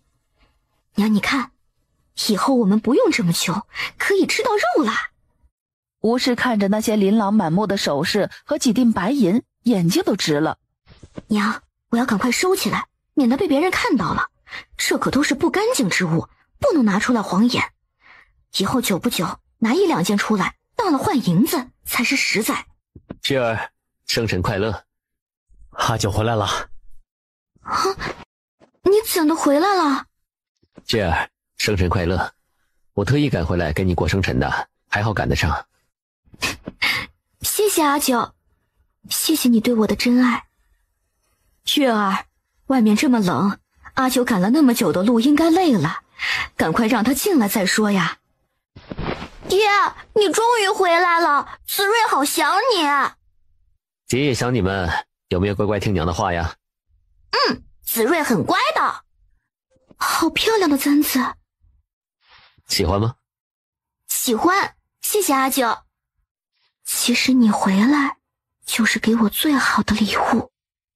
娘子，你竟思我如狂。你怎么有空回来了？京城的事情解决了吗？放心吧，我都安排好了。阿九方才还笑话我思你如狂，那阿九你呢？我不赶快回来怎么办？我家的小丫头可是闯了不少事，根本无法安心在京城，治流感还闯到土匪窝里去，当我收到消息时，那颗心都要跳出来了，便马不停蹄连夜赶回来。对不起，让你担心了。这也不能怪你，好在都过去了，你也安然的在这里。大海，你来是有什么事吗？我来找一下秋月，想请他帮个忙，不知道可不可以？说，是什么事情？我想求你去我家帮我看看双儿，他刚刚不知道什么原因昏倒过去了，不省人事。现在去镇上请大夫已经来不及，所以请你能不能看在我的面子上去看看他。年纪轻轻能有什么大病，无非就是染上了伤寒，你回去想办法吧。我家月儿不是圣人，不是什么人都能治的。我知道我家双儿是做了好多傻事，得罪了秋月，是我这个父亲管教不好，一切都怪我，但是我实在没有办法了，才厚着脸皮来求秋月，不然绝不会来打扰他。只要帮了我这一次，我会感激秋月的。说，我不需要你的感激，就是希望以后王秋霜不要再来找我的麻烦了，别到时我做出什么伤害到他的事，你会恨我。如果你能保证他做得到，我就跟你去看看他。能保证，一定能，我会好好管教好他的，绝不给你惹麻烦。那走吧。阿宝，拿上药箱。秋月，我家双儿如何了？是得了风寒吗？她怀孕了，已经有了1个月的身孕。刚才昏倒是身体太虚的原因，给她补补就好。什么？说，怎么决定？你想好了吗？请你给她开一副堕胎药吧。可以，不过我提醒一下叔，王秋霜体质特别，如果这一胎打掉，那么以后怕是很难再能怀孕了。你要想清楚。怎么会这样？叔想好了再来找我吧。都怪你这个贱人，招引土匪来把我女儿祸害了，她这辈子就毁了，你知道吗？你良心过意得去吗？她不像你那么幸运，带着个野种。啊！你竟敢打我！你再满口胡言乱语，我打你是轻的，再有下次，我割了你的舌头。到底是谁害了谁？你心里没点数吗？要不是你们去找土匪来害我，王秋霜会被抓走吗？要不是这次我的人去搅了土匪窝，他能回得来？要不是叔来求我看他，我会来吗？他的生死与我何干？人要有自知之明，不要忘恩负义，不然没人收拾他，老天自会收拾。月儿，我走后每日都要给我写信，我要知道你在做什么。又不要分开多久，哪里需要日日写？再说了，下着雪呢，我怎么寄出去啊？没事，有V3、V4跑腿，你写好交给他跑驿站去寄。那好吧，我有时间就给你写信。好，让娘子操劳了。那一路顺风，一切顺利，早日回来。好，我一定早点回来，不让我的小娘子独守空房，思念成疾。好了，快回去吧，别冻坏了。表哥。表妹，你怎么在这里？姨母有跟你一起来吗？表哥，我特意来找你的，我娘没有来。哦，你找我有何事啊？表哥，我们找个人少的地方谈吧，我请你去茶楼坐坐。说吧，表妹，我看你不只是请我们喝茶这么简单，有什么事求到表哥我的？表哥，你表妹我被人欺负了，就是我那个贱人堂姐，她太不要脸了，带着个野种嫁到了一个好男人，就带着那野种整天在我面前炫耀，气死我了。他很厉害的吗？你不知道反击吗？所以我这不是来找表哥你来帮我出出气吗？我没有哥哥，就只能找你这个表哥了。那你说说，想我们怎么帮你吗？他不是炫耀他的野种吗？那我就要让他的野种消失。你要我帮你去杀人？这可不行，这是掉脑袋的事情，我不干。你这不是把我往火坑里推吗？你还是忍忍吧，顶多不搭理人家就是了。表哥，你误会了，我怎么可能让你去杀人呢？我说的消失是让你把那野种偷出来卖掉，让那贱人永远都找不到他儿子。这也不行，这要被发现了，可是要蹲牢房的。表哥，我能保证你不会被发现，由我来帮你做掩护，没人发现的。而且你还不知道吧，他现在很有钱，只要你把孩子偷出来，勒索他要多少钱，他还不乖乖给你吗？他可是很宝贝他这个儿子的。那就这么定了。师傅，为什么酒楼会突然起火呀？这个我也不知道，韩三爷只匆匆写了几个字让我速去，看来这场大火不简单，希望没有伤亡吧。不过既然这么急着把我找来，事情肯定是很严重。快走，你们这群小姑娘别妨碍我们在忙。什么妨碍啊，我们也是来救人的，这是我师傅王秋月。什么？你就是这场大名鼎鼎的小神医王秋月？小神医这名不敢当，现在我们可以进去了吗？这样已经明确是别人纵火，你有什么怀疑的对象吗？这个纵火犯定要找出来，太可恶了。暂时还想不出来是谁，不过可以顺着这个火油来查。烧掉酒楼必须要大量的火油才行，去查最近谁在哪里一次性买了大量火油，就是他纵的火。你说的没错，现在就告诉陈大人，让他派人去查。姑娘不好了，小少爷不见了！你说什么？谁不见了？小少爷不见了，我和娘一早醒来就不见人在床上，我们以为他自己爬下床去玩了，结果我们把宅子里里外外找了个遍，还是找不到，都怪我们没能看好小少爷。小娘子先别急，说不定小家伙调皮躲到哪去藏起来也说不定，我们再找一定能找到的。你们有没有通知村里的人帮忙找？我第一时间就告诉了村长，然后村长发动大家开始四处找了起来，我来的时候还没有找到。我回去看看。我们全村都找遍了，就是没找到。现在水里结着冰，不可能掉到水里去。不对，大门团子无法打开，所以根本跑不出去。不对，我和娘起来不见少爷的时候，大门是打开的。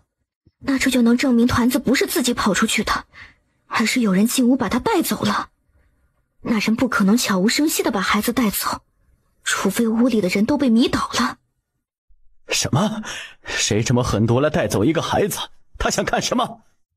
啊，难怪我和娘睡得这么沉，一早醒来还感觉头晕脑胀。月儿，那我们接下来该怎么办呢？他们劫走团子到底是什么居心？只能等了。他们把孩子带走，必定是有什么目的，说不定是为了钱。如果是为了钱，那他们就一定会送信来的。在没拿到钱之前，团子应该是安全的。你来的正好，快搞定他吧，我们都快被他的哭声震穿耳膜了。他缓缓走到团子的眼前，团子见到他可怕的眼神后，哭得更凶了，突然抬手一巴掌抽到孩子的脸上去。你疯了吗？他还是一个孩子，你把他打坏了，我怎么要钱？怎么可能打得坏？野种就是贱，没那么容易坏，跟他娘一样的贱。你娘不是很有能耐吗？看他这次能不能救得了你。贱种就知道哭，我还以为你有多好多聪明呢，引得大家都喜欢你赞扬你，完全忘了你是一个野种。现在看来，你也只是一个爱哭鬼。你有力气就哭吧，反正又哭不坏人。这荒郊野地的，没有人来，我才不怕你哭呢。兴许是饿了，你们弄点东西给他吃吧，别真的饿死了，你们1分钱都拿不到。那我们什么时候送信出去？等一会儿就送吧，我怕拖久了人家报关就麻烦了。好啊，我问他要多少钱才好呢？5万两，会不会多了点儿？哼，5万怎么会多？他那么有钱，这一点算什么？难道他儿子不值这么一点银子吗？就要5万吧。我要想想怎么把信送出去，才不会被人发现我们。你找个乞丐，把信送到一个叫韩三爷的男人手上不就行了？那男人跟王秋月关系匪浅，找到他，你的信自然送到王秋月手上。这个办法好啊，表妹你真聪明啊！快去办吧，孩子我帮忙看着。你是说，你可以通过鼻子能帮我找到孩子？赤狐拼命的点头。那我们快走。王秋月刚到门口，就碰到了韩三爷骑马赶来。是绑匪送信来了吗？对方要5万两银票，给了一个交钱地点，还不让报关。我不能等到明天，已经1天1夜了，那些人不可能喂团子的。团子这么小，我怕他熬不了这么久。你不要太担心，再等等吧。你已经1天1夜没休息了，身体会熬不住的。我已经通知爷回来，也会赶回来解决的。我还是坚持先去找一下孩子，一边找一边等吧，不然我也无法安心坐下来干等着。大鹏，你说怎么办？这孩子再这般烧下去，能不能撑到明日啊？就算能撑到明日，那脑袋都会烧坏了呀。我哪里知道怎么办？大不了孩子死了，拿到钱后就偷偷放到那个地方去，还给人家。我们这样会不会太损阴德？他到底还是个娃娃，要不我给他喂点水看看吧。那你就喂吧。王秋月和韩三爷走走停停，一直跟着赤狐后面寻找，不知不觉被带到了城外的郊区。远远看到一间破烂的草屋。你说你发现团子的味道，就是从那里传来的是吗？赤狐点点头，然后就要冲过去。等一下，我们得慢慢靠近，不能惊动里面的人。你说的没错，如果惊动到里面的人，他们狗急跳墙，会伤害到孩子的。韩三爷来到门前，突然抬起脚，一脚把门踹开。一人拦着韩三爷，一人立马抱起孩子，一把小刀抵在了团子的脖子上。放开孩子，不然让你们身首异处。快放开我的孩子，只要你不伤害他，要什么条件我都答应。你们别动，想不到你们不讲信用，说好拿银子赎人的，你们却摸到这里来，想把孩子带走，做梦！我们拿不到钱，就别想我放人。你要的银子我可以给你，但是你要保证不要伤害到孩子。一支箭划破夜空射了过来，只听屋内惨叫一声，紧接着一道身影闪了过去。呀，对不起，我回来晚了，现在孩子没事了。不晚，不晚，幸好你回来了，谢谢你救了我儿子。没事了，不要太难过，当心你自己的身体，孩子还要你照顾呢。我要带孩子到马车上治疗，这2个人先别让他们死得这么痛快，等我回头再收拾他们。去吧，这里交给我。你们这是谋杀，杀了人可是要坐牢的，快帮我止血。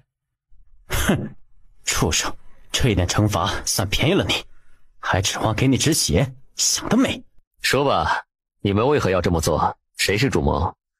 没有主谋，就是我和张望福听说王秋月有钱，我们就打起了他的主意。我的女人你也敢打主意，找死！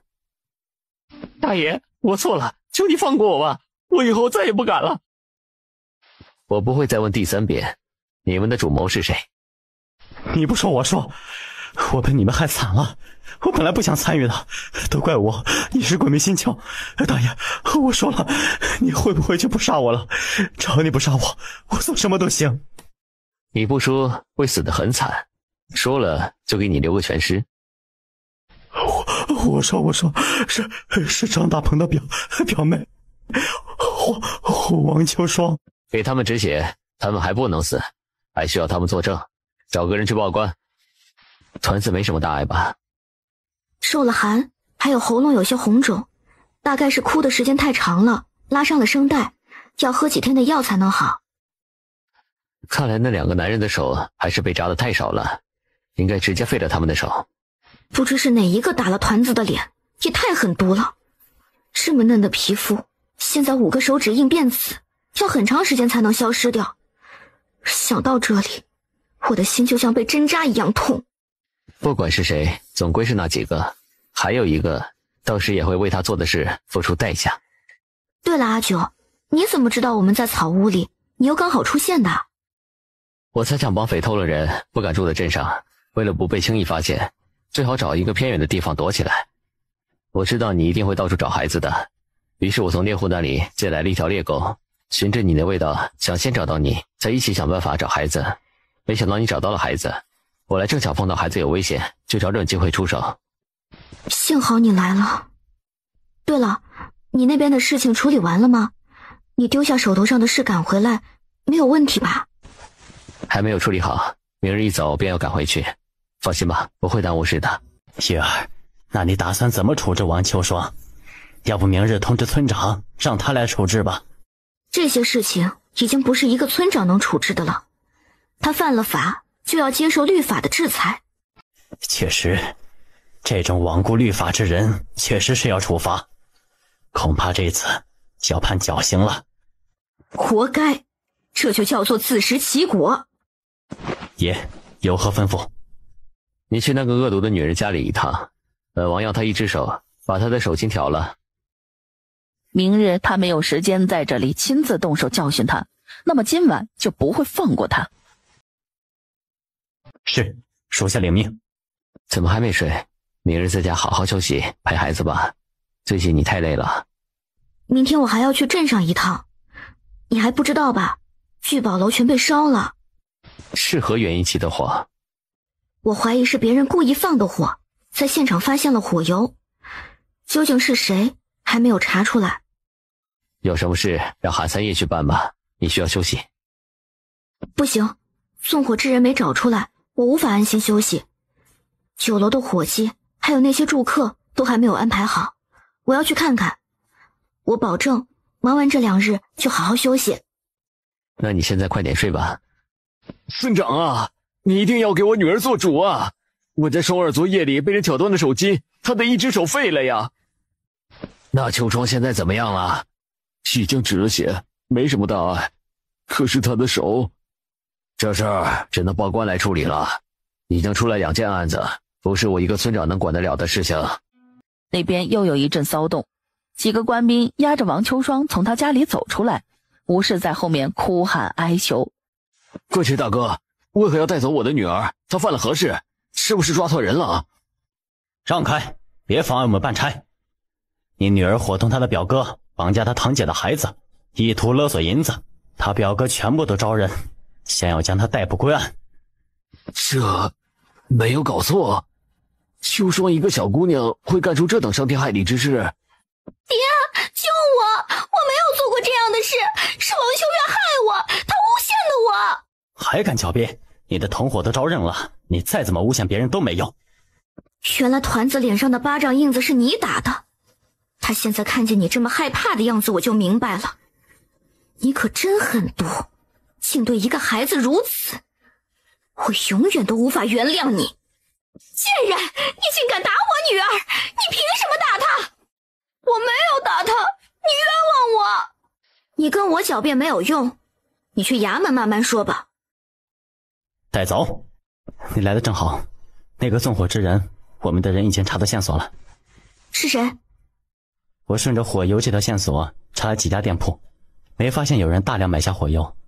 不过我很快发现，每一家店来买火油的人的名单上面，都同样出现了小冬瓜这个名字。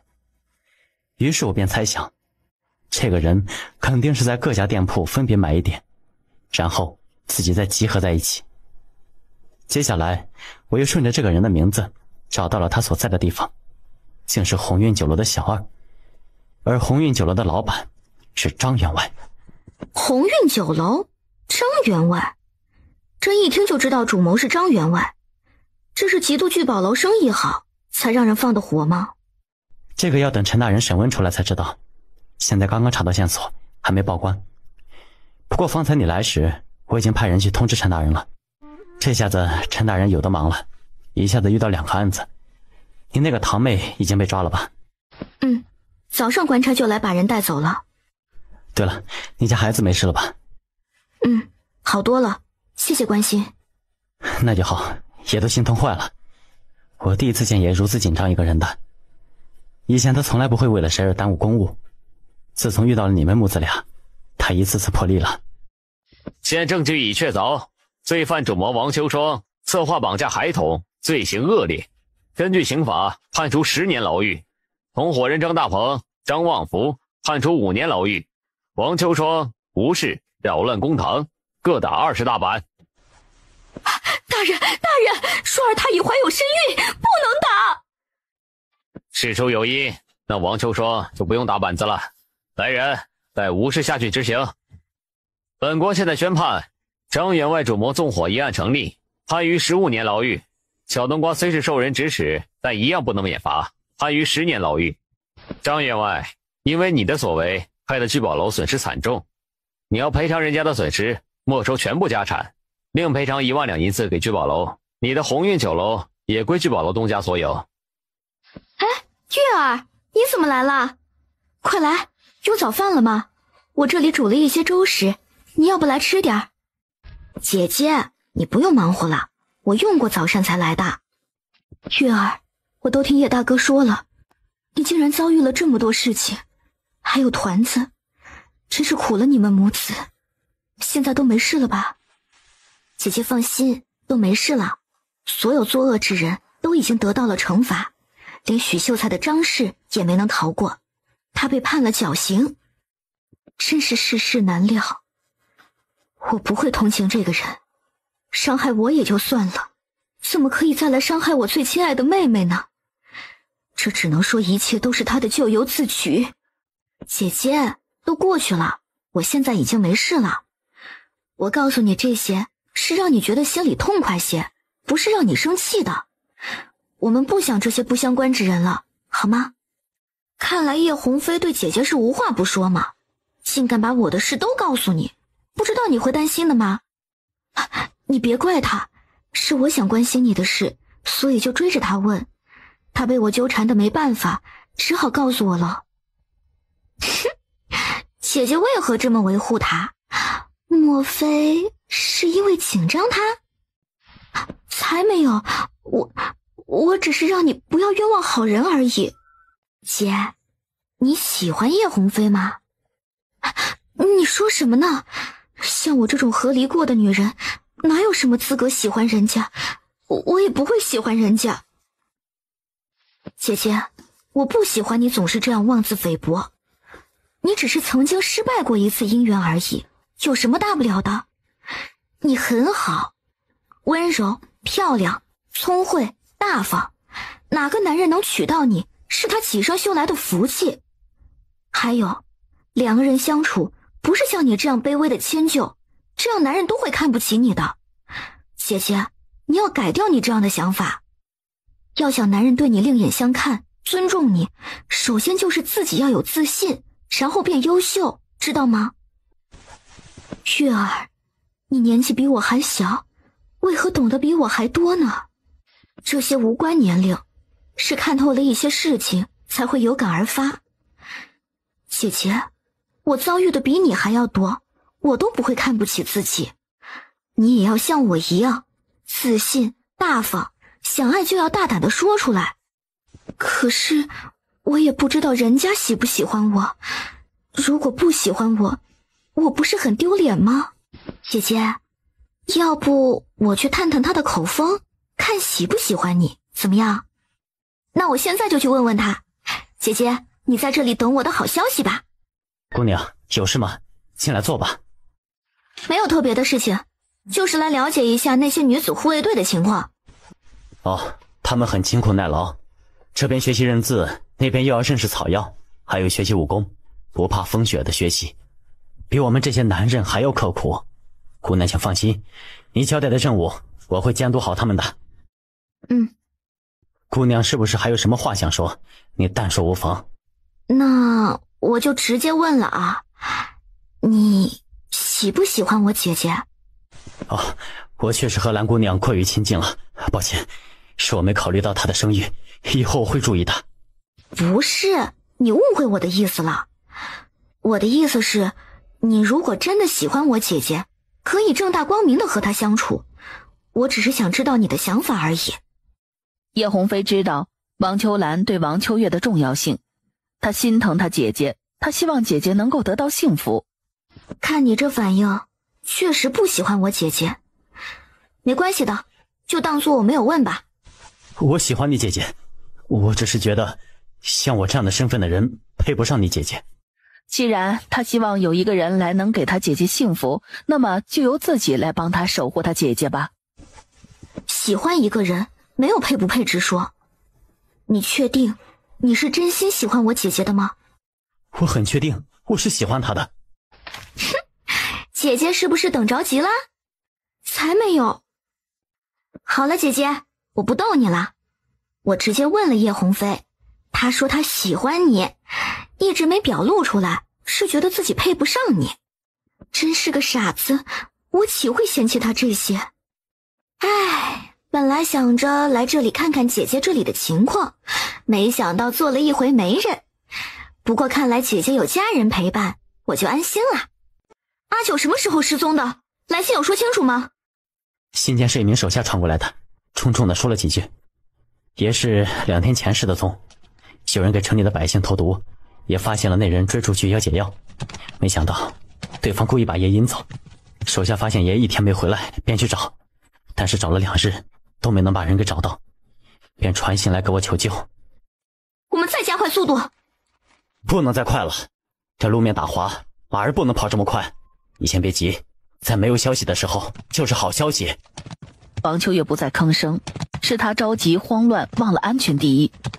阿九往哪个方向追那个女子了？他是爷最信任的朋友，以后他有什么问题尽管回答。灰姑娘，爷是往北边方向追去的。事不宜迟，我们赶紧出发吧。可是这城里的百姓怎么办？可是去救爷一样重要，要不你把石斛给我，我带人去找爷，你留下来救百姓，怎么样？那好吧，你们一定要把阿九给找回来，拜托了，要带足干粮和水。这时候大雪封山，在山上没有食物。叶鸿飞，你们接受过野外求生训练，遇到什么事情一定要先冷静，才能想到办法。放心吧，我们知道的，我保证一定把爷找回来。真是奇怪了，这些人的血液里并没有中毒，到底是何原因造成他们这般痛苦呢？姑娘，先来吃点东西吧。先放那儿吧，我现在还没有捋清楚头绪，没有胃口吃下任何东西。听姑娘这么一说，倒让我想起了一种毒。什么毒？这是一种蛊毒，看老百姓的症状像是中了一种虫蛊。这中毒者开始出现头晕头痛、心悸乏力、恶心呕吐、腹痛腹胀、肌肉疼痛等症状，严重者还会血便、少尿、血尿、浮肿，不出7日便毙命。你怎会懂这些？你能确定他们真的是中了蛊毒吗？因为我懂这些蛊虫，我是苗疆人，自小跟随师傅学习各种蛊术，这是我们族人世代流传下来的一种术法，我们从来没有害过人。但是因为我们族里有人利用蛊术来害过人，所以朝廷灭了我们一族，还剩下侥幸逃脱的师傅和师叔。师傅觉得这蛊术是世代族人留下来的东西，不能就这么埋没了，就教授给我。没想到有一天，师叔和师姐竟反过来要灭了我和我师傅，便给师傅下了毒。师傅为了掩护我离开，死在了他们手上。从此我便没有了亲人，四处流浪，直到遇到姑娘。我一开始没有跟姑娘说清楚我的身份来历，就是怕姑娘害怕我是苗疆之人，不肯收留我。傻丫头，我怎么会害怕你是苗疆人呢？我相信你是个善良的姑娘，不用发誓，我信你。谢谢姑娘你收留我。既然你懂蛊术，那你快去看看老百姓是不是真如你说的中了蛊毒。姑娘，我已确定真是蛊毒，要赶快熬药给他们喂下，不然熬不过明日了。那好，需要什么药你赶快说。小家伙，快吃吧，补充体力，明儿再继续带我们找爷。姑娘的相公到底是何身份？能告诉我吗？他是当今的摄政王。什么？摄政王怎么会隐藏在王家村，还和姑娘？哼，还和小娘子成婚是吗？缘分这东西啊，很难说。总之，爷在那一次受伤之后便消失了。在我找他的时候，他们早就成了婚，而爷的腿也是被小娘子治好的。我就是为了找爷才来到这个镇上。当时我知道爷成婚了，我也像你这般惊讶，后来就慢慢接受了。小娘子确实配得上爷。我听说你是因为失望，所以才做了逃兵，当上了土匪的大当家。一个抛弃自己手下的兵之人，不配我们追随卖命。我们不想死得憋屈。我朝如果有多一点像你这样有血性的人，那我们的国家就不会被帝国侵占了。那你呢？一个世家子弟，为何甘愿依附在他身边？国家有难，谁能独善其身？再说了，我们的爷是一个有抱负、有远见、有一颗大爱之心，值得我跟随和学习。摄政王确实令人很佩服，让人仰望。队长，三爷，出了何事？外面有狼群，好多的狼。这大雪天，狼群觅不到食物，肯定是饿极了才敢打我们的主意。大家只能拼死一搏了。注意，擒贼先擒王。我们首要攻向狼王，只要狼王被灭了，才能震慑到狼群。希望这样能吓退他们。哼，你想吃掉我们这些人，恐怕不行。要想你的同类不被杀害，快快带着他们离开。你敢杀害他们其中一个，本小姐定要你丧命。方才是你说要杀了我的雪狼是吗？你的雪狼？这些都是你驯养的狼？没错，这些都是我驯养的狼。那姑娘为何要放出来？万一伤害到上山的人怎么办？你们闯入了我们的领地，还好意思责怪本小姐？抱歉姑娘，我们是因为找人不知不觉来到了这里，并不是有意闯入，更不知这是你们的领地。你们所找之人，是不是一个身材高大、长相俊美的男子？正是我们要找之人。敢问姑娘，他现在在何处啊？我为何要告诉你们？他是我捡回来的，以后就是我的人了，谁也不许带走他。捡回来？那他是受伤了吗？严不严重？他没有其他伤处，就是眼睛看不见。不过别担心，我山庄里有一个医术高明之人，能治好他。敢问姑娘芳名，是何家小姐？我乃是玄门派的大小姐，欧阳丹丹。我爹乃是武林盟主，欧阳雄。正好本公子要拜访一下你爹。在下是韩家公子，你父亲之名早有耳闻，还请欧阳小姐带路。既然你不肯说出爷在何处，那么我就换个角度来进去山庄，到了那里再想办法把人带走。好吧，那我就带你们去见见我父亲吧。韩公子能大驾光临在下寒舍，真是蓬荜生辉呀。欧阳家主客气，是在下冒昧打扰了。小女自幼顽劣，没有为难各位吧？在下在这里替小女向各位道歉。明明是他们私闯了进来，为何要道歉？丹丹，小女被我宠坏了。确实是我们冒昧闯入了，不过我们并不是有意的。我们来找一个非常重要的朋友，一路找来便来到了这里。小女前2日带回来一名男子，就是不知道是不是你们的朋友。等一会儿我让丹丹带你们去见一下。那就多谢家主了，因为实在着急见到我这位朋友，所以想现在就请欧阳小姐带一下路，随后再与家主一聚。这个能理解，丹丹听话，带他们去吧。梅大哥，我能进来吗？我带了几个人来见你，他们说是你的朋友，你要见一见吗？朋友？是我的人吗？进来吧。梅大哥。韩三叶，叶鸿飞，是你们？阿九，是我们。你们怎么找到这里来了？他也来了吗？他留在了荣城，治疗那些中毒的百姓，把赤狐交给了我，让赤狐带我们来找你。我们闯入了欧阳盟主的领地，后来才从欧阳小姐的口中得知你被他救了，这下总算找到你了。赤狐？这赤狐可以送我吗？就当做我把你带来找到朋友的份上，送我的回礼吧。这赤狐已经有主人了，是在下的另一个朋友的，所以抱歉了。那你帮我告诉他，这赤狐我要了，他要多少银子，给我一个数，到时我派人给他送去，怎么样？这个恐怕不行，他也很喜欢这赤狐，多少银子他都不会卖的。俗话说君子不夺人所好，欧阳小姐还是算了吧。你要实在喜欢，以后我一定寻一只给你。那你一路找来，可有发现威尔的踪迹？没有，大雪都覆盖住任何痕迹了，我们就连你的踪迹都没能找到。要不是误打误撞的来到了这里，怕是也找不到啊。明日一早就回荣城，回去再说。不行，你的命是我救回来的，没有我的允许不许离开。你无权把我留下。嗨，你有没有良心啊？我那么辛苦把你救回来，还亲自照顾你，你现在说走就走，有没有顾及到我的感受啊？然后一跺脚就往外面跑了。属下叶鸿飞拜见摄政王。起来吧，以后在别人面前无需多礼，以免别人怀疑。话说回来，姐你的眼睛是怎么受的伤？这里的大夫怎么说？在追捕那女子之时，被他暗算了一下，我吸入了毒粉，便昏死了过去。昏过去之前，看到威尔正在和那女子缠斗，我醒来时便在这里了。那女子是什么来历啊？竟然懂得这么厉害的毒？听她的口音，像是苗疆之人。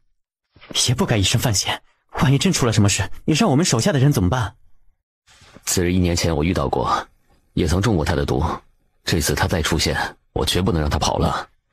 没想到我还是大意了，2次都栽在他手里。以后我定要将他千刀万剐。此人确实要除掉。好了，你们早些休息，明日一早便离开。放肆！何人有这么大胆子来殴打本官之子？袁大人好大的官威啊，竟然纵容你家之子私自带官差来欺压我这个民女。民女是奉命来治疗这些百姓，你们却过河拆桥，如此对民女吗？你伙同你的手下殴打本官之子，还有官差，就该把你们关押起来。来人，把他们带走。袁立明，你好大的胆子，竟私自逃狱出来，还敢继续滥用私权，罪加一等。阿九，你可算回来了，把我给担心坏了。对不起，让你担心了。算了，你回来我就不怪你了。你的眼睛怎么了？这事我们稍后再说，现在让为夫先处理这些碍眼之人。你们若是不想和袁立明一并被治罪，便乖乖放下兵器，然后把这几个人带回牢中。求大人开恩，我们一切都只是听命于袁大人办事，所有的事一概跟我等无关。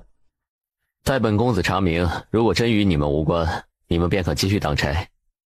谢公子，如果有需要，我等都交代这袁大人的所有罪行。把他和所有相关的人员一并缉拿归案，查抄他们所有的府邸。是，属下立刻去办。走吧，回去我给你看看。哼，我那里的神医都说了，他眼睛没那么容易好，要在那里治疗一段时间。他偏偏要离开，眼睛瞎掉怎么办？这个女人医术根本就不行，在那里看了半天了，也没有个答案出来。要是真的为他相公好，应该劝着他回到我那里去治疗。欧阳小姐，你可有所不知了，天下没有我家小娘子治不了的病。你不要再说了，小心会有人不高兴。有这么神吗？这也太夸大其词了吧。他怎么样了？没什么大问题，他原来的毒已经解得差不多了，待我针灸几下，再喝几副药就能好起来。太好了，这次真的是不幸中的大幸。还不是本小姐请的神医给他治得差不多好了，他倒会在这里揽功劳。他是谁？为何跟你们一起回来？一个无关紧要之人而已。什么无关紧要之人？我是你的救命恩人，你就这么对待你的救命恩人吗？原来是这位姑娘救了我家阿九，在这里我向你说声谢谢。本小姐又不是因为你才救她的，无需要你的道谢。韩三爷，即刻派人去给欧阳雄传信，让他派人来接他的女儿回去，否则他的女儿出了什么事，我一概不负责。是。你忘恩负义，过河拆桥，实在是让人不齿。欧阳小姐，救人本来是一件好事，但是像你这样时常把救命之恩挂在嘴边，还仗着这点情分对我处处出言不逊，非得逼得人撕破脸，这还算什么恩情？你个专门勾引男人的狐狸精！要不是你使了什么狐妹子手段把他迷住了，他怎么会不看本小姐一眼？本小姐这么好看都不能入他的眼，就是因为你。你说的没错，我就把我家阿九迷得神魂颠倒了，又怎么样？这和你有关系吗？我家阿九乐意给我迷着，你能管得着吗？不要脸！一道无形的掌风向欧阳丹丹袭去，不过被欧阳丹丹的婢女挡了下来。带着你的婢女滚！为什么你要这般无情？我对你一见倾心，自降身份缠着你，就是想让你多看我一眼，这样你就能喜欢上我了。男人不都是三妻四妾吗？为什么你眼里就只有一个女人？小姐，咱们走吧，别在这里自取其辱了。月儿，很抱歉，我无意招惹他的。别说了，我懂。说到底，我还挺感激他的。要不是他把你救了，我就永远见不到你了。本来计划着可以在除夕之前回去与你和孩子一同过年，没想到出了这样的事情，还害你大老远的奔来找我。我们夫妻之间还要说这些见外的话吗？能看到你好好的站在我的面前，我就无比感恩上天了。我们尽量在今日把这边的事情处理完，然后回去陪孩子守岁。好。对了，那些老百姓中的是何种毒？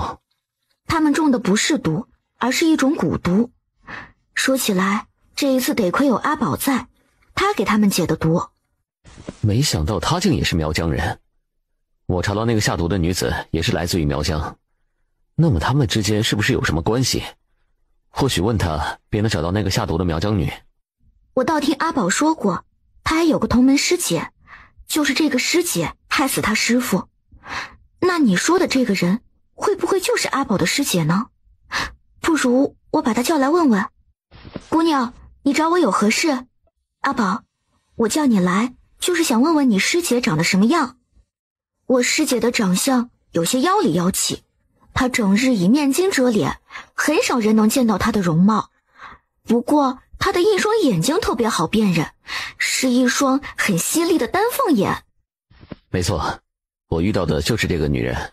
据消息来报，她已经投向漠北国那边。这次下毒也是漠北国传达的任务。只可惜没能让我遇到她，不然我定要将她碎尸万段，以祭师父的在天之灵。不用着急，来日方长，君子报仇10年不晚，以后会有机会的。那我先去准备午膳了，去吧。阿九，你很喜欢吃这方便面吗？这方便面果然饱腹感很强。月儿，你真是让我太惊喜了，怎么会这么多好东西？阿九，一碗面而已，做起来很简单的，这没什么呀，你为何这么激动？你说这做法很简单？对啊，做法简单又容易携带，几天都不会坏。你如果想吃点热食，用开水往里面一泡就可以吃啦。太好了，我最近在烦恼粮草不足的问题没得解决，现在知道了有这种方便携带的面，又能饱腹，这个问题不就能解决了吗？阿九，你应该早些告诉我你的烦恼的。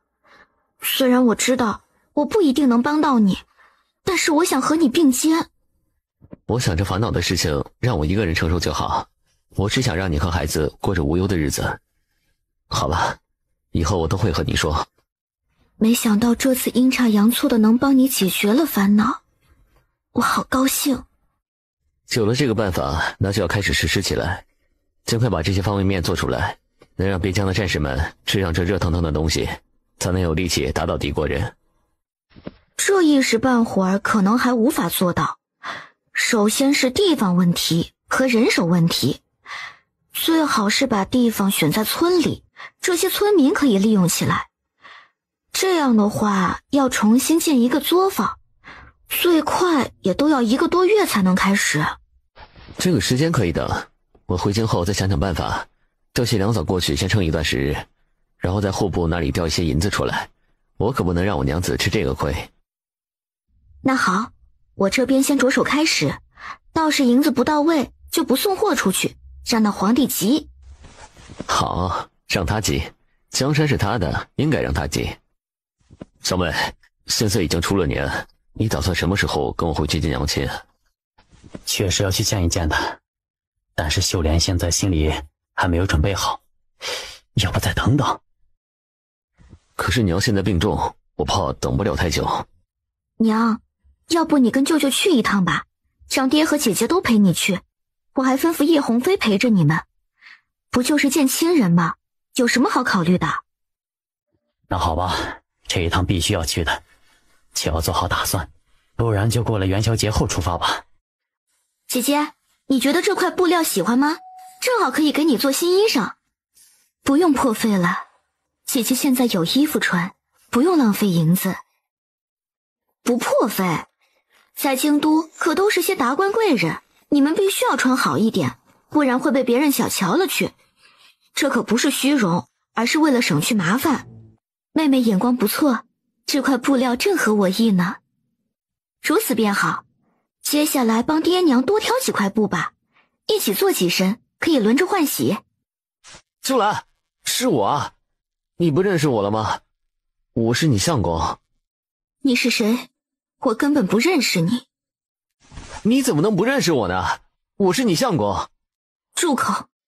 你已不是我相公，你我之间现在已是路人，不准你再胡言乱语。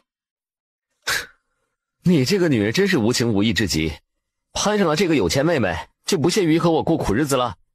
我真是后悔当初把你带回家里，好吃好喝的供着你。说到无耻，我还真没见过一个像你这么无耻之人。我姐姐来到你家，尽心尽力的伺候你们一家，可你倒好，不但把妾室带回来，还纵容妾室把她虐待的只剩半条命。为了讨好有钱的妾室，毫不犹豫就同意和我姐和离。现在妾室不在了，就把主意再打到我姐姐的身上来。王秋兰只是我买回来的一个仆人，她还签了死契。我娶回来的那个不是妻室，是正室。她做错的事情被正式处罚，不是正常的事吗？倒是你这个妹妹横插一脚，用了卑鄙手段把她带回了家。说到底，这是我的人，我要把她带回去有什么错？还有，你为了替姐姐报仇，竟然连我妻子都害死，还连累了岳父一家。你这个蛇蝎心肠之人，迟早有一天被天收了你。既然你要在这里当众掰扯这些事情，那我就和你一一清算出来，不然我姐姐的名声就被你这个恶心人败坏了。我姐姐虽然是签了死契，但并非她所愿，而是当初你贪恋我姐的美貌，又希望我姐断绝和琼娘家的联系，才和我那狠毒的阿奶暗中搞手脚想出来的招数。我姐当初嫁你时，你发誓此生只爱我姐一个人，但没过几年，你就另结新欢，还冷落欺辱我姐姐。我作为妹妹，当然替姐姐出头。秋兰，我真的知道错了，你给我一个改过自新的机会好不好？以后我保证对你一心一意，不再欺负你。你走吧，以后别再让我看见你，更别说我会跟你回去了。忘了告诉你，我已经有了爱我之人，你就死了这条心吧。什么？你这个朝三暮四、水性杨花的女人，你该被进猪笼，该下18层地狱。魏三，他嘴巴太臭了，教训一下他。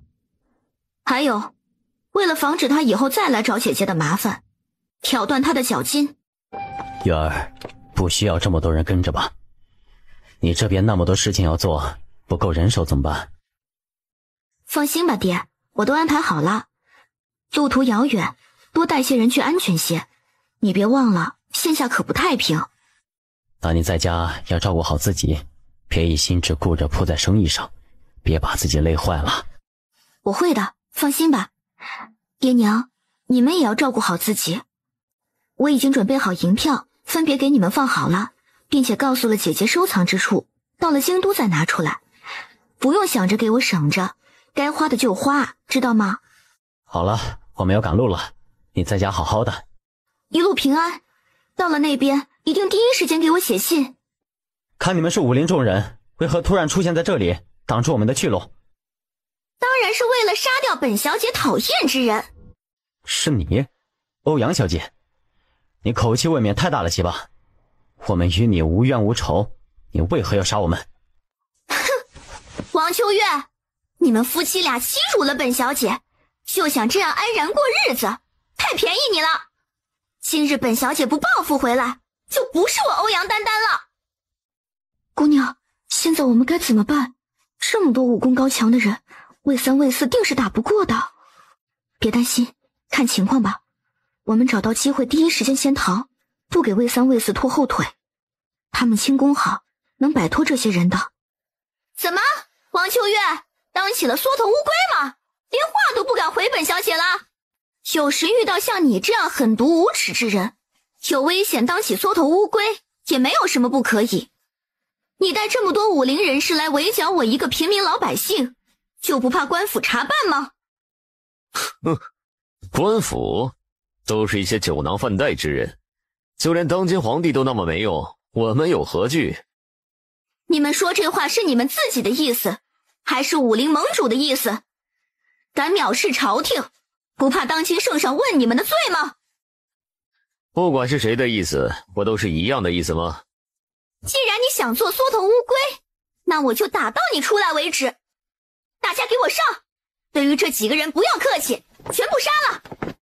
主母，你千万不要出来，找准机会先赶着马车逃走，属下掩护你离开。小心点，快跑！但是还没有跑出去几步，一枚飞镖朝他们身后飞了过来，转过身一把将不如宝推开，他被震得连连后退。阿宝，快松手，不然把你也拉下来了，不值得。我一定要把你拉上来，我不能没有姑娘。姑娘如果走了，阿宝怎么办？再也没有人对阿宝这么好了。早知道有今日，就不该得罪本小姐，这就是你们的下场。抬起脚，一脚接着一脚踹在不如宝的后背上。阿宝，快松手！我知道你尽力了，再不松手，你会没命的。我不松手，死也不松手。好一对主仆情深的样子啊！你有什么怨气，冲我来，别伤害无辜。你是在求本小姐吗？好，只要你说一句求本小姐，那本小姐就考虑放不放过她。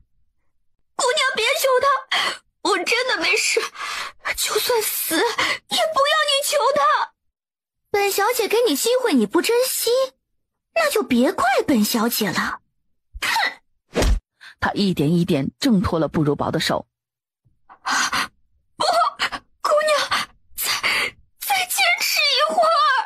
倏地感觉手上一松，那道纤细的身影如同一只断了线的风筝，往悬崖下坠落下去。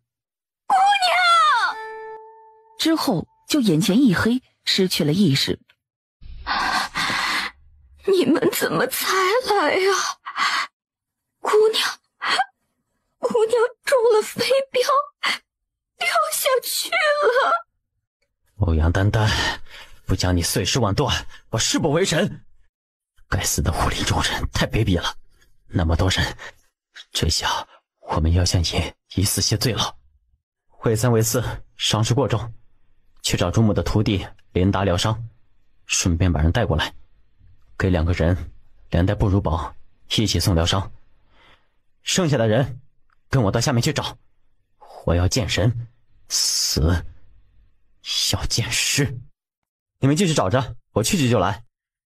韩三爷，你怎么这个时候来？在镇上没看到姑娘吗？你家姑娘出了些事情，我现在需要带赤狐去找她。你在家里安抚好孩子，但是不能让孩子知道，别吓着孩子了。啊，姑娘出了什么事了？怎么要用到赤狐了？是失踪了吗？她被人追杀，掉下悬崖，到现在我们都还没找到人。什么？别愣着，赶紧把赤狐给抱出来。韩叔叔，你怎么了？叔叔来是借赤狐来用用，叔叔有个朋友不见了，希望赤狐能把他找出来。那叔叔你带去用吧，等娘回来我帮你告诉娘。叔叔不用担心，赤狐很厉害的，一定能帮你找到那个朋友。对，赤狐这么厉害，定会找到叔叔的朋友的。子睿，你娘她有些事情要忙，可能今晚无法回来，你在家要乖乖听话，知道吗？原来是我娘让叔叔回来告诉我的吗？那你告诉我娘，没关系的，子睿会很听话，让娘放心。子睿真乖，叔叔会告诉你娘的，相信你娘看到你这么懂事，她一定会好开心的。这时小燕儿把赤狐抱着匆匆跑过来，后面跟着慈大娘，她满脸担忧。小家伙，我知道你能听懂人话，现在我需要你帮个忙，有个朋友失踪了，让你帮忙找找好吗？小赤狐，你就跟叔叔去吧，去帮个忙，做个善良的小狐狸。没有好处就想让我帮忙，没有那么容易。我欠你只烤鸡行不行？2只。赤狐终于动了，一蹬腿跳到了韩三爷的怀里。你在家乖乖听话，叔叔走了。赤狐，现在这儿去找你的主人，他掉下悬崖，现在生死未卜，找不到人，所以就靠你来帮忙了。赤狐，你是觉得你主子在上面吗？王秋月果然挂在那棵树上面，他感觉到王秋月的气息已经很微弱，随时都有生命危险。你师父怎么样了？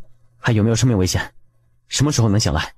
师父有内伤，还昏迷那么久，被冻了那么久，寒气入体有些深，还有左胸内伤，虽然把毒血放了出来，但是还有余毒未清，所以师父什么时候醒来我也说不准。该怎么治疗你大胆去做，要用最好的药，钱不是问题，务必要让你师父醒过来。我知道我一定会尽力而为的，有我在，不会让师父有事的。明日你抽个时间回家收拾东西，带上你媳妇，跟着你师父回去住一段时间吧，他需要你在身边照顾。韩三爷累了一天了，先回去休息吧，今晚我守着师父。那我先回去了，有什么事让人去聚宝楼给我传个信。三爷，我们要不要给爷书信过去，把这件事告诉他？还是告诉爷吧，我这里去写信，该怎么做就由爷一个人做决定了。已经半个月过去了，但是看样子还没有醒来的迹象，这下可把琳达急坏了。就在他懊恼和不知所措的情况下，美酒回来了，还带着一个男人回来。你让我救的就是这个姑娘啊！能不能先别废话？好，我都依你。真是的，8辈子欠你的。受了很重的内伤，中过毒，还受过寒，才会导致昏迷不醒。能否治好？能否治好就要看你的态度了。只要你告诉我这姑娘是你什么人，我就救她。她是我妻子。天哪，这消息也太惊到我了吧！我这颗小心脏会受不了的。现在是人命重要，还是你的废话重要？好，我欠你的。这是什么药丸？这是凝露丸，世上仅此5颗，是集齐各种珍贵药材炼制而成，一颗能解百毒，对治疗内伤或经脉受损有着极具功效。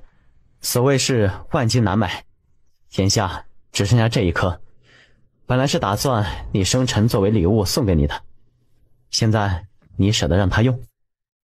我不需要这种药。这药什么时候起效？他何时能醒来？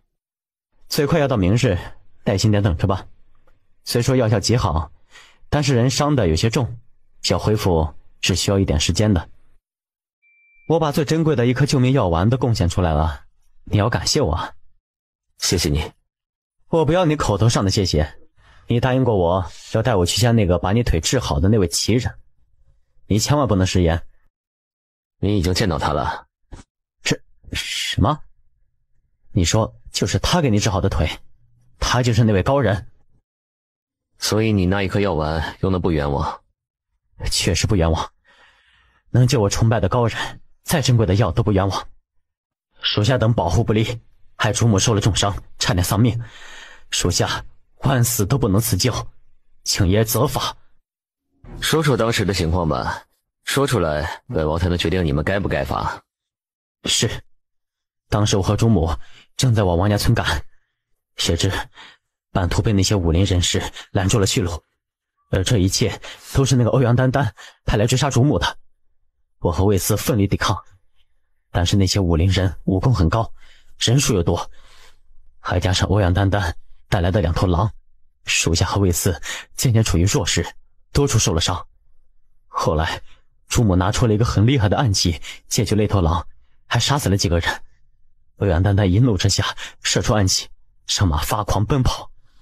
主母在马车上一时无法跳下车，属下们想上去阻止，但是被武林人死死缠住，脱不开身。韩三爷等人也没来那么快。后来主母割断套马绳子跳了下来，谁知那欧阳丹丹一直紧追在主母身后，找准机会就对主母下手。他联合那头狼把主母打下了悬崖。当我们赶到的时候已经晚了，属下们真是没用，真该死，求爷责罚。武林人吗？看来这几年没有理会这些人，竟变得如此猖狂起来了。还有那个欧阳丹丹，看来本王当时警告的还不够明显，那么就不配活在这世上了。本王需要了解整个武林帮派的资料，参与这次追杀行动的帮派一个都不放过。是，韩三爷已经派人去收集，消息现在已经在他手上，相信等他来会给爷带来。眼下正是用人之际，暂时就不对你们处罚，等事情完了再找你们算账，先退下吧。是，属下定会将功赎罪。韩三爷一进来就跟着魏三魏四一样，先跪下来请罪。现在请罪有何用？你们就把那些人全部歼灭，来将功赎罪吧。是，属下定会将功补过。先起来吧。这是属下收集起来的资料，请爷过目。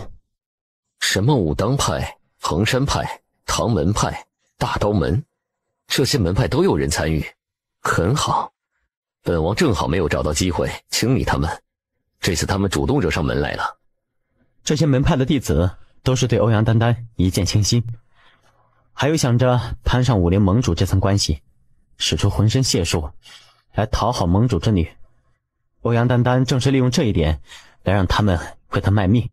哼，想不到一个小小的姑娘竟然有着一颗蛇蝎之心。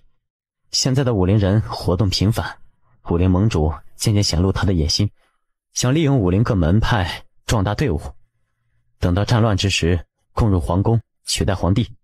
他要做天下之主。天下之主？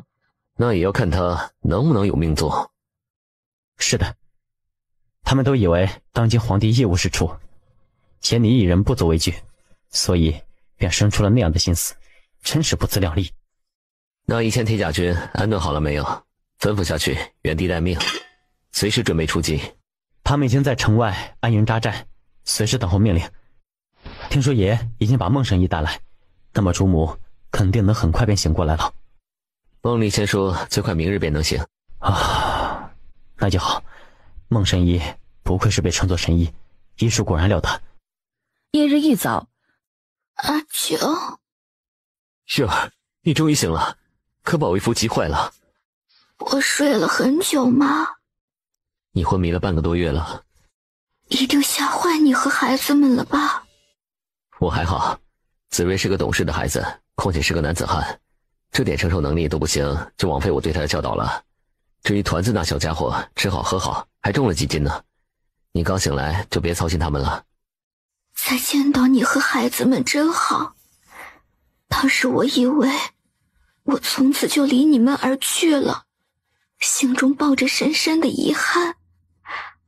我还没有和你一起完成你的心愿，让天下太平，还没有把俩孩子教育成人，于是我就有一种强烈的不甘心。兴许就是这份不甘心，老天爷才没有把我的命带走吧。谢谢你的遗憾和不甘。既然你醒来了，我让孟丽仙来给你诊脉。就是你带回来的那个神医？你等着，我去把他换来。没多久，美酒就回来了，身后跟着进来一个穿着白色锦袍的俊美男子。哟，小美人这么快就醒了，果然是本公子的凝露丸效果极佳呀！想起我那独一无二的药丸子，能救醒一个美神，总算是没白费，还是救醒一个神医，而我也不会再被这个家伙给烦死，想想倒也值得。哇，果然颜值高的男人嗓音都不会差，但是也太迷人了吧。还是没有我家阿九好看。小女子多谢神医的救命之恩，以后神医如果有需要小女子帮忙的地方，小女子一定尽力。别叫神医这么见外，鄙人姓孟，名立谦，是阿九的好友，你可以跟他一样唤我立谦。孟大哥，来，大哥给你把把脉。妹子，这内伤还有些没全好，腰部应该也受伤了，这寒气也还有一些残留，不过养个10来天就能好。这期间为兄会给你好好调理好的。有劳孟大哥了。哎，妹子别客气，为兄也盼着妹子快些好，然后我们可以一起探讨一下医术。为兄真的很好奇你是怎么把阿九的腿给治好的，到时还望妹子不吝赐教。既然诊完脉了，就该去抓药监了。这种艰难的事情只有你这个神医来做，所以辛苦你了。药监好让下人送来即可。阿九，你这个小气的男人，我还没跟妹子说完话呢，你个卸磨杀驴的家伙，我怎么会有你这个朋友，真是倒霉了。阿九，孟大哥是客人，更是我的救命恩人，你这样对他好吗？雪儿，我发现你变了，自从这个家伙来了之后，你就盯着人家看，现在还帮着他说话。阿九，我怎么会看别的男人呢？你这么好看，我都看不够，别人哪会入得我的眼呢？方才瞧一眼孟大哥，只是对你这个好友一丝好奇而已，你就别介意了。而且你因为这个而这么对待我的救命恩人，人家会说你小心眼儿、忘恩负义的。我是不想有损你的形象而已。谁敢说？好好好，没人敢说你，阿九最威武啦。好了，你该休息了，多点休息才会恢复得快。爹，你就答应女儿，让女儿出去吧。女儿见不到他，日夜受相思之苦的煎熬，你忍心吗？不行，你就死了这条心吧。你是爹唯一的女儿，将来可是要做王妃或者官家夫人的人，绝不能让你委身一个普通之人。爹，你看那男人气质不凡，还有这么多人跟在身边，连那个韩三爷都是他的手下，可想而知，这个男人定是身份不一般。只要女儿得到他，你就有一个乘龙快婿了。有了这条线，你以后想做什么，不就容易多了吗？你怎么知道韩三爷是他的手下？人家不是说了吗？他们是朋友。在荣城的时候，是女儿亲耳听到他吩咐韩三爷做事的，这错不了。而且韩三爷还对他很恭敬不已呢。盟主，有人闯入。等等，快把许郎都召唤来。厮杀声、狼嚎声响彻整个山庄。你到底是什么身份？为何有这么强的一支队伍？为何要灭我宗门？在你临死前能见到本王的铁甲军，算你没白活。什么？你就是传说中的煞神摄政王？住手！住手！美酒，你不能杀了我父亲，不然我会恨你的。拂袖一挥，飞镖破风而去。为什么？本王的名字岂是你配叫的？当日你伤了月儿分毫，本王便加倍还给你。丹丹，快走！想走？能在本王手上走掉的，怕没有。你确定要试试吗？本小姐喜欢你有什么错？凭什么一个下贱的村妇能得到你怜爱？你看不上本小姐也就算了，还这般羞辱于本小姐，我咽不下这口气，我就要让你失去心爱的人。没想到他真是命大，是我输了，输在了没有他那么好命。现在山庄已毁，一切都是因为我，那就让我以死谢罪吧。你动手啊，能死在你的手上也值了。王爷，是在下管教不好，让女儿做出了伤害夫人之事。现在在下的儿子已死，女儿受伤，还搭上了山庄里所有弟子的性命，这已经够弥补小女的过错了吧？求王爷放过我们一命，从此我们离开这里，销声匿迹起来。哼，野心勃勃之人永远都不知道满足之意，只有死了才能让本王放心。剑光一闪，亲爹就在他眼前人头落地。想死，怕是太便宜你了。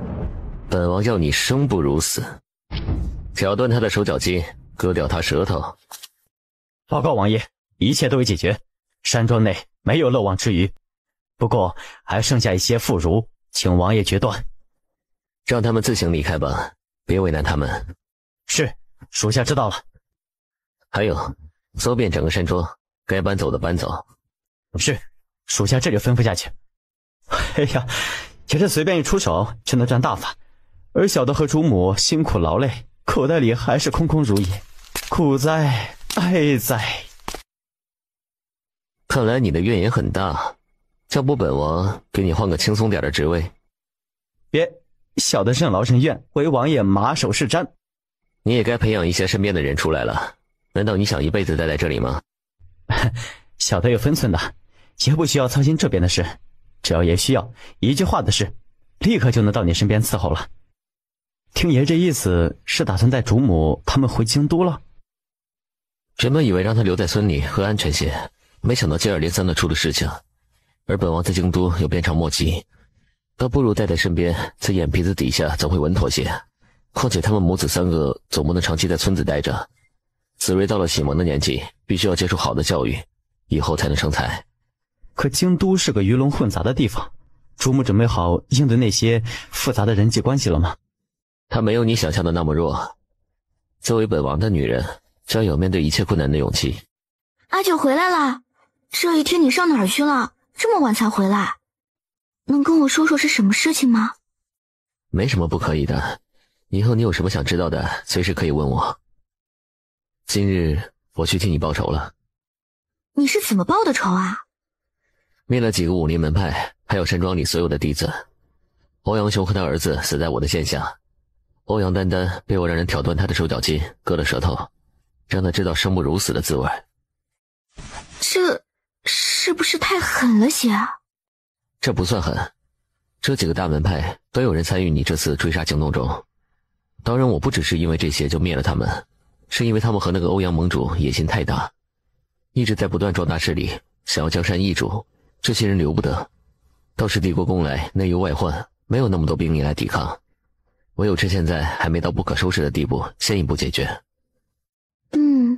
你这么一说，也在情理之中，能理解。月儿可是觉得我很冷酷无情，很残忍。我怎么会这么想你呢？你在我眼里虽然性子是冷了些，但是却有一颗仁义之心。你不善于表达，但是却用行动来证明。你绝不滥杀无辜，杀的都是该杀之人。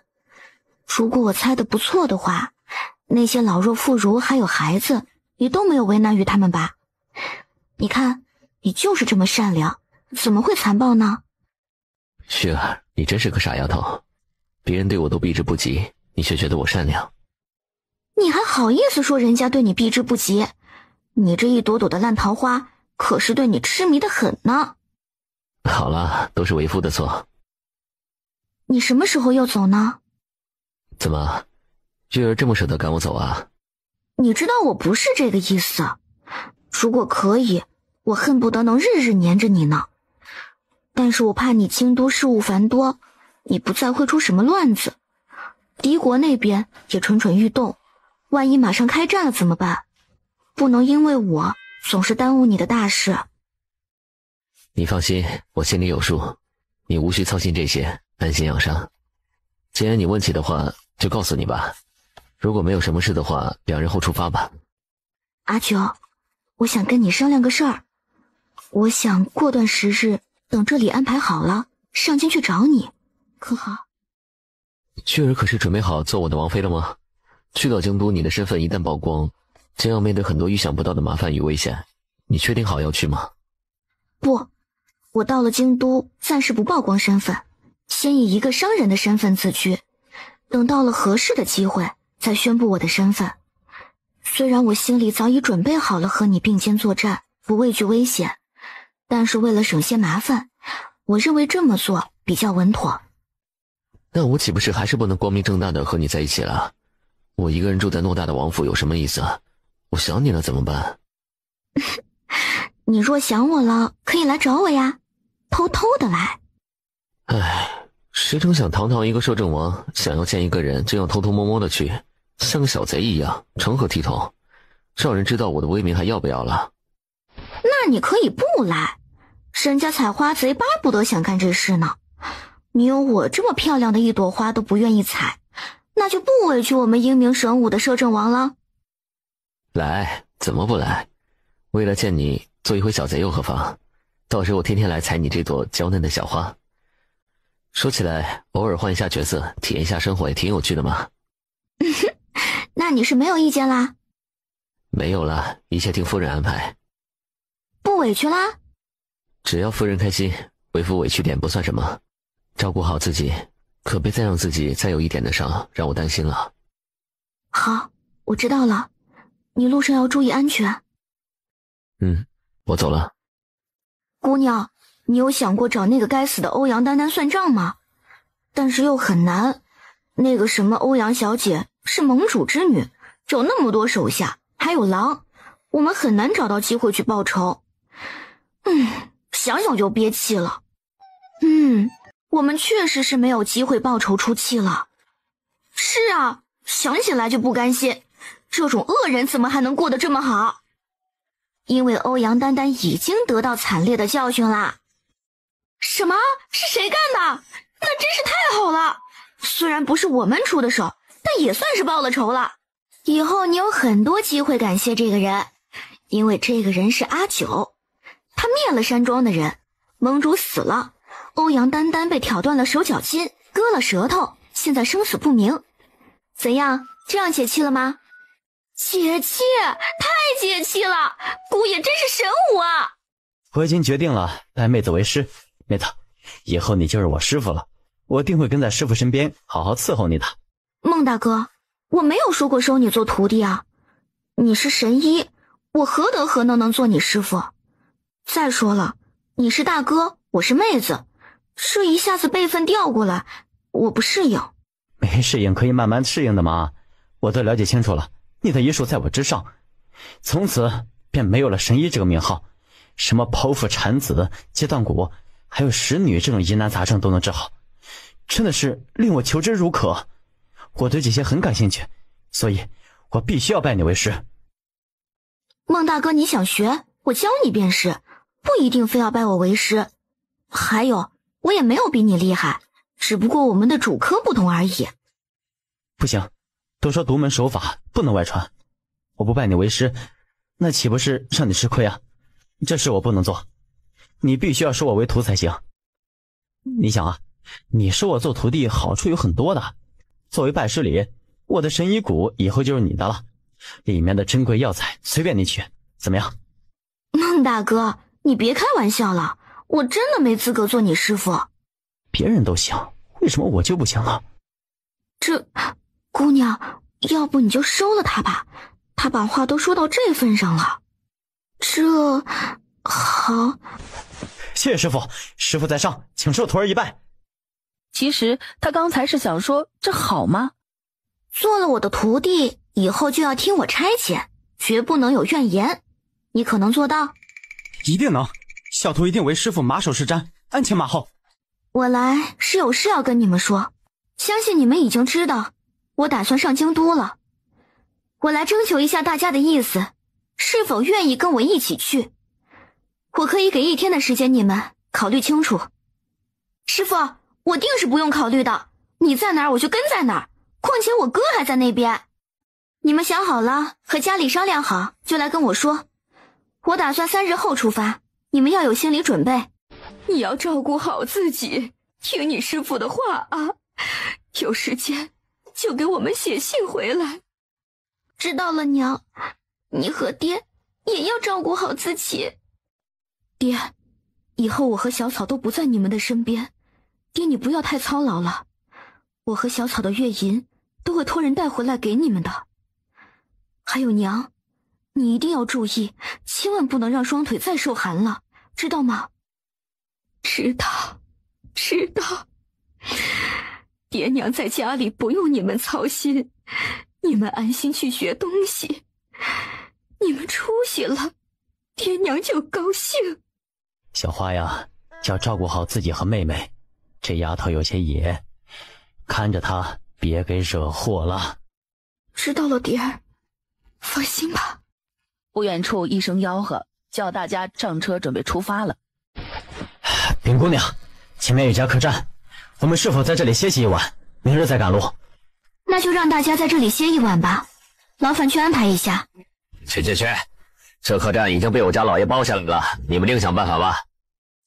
这荒郊野外的，相隔好几十里都不会有客栈，眼下又天黑了，我们想不到办法。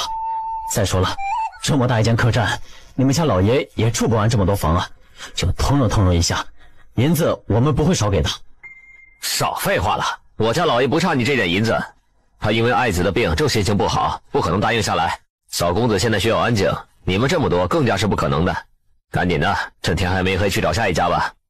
不知这位大哥能否告诉小女子一下，你家小公子得的是什么病呢？灰姑娘，我家小公子得的是心悸之症，每到发作之际都痛昏死过去，以前还能靠药物来控制一下，现在连药物都失了效。这不，老爷和夫人带着小公子到附近的那个山神庙来祈福，祈求小公子早日能脱离痛苦。听说这个庙里特别灵验，就带来仪式。谁知道小公子今日又发作了一次，吃了药好不容易才睡下来。小姐还是快些带着你们的人走吧。这位大哥，劳烦你去通报一下，让你们的老爷或者夫人来见一下，我来跟他商量一下，总不会为难你了吧？这实在抱歉，让你去通传一下，都这么为难。什么人在下面吵吵嚷嚷啊？我不是让你们凡是靠近客栈之人都要赶走吗？原来是韩三爷，几年没见，你这小子差点认不出来了。只是你为何会出现在这里啊？护国侯也来无恙啊。韩三爷，你们这是打哪儿来？这是我生意上的一个合作伙伴，先打算一起回京都做一些小生意，没想到这唯一的客栈还让侯爷给包下了。你看这姑娘家的还有小孩，不好在外面露宿，不知侯爷能否给个方便呢？侯爷，这些人的一切吃喝用度，小爷我给你包了，怎么样？你们进来吧，但是不许有喧哗声。多谢侯爷通融。你说这个侯爷在朝中是怎样的一个人？实力如何？此人手握兵权，算是实力强悍吧。在朝中那些大臣都对他有几分忌惮，不敢轻易招惹，在大家明争暗斗之中保持中立，谁都不站队。你说，如果阿九能得到这么强悍的一个人来支持，那么他在朝中是不是顺利多了？这有点难，这个人有些死脑筋，认定一件事就很难轻易更改，人家对他的各种利诱都无法让他站队。这样也好，阿九少了一个这么强悍的敌人。没想到小娘子你这么为爷着想，人还没到京都就开始为他打算起来了。我们是夫妻，夫妻同体一心，可以共富贵，也可以共患难。眼下我但凡有办法，都希望能助到他的一臂之力。我们的爷真是有福气啊。也不知道这侯爷的小儿子是什么样的一个身体状况了。要看过才能知道是否能治。小师傅，你是想通过这个来笼络人心，你会治心疾之症？我是这么打算的，但是人我没有看过，不知道是否还能治好。如果到了油尽灯枯的地步，我也是没办法的。按照听来的推断，那小公子应该患的是先天性心脏病，这个是可以通过手术来治愈的。如果真是这样的话，那顾侯就欠下你一个大大的人情了。这个可是他唯一的爱子，他老来得子，简直就是他的宝贝疙瘩。你说能治好他的儿子，就是救命之恩，说不定以后会看在你的面子上站在爷这边。我不会因此挟恩图报，也不会主动要求顾侯这么做。他欠下的人情，他愿意怎么还，那是他的自由。我要让他自己自愿地站在阿九这边，而不是因为胁迫。站住！这里岂是你们能来的地方？没见我家老爷他们正在忙吗？去通报一下，你们家小公子的病我们有办法。若信就出来一见，若不信我们立马就走，绝不打扰。你们开什么玩笑？你们又不是大夫，凭什么说有办法？莫不是想借机接近我家老爷的借口吧？狗眼看人低的东西，一个仆人都这般嚣张，仗着谁的势？又是何人在外面吵？是你们？还有何事？在下听闻侯爷的爱子身体有些不适，正巧与在下随行的这位是神医谷的神医，特地带来给令郎看一看，或许能帮上忙。你说这位便是神医孟立谦？孟神医？正是。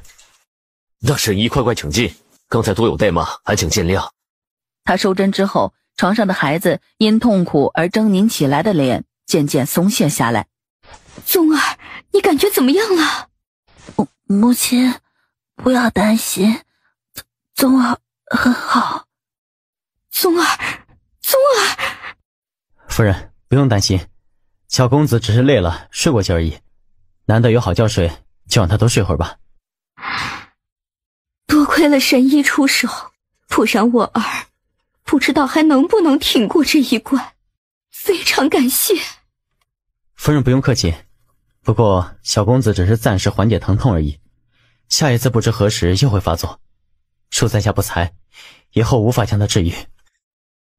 我知道，我儿这病症，除非遇到大罗神仙，不然谁都没有办法治好他。只是在他有生之年，能每次短时间减轻他的痛苦，我就谢天谢地了。不知道神医能否留在我儿身边一段时间，眼下也只有你能下针缓解他的疼痛。本侯爷的夫人说的对，只要神医肯答应，本侯爷能做到的一定答应你。哼，顾侯先别急，虽说在下没有办法治愈你家小儿，但是在下的师父兴许有办法。曾经听他说过这个类型的病症，他说要看过病症的轻重才能下结论，如果还没严重到不可治的地步，就有办法。什么？你说你师父有办法治愈？真的吗？是的，我师父说过这样的话。那你师父在何处？神医谷吗？能否请他来给我家小儿看看？我师父不在神医谷，但是能随时来这里。可是在下怕你们见到他的样子会不相信他，在下在考虑要不要让他出来摊上这麻烦。神医多虑了，俗话说人不可貌相，本侯爷又怎会因为一个人的外貌而心生轻视呢？况且是这么有本事之人，本侯爷敬佩还来不及呢。师父，您听到了，出来吧。什么？他是你师父？孟神医，你开玩笑的吧？本公子像是开玩笑之人吗？刚刚是谁说人不可貌相的？那有请师父快快给吾儿看看。我话说在前头，我虽然医术还算可以，但是我要看过病人才能下结论到底能否治愈，还请侯爷先不要抱太大希望。这个是自然，本侯爷明白。抬手开始搭在孩子的脉搏上，借着把脉的样子开启了芯片，对他身体进行扫描。侯爷这孩子确实是患了心疾，幸好心脏没有衰竭，我可以治好，只要以后按照我的要求来做，保证能和正常人的身体一样好。但是这个治疗方法有些风险，希望等一下我说完之后，侯爷能认真考虑清楚。真能治好啊！哎呀，谢天谢地了，让我们遇到姑娘这样的神医。不知神医姑娘说的治疗之法是什么？为何说有风险？我的治疗方法就是动刀子，在他胸口处用刀子切开，然后把里面的心脏进行修复再缝合。如果手术过程中不出现意外的话，缝合起来后慢慢休养康复，之后就是痊愈了。我所说的风险，就是怕在手术过程中会发生一些突发状况，导致手术失败，也会有生命危险。所以侯爷慢慢考虑清楚，这手术到底要不要做。要开膛破肚啊，这侯爷慢慢考虑清楚吧，我们就先出去了。如果考虑好，明日我们离开之前告诉我一声，等我们去到京都，好给小公子安排好手术事宜。好，就劳神医了。王姑娘，请留步。王姑娘，本侯爷经过一晚的考虑，终于想好了，还请王姑娘给本侯的儿子做手术。至于你说的手术风险，本侯也想清楚了。生死有命，如果真的是有什么意外，也是他命该如此，绝不会怪罪于姑娘。难得侯爷能想得如此通透。既然决定好，那么我就答应侯爷，尽力医治小公子。待我到了京都安顿下来之后，便开始着手安排手术前的准备。侯爷放心，有了我给的药，小公子定会安然无恙的，等到那个时候的。王姑娘可需要本侯爷帮什么忙吗？多谢侯爷好意，不需要侯爷的帮忙。这是本侯爷的信物，到时王姑娘准备好之后，便可派人拿着这个信物到侯府来通知本侯爷。差一点忘了，侯爷家的下人真的很忠心，到时如果没有你的信物，怕真的是传句话都难呢。本侯爷会交代下去，以后无人敢拦你。好，那侯爷后会有期，我们京都再见。哎呀，月儿，你们终于来到了！爹娘、舅舅、姐姐，我们来了。月儿，一路上都顺利吧？一切都顺利。月儿，这位公子是？啊，这是我刚收的大徒弟，叫孟丽谦。伯父、伯母，你们好，王姐姐好，舅舅好。好，好了，我们先进城，回去再慢慢聊吧。在下徐管家拜见夫人。爷现在无法前来迎接夫人，特地派老奴前来接夫人和小公子。爷已经给夫人找好了地方，请夫人随老奴前去先安顿好。有劳徐管家了，那我们就随你去。月儿，你们不跟爹娘回去见外祖父他们吗？他们都备好宴席等你们回来。爹娘，我得先带这么多人去安顿好了再过去，所以你们先回去跟外祖父他们说一声，我们随后就到。那好吧。夫人，这边是您歇息的地方，您看看，可还有什么不满意，随时都可以改。爷说了，一定要做到让你满意为止。我很满意，感谢管家操劳的这一切事宜。夫人无需客气，这是老奴应该做的。既然夫人满意了，那老奴也就放心。希望夫人以后住得开心。那就劳烦管家帮忙安排好我带来的人。是，夫人放心，老奴一定安排妥当。那夫人这是要出去了吗？老奴给夫人派辆马车送您。不需要，已经有人赶车了。外祖父、外祖母，还有各位舅舅、舅娘，你们好。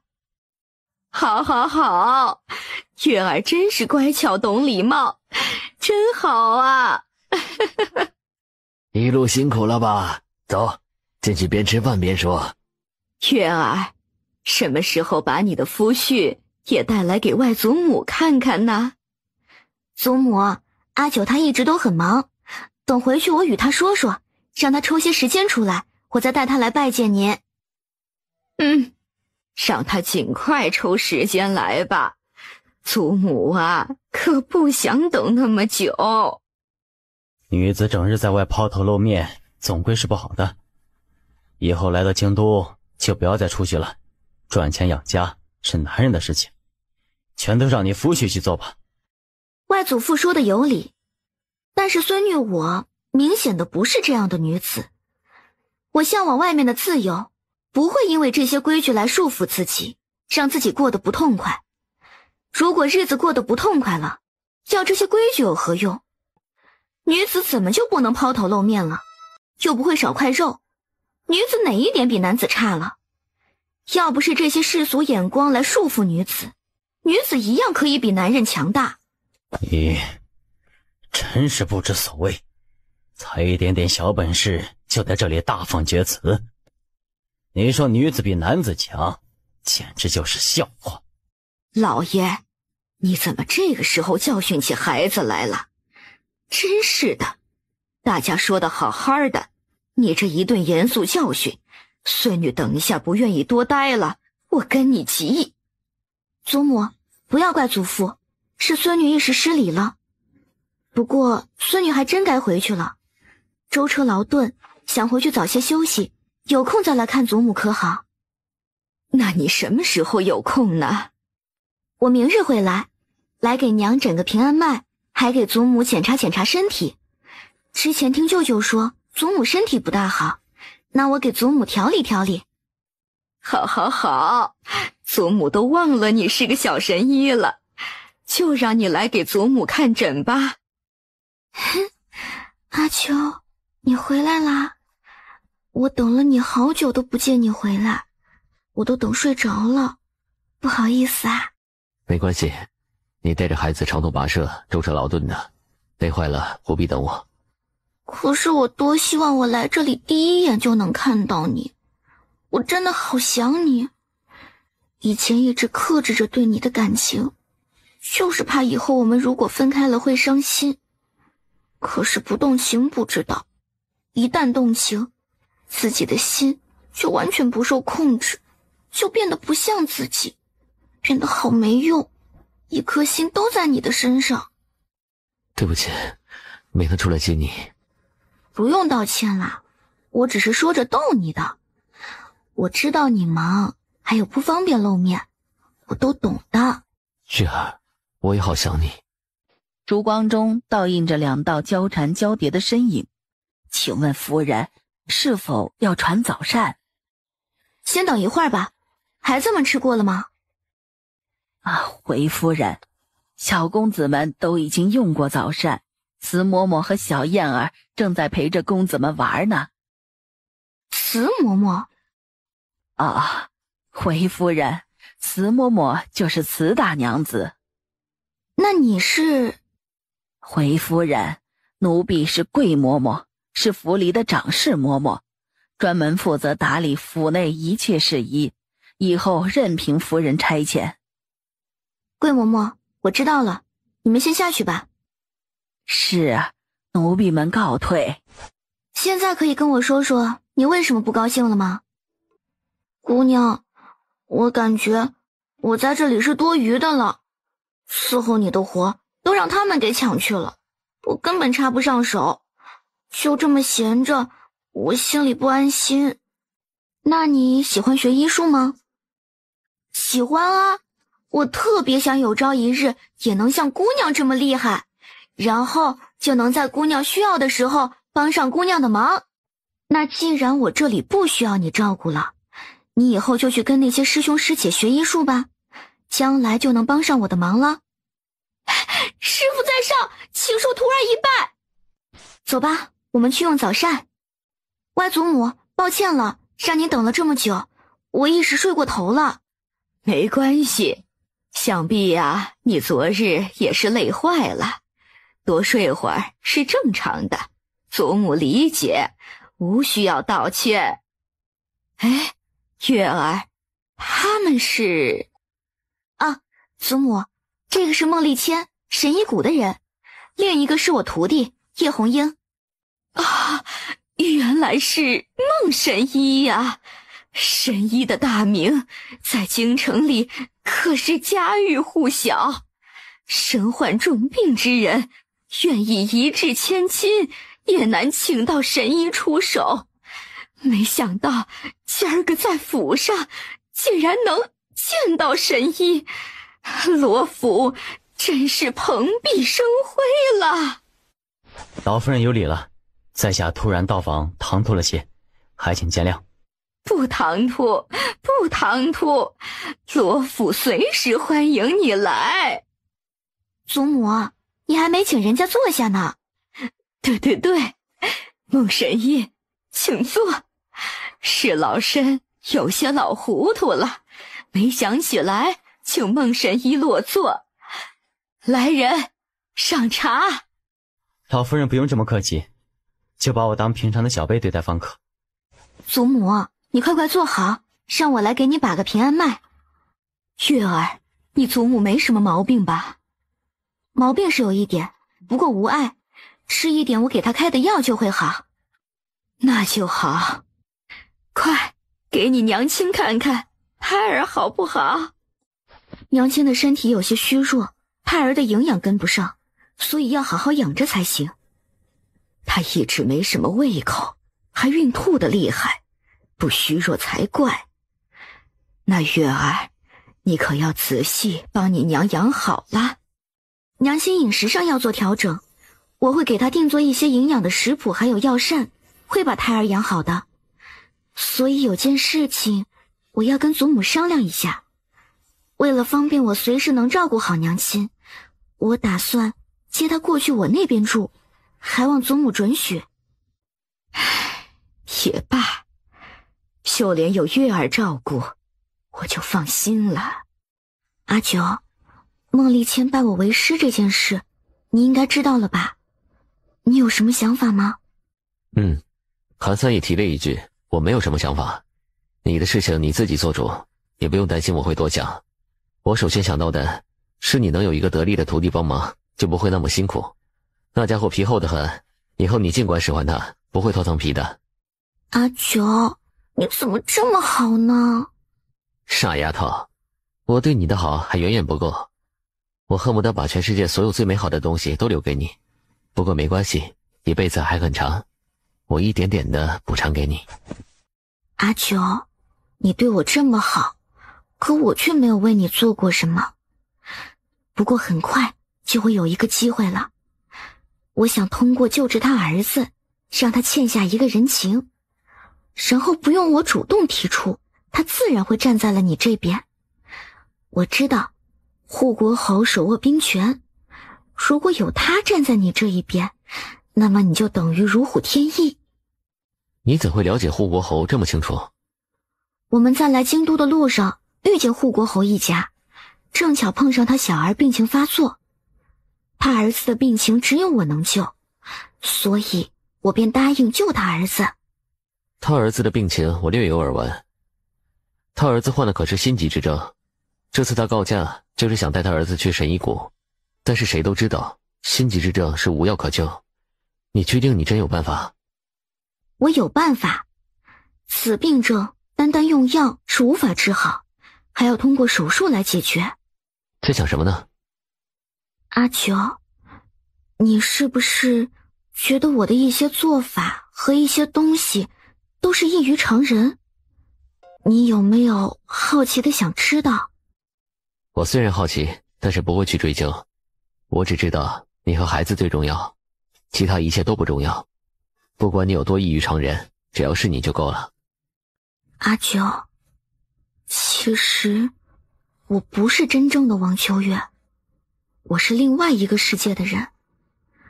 我在一次实验中死去，然后灵魂穿了过来，占用了这个身体。这个身体的灵魂已经不在，在那次掉下水后离开了，所以我才能占用他的身体。我的那个世界很美好，生活条件富足，科技发达，那些新科技是你无法想象得出来的。我们那里的交通工具有地上跑的，天上飞的，地下钻的，如果放到你这个世界来说，简直就是神迹。我们那里男女平等，甚至女人的地位还高一点，就是男人很宠她，家里活都舍不得让她做那种。还有就是恋爱自由，婚姻自由。恋爱自由就是男女可以自由相处，如果发现合不来的就分手。婚姻自由是双方如果合不来就可以解除婚约，然后男婚女嫁，各不相干。不过我们那里是一夫一妻制，没有妾室之类的，一生一世一双人，直到老。那你以后还会回到你那个地方去吗？我也不知道还会不会回去，我想应该回不去了吧，因为我的灵魂已经和这具身体融为一体了，除非到我死的那一天，不然都不会回去的吧。那个世界那么美好，你不想回去吗？再美好，如果没有你在，我宁愿不在那里。你知道吗？以前的我很孤独，没有亲人，也没有爱人，那里对我来说没有什么意义。而这里有我割舍不了的人，我喜欢这里。雪儿，无论如何我对你都不会放手的，哪怕有一天你真的要回去，不管在哪里，我都会一定找到你，把你带回来。阿九放心，我不会回去的，我也舍不得。雪儿，你说的那个一生一世一双人，也正是我所想。以后我绝对不会纳妾，此生只有你一人就够了。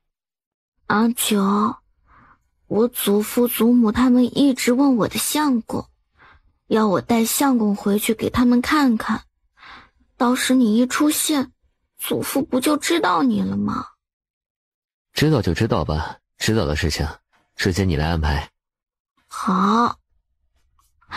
还有子睿上学的问题，我想请一个夫子来府里，先给他启蒙。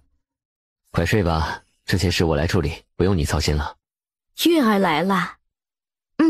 我来看看你们住的可还习惯。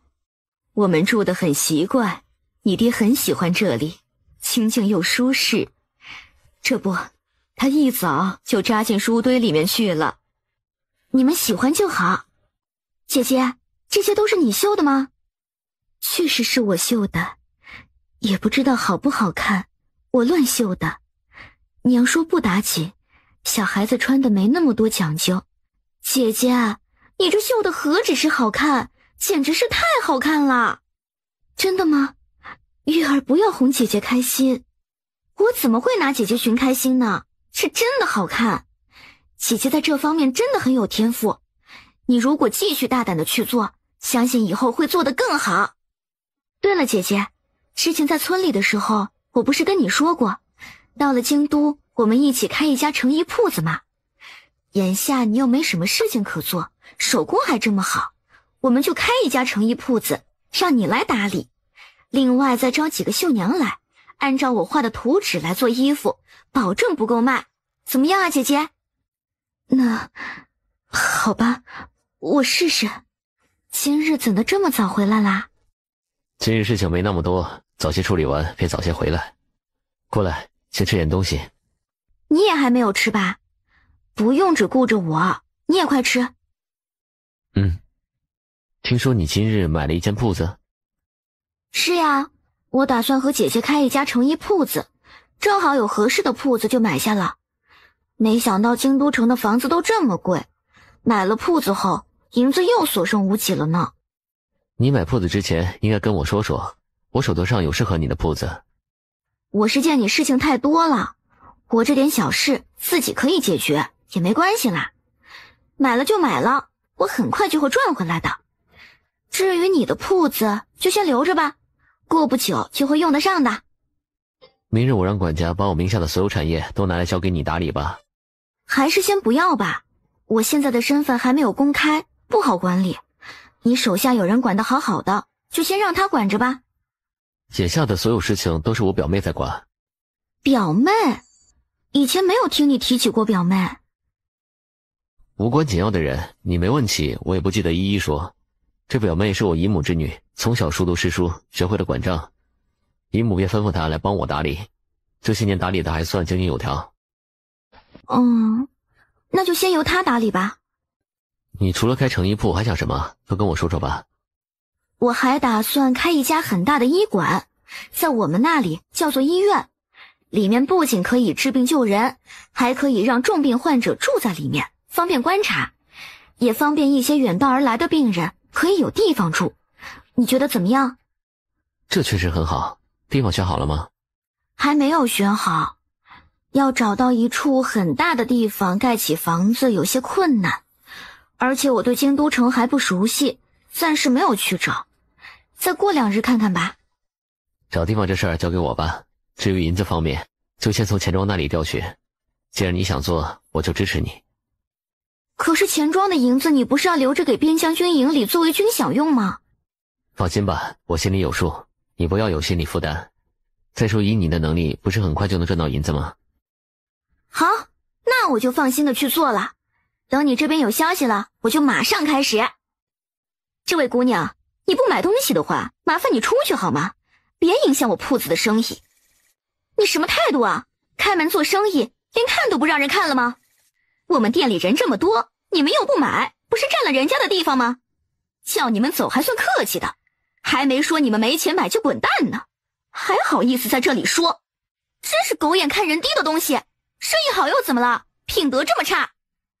你才是狗，你是穷狗，主人这么穷，有骨头有你啃吗？原来你天天有骨头啃的呀，这就是你主人的不对了，把一只狗宠成这样，出来乱咬人。你，姑娘先别走，姑娘不如把你怀里的那只狐狸卖给本小姐，然后你便有银子买脂粉了。不卖，我也不缺这一点银子。哟，看你这样的穿着穷酸样，还在这里装高傲呢。我家小姐是好意，出言替你解围，你非但不领情，还这般态度，果然是乡下来的村姑，没教。卖不卖是我的事，一个小小丫鬟，还轮不到你来教训我。一个觊觎别人东西之人，在这里装什么好心？你竟敢打我！你知道我们家小姐是什么人吗？你死定了！姑娘，本小姐也是一番好意，你不接受也就罢了，怎的还出手打人呢？你的好意我心领了，但是请你管教好你的丫鬟，随意出口伤人。我这是好意提醒一下小姐，毕竟丫鬟带出去，代表的也是自己。如此丫鬟，别人会怎么想小姐你呢？放肆！你是个什么东西，竟然敢教训我们小姐？我们小姐可是摄政王的表妹，这么尊贵的身份，你有什么资格教训她？阿九的表妹，那个昨天还说起过的表妹，这下可有意思了，竟然在今日碰上了。那又如何？凡事都讲求一个理字。你这个丫鬟狗仗人势，辱骂我在先，我出手教训你而已。你以为摄政王会因为你一个奴婢来找我算账吗？至于你家小姐，她的身份高贵，更加不会因为你而有失了自己的身份，对吗？我们家小姐不会放过你的。我也不怕，我还是那句话，人不犯我，我不犯人。你们如果一直要找麻烦，我也随时奉陪到底。难得今日你有空，要不邀请外祖父他们到府上来一叙好不好？正好让他们见见你，他们都念了我好几回了。那就由你来安排吧。好，我来安排。你怎么不问问我今日带回来的那个女子是谁呢？刚才不是来不及问吗？再说了，我知道，就算我不问，你也会跟我说的。你就不怕我带回来的是一个妾室吗？好像从你这里从没看到过你吃味的时候，是不是不在乎我，还是太信任我了？阿九，你说这话可就冤枉我了。刚才不是有人在，我要给你面子吗？后来我们不是在聊着事情，我才忘记问你了而已。我怎么就不在乎你了呢？我可在乎你了。你不知道，我看到那女子第一眼，心里就开始不舒服了。我第一次看到你允许一个女子站在你身边的，你知道我心里有多酸吗？我还要在你老师的面前维持着得体的形象，我能质问你吗？快说吧，那个女子到底是谁？她是我带来给你做贴身的护卫，以后你出门都要带上她，就会安全又方便许多。魏三是男子，很多时候不愿陪在你身边的。护卫？给我的？没错，以后他就是你的人了，你可以随意使唤，如果用着不满意就跟我说。那好，为了能让阿九安心，我就收下他吧，我可不放他回去给你了。这么漂亮的一个姑娘待在你身边，我不放心。我让他进来给你认识一下。很快魏一便把冷冰燕带了进来。老护卫，见过你的夫人，以后你便要寸步不离地保护她，如果她有任何一丝伤害，我定不会留你。是，属下见过夫人，不必多礼。外祖母，快进来，饭菜已经准备好了，今晚的菜可是我亲自下厨做的呢，你们有口福了呢。哼，还不知道能不能下咽呢。祖父到时候就知道啦。微臣拜见摄政王，千岁千岁千岁千岁。起来吧，无需多礼。他们站起来之后，才发现罗老夫人和王大山一家都傻愣在当场，并没有给摄政王行礼。你们还不快点给摄政王行礼？无需多礼。祖父，你们都坐下来吧，今日只是家宴，没有什么君臣之分，对吧，阿九？月儿，你说阿九是摄政王？是的，爹，我也是嫁给阿九之后很久才知道的。月儿，你不能这么吓娘，娘的心受不了。娘，你们一个个都怎么了？阿九虽然是摄政王，但是还是我的夫婿，你们的女婿啊。他又不是老虎，你们一个个这么害怕做什么？月儿，休得胡说。祖父，月儿说的对，在家里大家都是一家人，不必如此拘束。好啦，祖父祖母，你们也见到了阿九了，现在该去膳堂用膳了吧？我辛苦做的菜可不能让它冷了影响口感呢。请大家移步过去吧。阿九，今日谢谢你如此给我面子，让祖父祖母们这么开心。怎能又跟我客气了？你的家人就是我的家人，从此以后我都会尊重他们，这是我应该做的，因为我是你的夫婿。王秋月在茶楼里一待就是一整天，回到府里的时候，天已经全黑了下来。刚一进门，魏四就闪身出来，告诉他说美九这2天外出办事，不回府里了。王秋月听罢，表示知道了。夫人，你怎么都不担心爷呢？爷走得如此匆忙，定是出了什么严重的事情。你哪只眼睛看见我家夫人不担心了？再说了，她担不担心爷，关你什么事呢？你有什么资格在这里教训主子？住口！这里还轮不到你说话。冷护卫，你说这话的时候也要想想你自己。本夫人还轮不到你来说。夫人，请让我去找爷吧，我能找到爷，并且去帮助他。既然你不能去帮到他，我代替你去，怎么样？我虽然不知道阿九因为何事匆忙出城，但是在没有他任何消息传来之前，我们先按兵不动，所以我不赞同你去。夫人，没想到你是这么冷血无情之人，要是爷出了什么事情，你后悔都来不及了。住口！请你出去。贱女人，冷血无情，自己不去找爷也就算了，还不让我去，还摆出一副女主人的样子来命令我，真是气死我了。冰燕，你做什么啊？快给我看看有没有伤着。你说他为什么不让我去找爷？你别怪主母，她心里有数，她可能是怕你一个姑娘家出去不安全吧。什么主母？那个贱女人也配你们唤她一声主母？你们身为爷的暗卫，不劝着爷就算了，还帮着爷讨好这个贱女人，谁知道她给爷灌了什么迷魂汤？难道你们也跟爷一样吗？你怎能说出对主母这么不敬之话？让爷知道了会不高兴的。你以后都不许说了，知道吗？你走吧，我需要冷静一下。真不知道爷怎么会派一个脾气这么臭的人来伺候夫人，不知道的还以为她是什么千金小姐呢。随她去吧，目前他还没有做出格的事情，就暂且不管他。以后再这样，就由不得我不讲情面了。主母，快开门，爷受伤了。爷怎么样了？我要去看看。我要给他治疗，你不准进去。不用你假好心，要不是你不准我去找爷，他也不会受伤。你现在倒是知道关心他了。让开，我要进去。放肆！谁允许你这样跟我说话的？魏三魏四，把他给我带走，我不想看到他。我不走，你凭什么赶我走？我是爷的护卫，我要在这里守着他。魏四连忙点了冷冰焰的哑穴，然后迅速把人扛起带走。怎么样，爷胸口的剑能拔出来吗？能拔出来，但是难度很高。不管怎么样，我一定会治好阿九的。那就好，看来爷是有救了。肖明进这家伙受伤了，伤在哪里了？他胸口中了一箭，必须要动手术取出箭头来，但是他身上中的毒还需要好好研究一番才行。好奇怪，连我都看不出来是什么毒。先不管了，把箭头取出来，再慢慢琢磨这毒。我就不信，凭你我二人之力，还琢磨不出来这种毒。你就是沈天明吧？给我说说看，到底发生了何事？是，当时爷带着我们已经追寻出了一些线索，找到那些人消失的地方，但是去到那里没有发现任何人，倒是看到了好多尸体。看到死状像是经历极痛苦的折磨才没了呼吸，那样子像是中毒。但是奇怪的是，那些人不知道是中毒前受的伤还是中毒后受的伤。正当我们要离开那个地方时，就遭到了攻击。有一个女人很厉害，不断的朝我们撒毒粉，我们好不容易冲了出来，又有另外一波黑衣人朝我们放箭。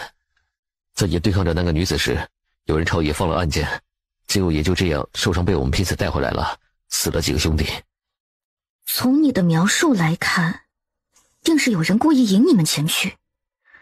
你说的这个女子擅长用毒，让我想起了阿九曾经提到过的苗疆女子，她也和漠北国的人勾结起来。苗疆女？可是善用蛊毒的苗疆人，看来这苗疆人还没有灭绝。爷什么时候能醒来？还不知道，她身上有着奇毒，我还要好好研究出解毒之法才行。在毒没解掉之前，怕是不会醒来的。卫一，之前给阿九做替身的那个人在哪里？把他找来。明日起，还是由他来代替阿九一阵子。是，属下这里去办。主母还有什么吩咐属下的吗？你回到那个替身的身边，随时保护他，提醒他，如果有些事情不知道怎么应对，就找借口暂时离开。是，属下知道了，属下告退。真是奇怪，我也只有研究过各种毒药，怎么就没见过这种毒呢？也许我们想的方向错了，有可能阿九中的不是毒，而是中了蛊毒。对啊，我怎么没想到呢？如果阿进遇到的是那个苗疆女，那么定是会在箭头上做手脚。我对蛊毒这方面还不太熟悉，刚跟阿宝学没多久，看来只能把希望寄托在阿宝身上了，看他能不能知道阿九中的是什么蛊毒。那赶紧让人传他过来给阿进看看。师傅，爷确实是中了蛊毒，是一种很麻烦的蛊毒，名字叫做迷魂蛊。顾名思义，将此蛊放到人的体内，起到控制人的效果。好阴毒的诡计啊！那这种蛊毒怎么解？师傅，此蛊毒解起来有些麻烦，需要到极阴之地找一种虫子回来，培育成蛊虫王，然后再利用这只虫王来把它体内的蛊虫引出来。那我现在就去找。可是师傅，这很难找，首先是地方问题，再有就是不一定有那种虫子。那你还能想到别的办法吗？那苗疆女有解药吗？就算有，去那里取来，希望不是更渺茫吗？莫离谦，你熟悉这边的地形吗？哪个地方是极阴之地？在西南位置的深山里，那山叫做太阴山，越往里面那里就越阴寒，还有瘴气，所以那里称为极阴之地。我现在就去准备，等一下就出发去往太阴山。师傅，我跟你去，只有我知道那种虫子是什么样子的，我去了说不定能帮上什么忙。谢谢你，阿宝。眼下也快天黑了，我们就去前面找个安全的地方，等待虫王的出现吧。师傅，我看我们还是在这里等候吧，还不知道虫王什么时候才出现。你把背包里的东西拿出来，在这里扎营。考虑到大家都有伤在身，所以王秋月让大家先去休息，他来给大家守夜。师傅，你也有伤，而且昨夜你都没有休息，前天又累了一整天，你先去睡，我来守。夫人，属下来守。我们作为暗卫，已经习惯了2天2夜不睡都没关系的。是啊，小男子，哪能让你们一个小女子来守夜的？就这么安排好了，卫3、卫4轮流来守夜，我这边也安排2个来轮流，你们就去休息。王秋月想了想，就没再坚持。半夜时分，周围开始有轻微的动静，那动静越来越大，沙沙沙作响，是有东西爬动的声音。只见密密麻麻的各种虫子都朝着一个方向蠕动着。我们跟上去。大约走了几十米远的时候，那些虫子都停下来了。大家顺着虫子的视线看过去，发现不远处有一块石头，石头上有一只漂亮的小虫子。师傅，那就是虫王了，我们快点去把它抓起来吧。魏3，你飞身过去，把虫子装在这个里面。我纵身一跃，眨眼般功夫就到了那块石头上。虫子没有任何攻击力，任由魏3把它装进了瓶子里。现在虫王已经抓到，你打算怎么培育成古王？师傅，实不相瞒，我的血液从小就特殊，这是身为苗疆传人的使命。为了能培育出更好的蛊，我从小就被药浸泡，所以我的血能养蛊。阿九怎么样了？中途可有醒来过？没有醒来，昨夜发起了高热，按照你的办法已经降下来了。师傅，一切都准备好了，我们开始吧。需要怎么做？需要在手腕上划开一个口子，把蛊王放在上面，引诱爷体内的蛊虫出来，这就得让爷流点血了。需要多久才能把蛊虫引出来？这个很难说，要看那蛊虫受不受蛊王的吸引。眼下没有别的办法，只能放手一搏了。好，师傅，那我开始了。他说完之后，便在美酒的手腕划开一个口子。大概过了1盏茶的时间，美酒终于有了动静，肉眼可见的有东西在他额头的血管里涌动着。眨眼间，血管里的涌动已经到达了美酒手臂这里。首先冒出来的是一只乳白色的小虫子的脑袋，然后看到那只蛊王，就马上爬出来，掉到了蛊王的身边。师傅，好了，迷魂蛊已经出来了。这下好了，爷的蛊都被解了，到时候爷醒来，定找那些人清算这笔账的。有机会让我看到那些人，我也绝对不会放过他们。师傅，这迷魂蛊可不可以让我带走？我把它培育好，到时也让我那个好师姐尝尝这滋味儿。没问题，就交给你吧。那师傅，我先下去好好研究了。去吧。既然爷没事了，我就先回去了，要去帮忙查一下那些人的踪迹，还有背后勾结之人。好，不过要注意你的伤，一定要按时换药。知道了。我许久未休息了，我回去休息一下。辛苦你了，快去吧。也许是他有些累了，不知不觉地趴在床边睡着。这时，一个纤细修长的人影蹑手蹑脚地走了进来，直接来到美酒的身旁，然后一脸迷恋地抬手伸出食指，轻柔地瞄着美酒的剑眉和英挺的鼻子。你在做什么？放肆！谁允许你这么做的？谁准许你偷偷进来的？我听到爷的蛊毒已经解除了，我来看看他。你只是看看而已吗？你知不知道这是越矩的行为？你有什么资格去碰他？我又没做什么，你在这里大惊小怪做什么？还说没做什么？我都看见了，容得你抵赖吗？哼，你看见了又怎么样？我做了又怎么样？你有什么资格来教训我？说到底，你只不过是爷带回来的一个女人而已，没名没分的，也只是一时喜欢你而已。能喜欢你，自然也会喜欢我。你还真把自己当王妃了。王妃可是要通过册封，还有8抬大轿迎你进门拜堂，这才算是王妃。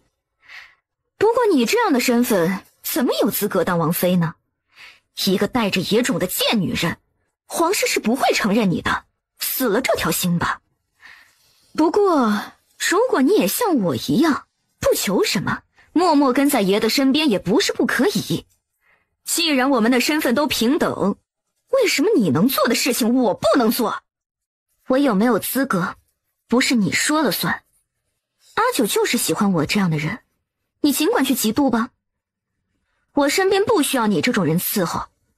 等阿九醒来，我会让他把你带走。你也配我嫉妒？哼，你以为你能赶我走吗？我没有错，爷是不会随意责罚我的。而我今日的一番话，爷是不知道的。你去跟爷说，只会让他觉得你是小肚鸡肠之人。住口！爷，属下知错。就算爷听到了这些话又怎么样？不正好让爷知道了我的心意吗？爷总不会不顾这么多年的情谊，为了这样一个女人而对我怎么样吧？阿九，你醒了，感觉怎么样？难不难受？这几日害你担心了，对不起。别说这些见外的话，我不喜欢听。只要你没事就好。平时他就是这般对你不敬的吗？王秋也没有说话，当是默认了。是我的错，不该把他带到你的面前的。没有的爷，平日里属下没有对夫人不敬，是方才属下因为太担心爷，才会一时口不择言起来。爷，属下错了，求爷宽恕属下一次吧。为三为四，把此人带走，鞭刑100，然后赶出京都城。你们玩忽职守，鞭刑50，自行去领罚吧。是，属下这里去。不，爷，属下是你最信任的侍卫啊，不能赶属下走。我一直都喜欢你，还来不及跟你说，你却有了他。但是为什么你只喜欢他，不喜欢我？我也可以像他一样，为你做任何事情的，不能因为我说错话，就这么无情对待我呀。你不配和他相提并论。我还不如一个身份低贱的女人。这太可笑了。月儿，对不起，我不知道他。傻瓜，说什么对不起，我都明白的。好啦，不说这些不高兴的事情了。你饿吗？我让人给你做点东西来吧。好，我睡了几天了。你已经昏迷了2天2夜，胸口中了一箭，幸好没伤到心脏，不然大罗神仙都无法救得了你了。这一次我又遇到了那苗将女，该死的，竟然有我朝的人与她有勾结，待我日后查出来，定要将她碎尸万段。苗将女太卑鄙，手段毒辣，此人的存在定会给大齐国带来麻烦，要尽早除掉她。此人有我国的人帮他打掩护，行踪不定，一时找不到人，唯有将我国这边的奸细查出来才行。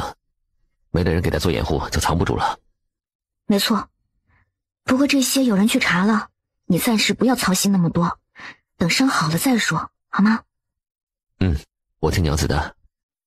别叫得这么好听，我又不是你八抬大轿抬进门，又没和你拜过天地，算你哪门子娘子啊？你顶多是我养的一只小米虫罢了。月儿，在我的心里，你永远都是我独一无二的妻子，不管有没有那些形式，你都是我的妻子。我知道之前你嫁我是受了委屈，等过段时间，我重新给你一个盛大的婚礼。是何人拦路，恶意伤到我们家小姐，该当何罪？彩玲，你家小姐可是在里面，我要见你家小姐一面。你是何人？我家小姐岂是你想见就能见的？快滚开，别挡着我们家小姐的路。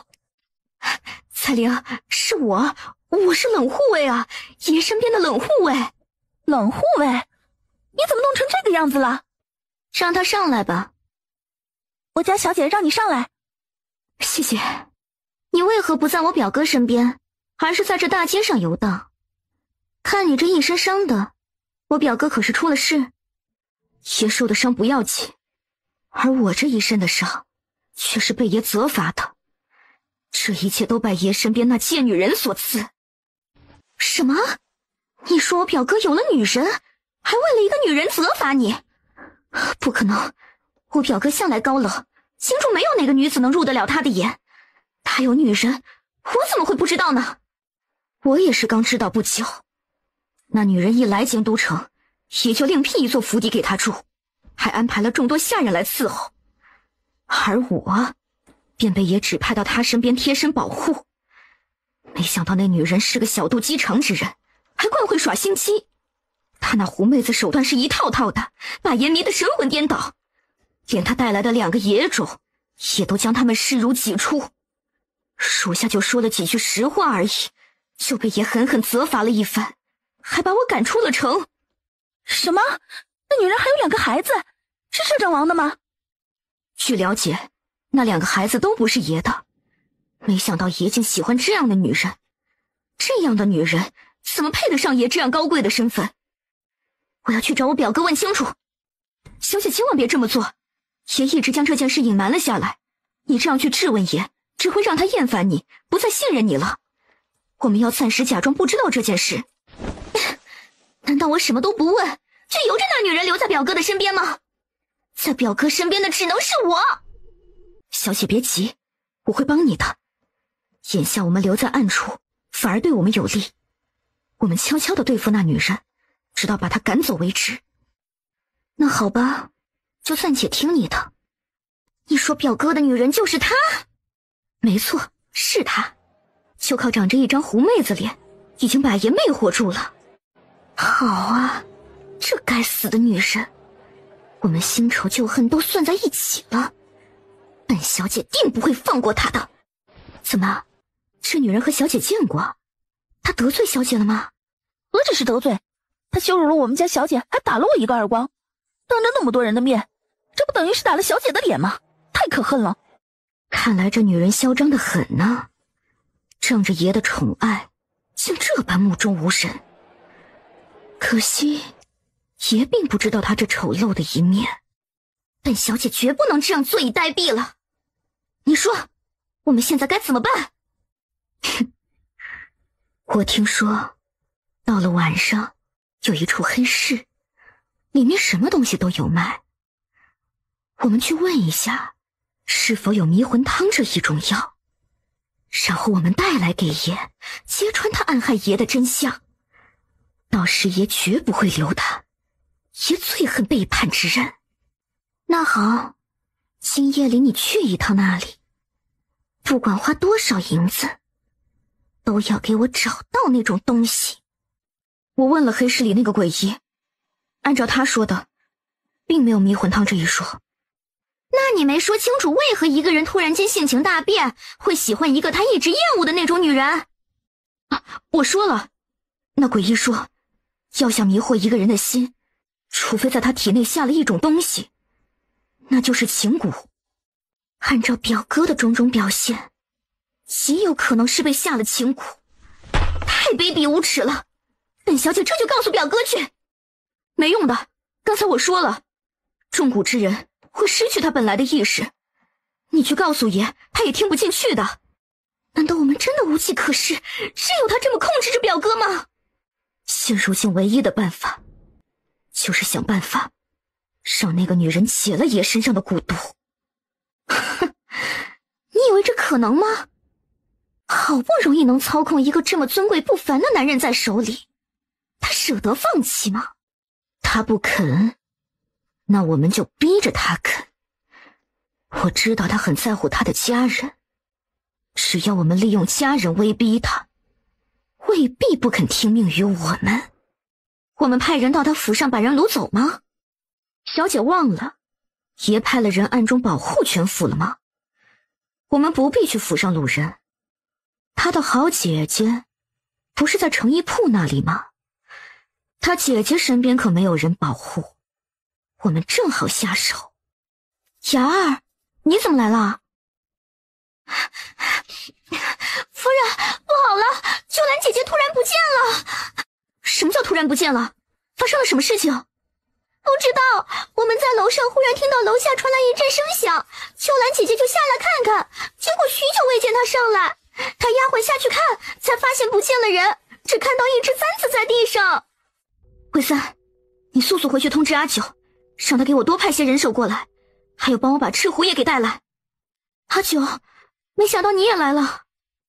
发生这么大的事情，我怎么能不来呢？有什么发现或者什么怀疑没有？没有任何发现，不过我怀疑是赵世子所为，因为我想不出其他人来。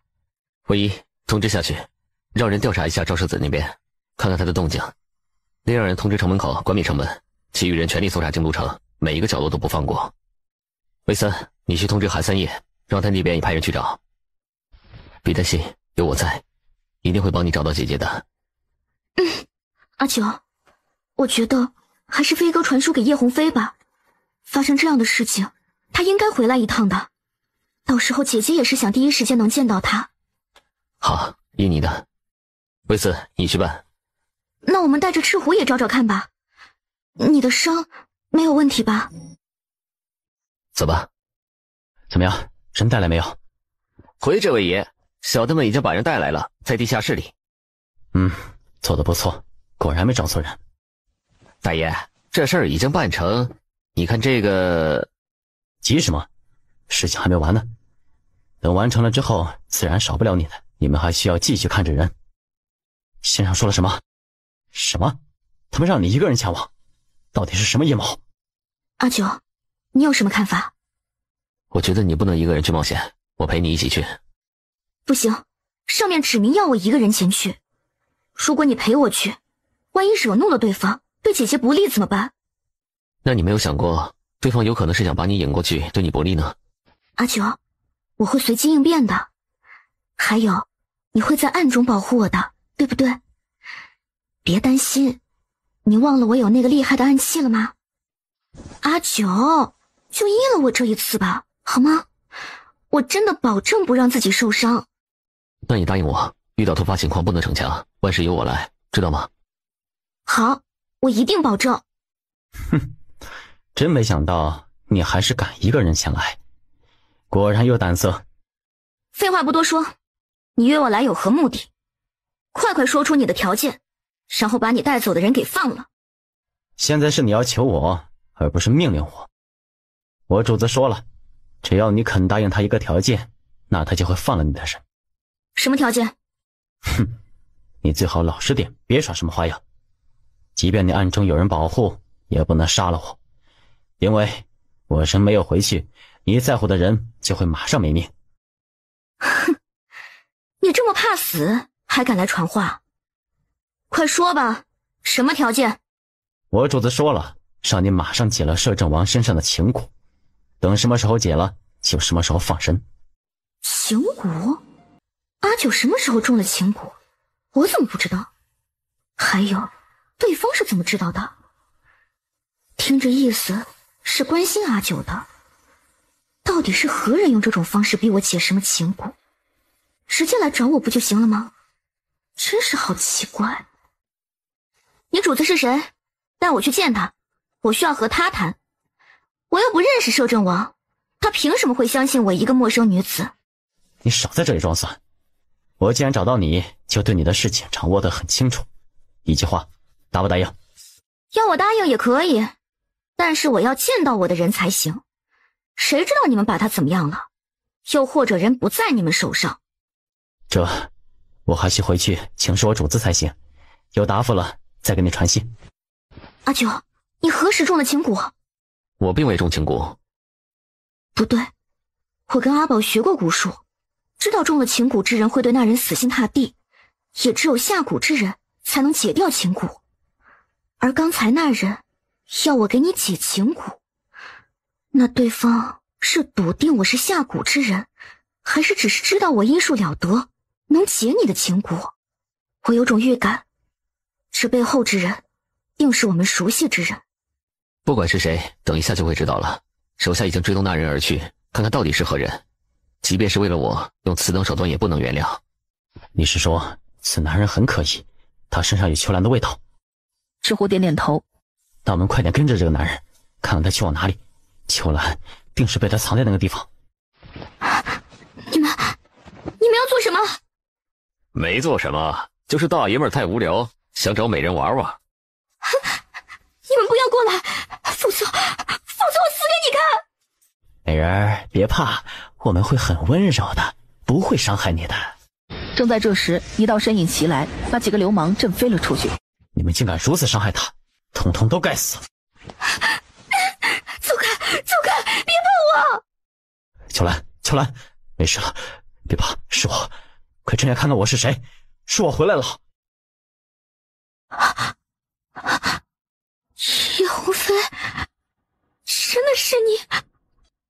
我不是在做梦。是我，对不起，我回来晚了。林小姐，那女子十分狡猾，暗中派了人来跟踪属下，属下费了很大劲才摆脱那人，所以回来晚了。事情怎么样了？他答应了吗？他说要见过他的人，确定人没事，他才会答应我们的要求。真是狡猾的贱人！小姐让人剪下一缕她姐姐的头发再送过去，威胁她再不答应，下一次割的就不只是头发了。李小姐，我们抓到的人被救走了，现场只留下那几个流氓的尸体。什么？该死的，就差一点成功了！气死本小姐了！还好，我们没有用自己的人，不然这时候被爷顺藤摸瓜找到我们就坏了。以爷的手段，我们会死得很惨。阿九，出了什么事情？找我这么急？刚收到消息，二皇子今日在皇帝面前举荐了你，还夸大其词地宣传你的医术如何神奇。皇上准备召你进宫为他诊治。原来二皇子之前在京都城散播我做手术的事情，目的是为了让皇帝引起对我的注意啊。看来最近他是太闲了。可是他这么做于他有什么好处？为了表达他的一片孝心？你说对了一半，他是想借着你在皇帝面前立功，让皇帝对他有些改观。哼，还真是无所不用其极啊。要不我送你们母子几个到庄园那边躲避一下吧？恐怕不行，我不是像一个普通人被盯上，而是神医的名号。对于皇帝这种位高权重之人，无疑是抓到了一根救命稻草，是不可能放手的。无论我躲到哪里去，还是想尽办法把我找出来。那你打算怎么做？皇帝真的是不治之症，命不久矣吗？之前有让孟丽先去诊断过，说他因为整日沉迷美色，身体已经被掏空，已经回天乏术。王秋月大概知道皇帝是得了什么病症了，应该肝肾受损严重。那如果我真有办法治好皇帝，或者能让他活久一点，你希望我怎么做呢？如果你真有办法，那就暂时保他2年的寿命吧。现在朝堂动荡不安，外忧内患，还不适合换江山之主。好，你这么说我就明白了。阿九，我回来了，你用完膳了吗？阿九，你怎么了？今日早晨，皇帝又选你进宫了。是。你在他面前尽了面纱了？他威逼我，不得不顺着他的意。见一下又不会少块肉，顺着他又何妨？你当时为何不转身就走？他让你接，你就接了。那我让你千万不要揭开，你为何不听呢？你什么意思？你这是怪我了？你的意思是说，我想故意让他看的是吗？我不是那个意思，你可以完全不用理会他的。那是皇帝，天下之主，可以主宰任何人的命。我凭什么有那么大的脸，可以忤逆圣意？你让我转身就走，我仗着谁的事可以这么放肆？你吗？又有谁知道我们是什么关系？所以我一介平民，怎么能不听命这圣意？你身为最高者，对于不听命于你的人，你又会怎么做？啊？我以为你会懂我，懂我处处为你考虑，我会做到隐忍，受委屈也没有关系，只要你一个人懂我就够了。可是万万没有想到，你却在我的心口上插上一刀。月儿，对不起，我不是那个意思，我说错话了，我该死的不知道自己在说了什么。当我收到消息你今日遇到的事情，我心里复杂的要发疯。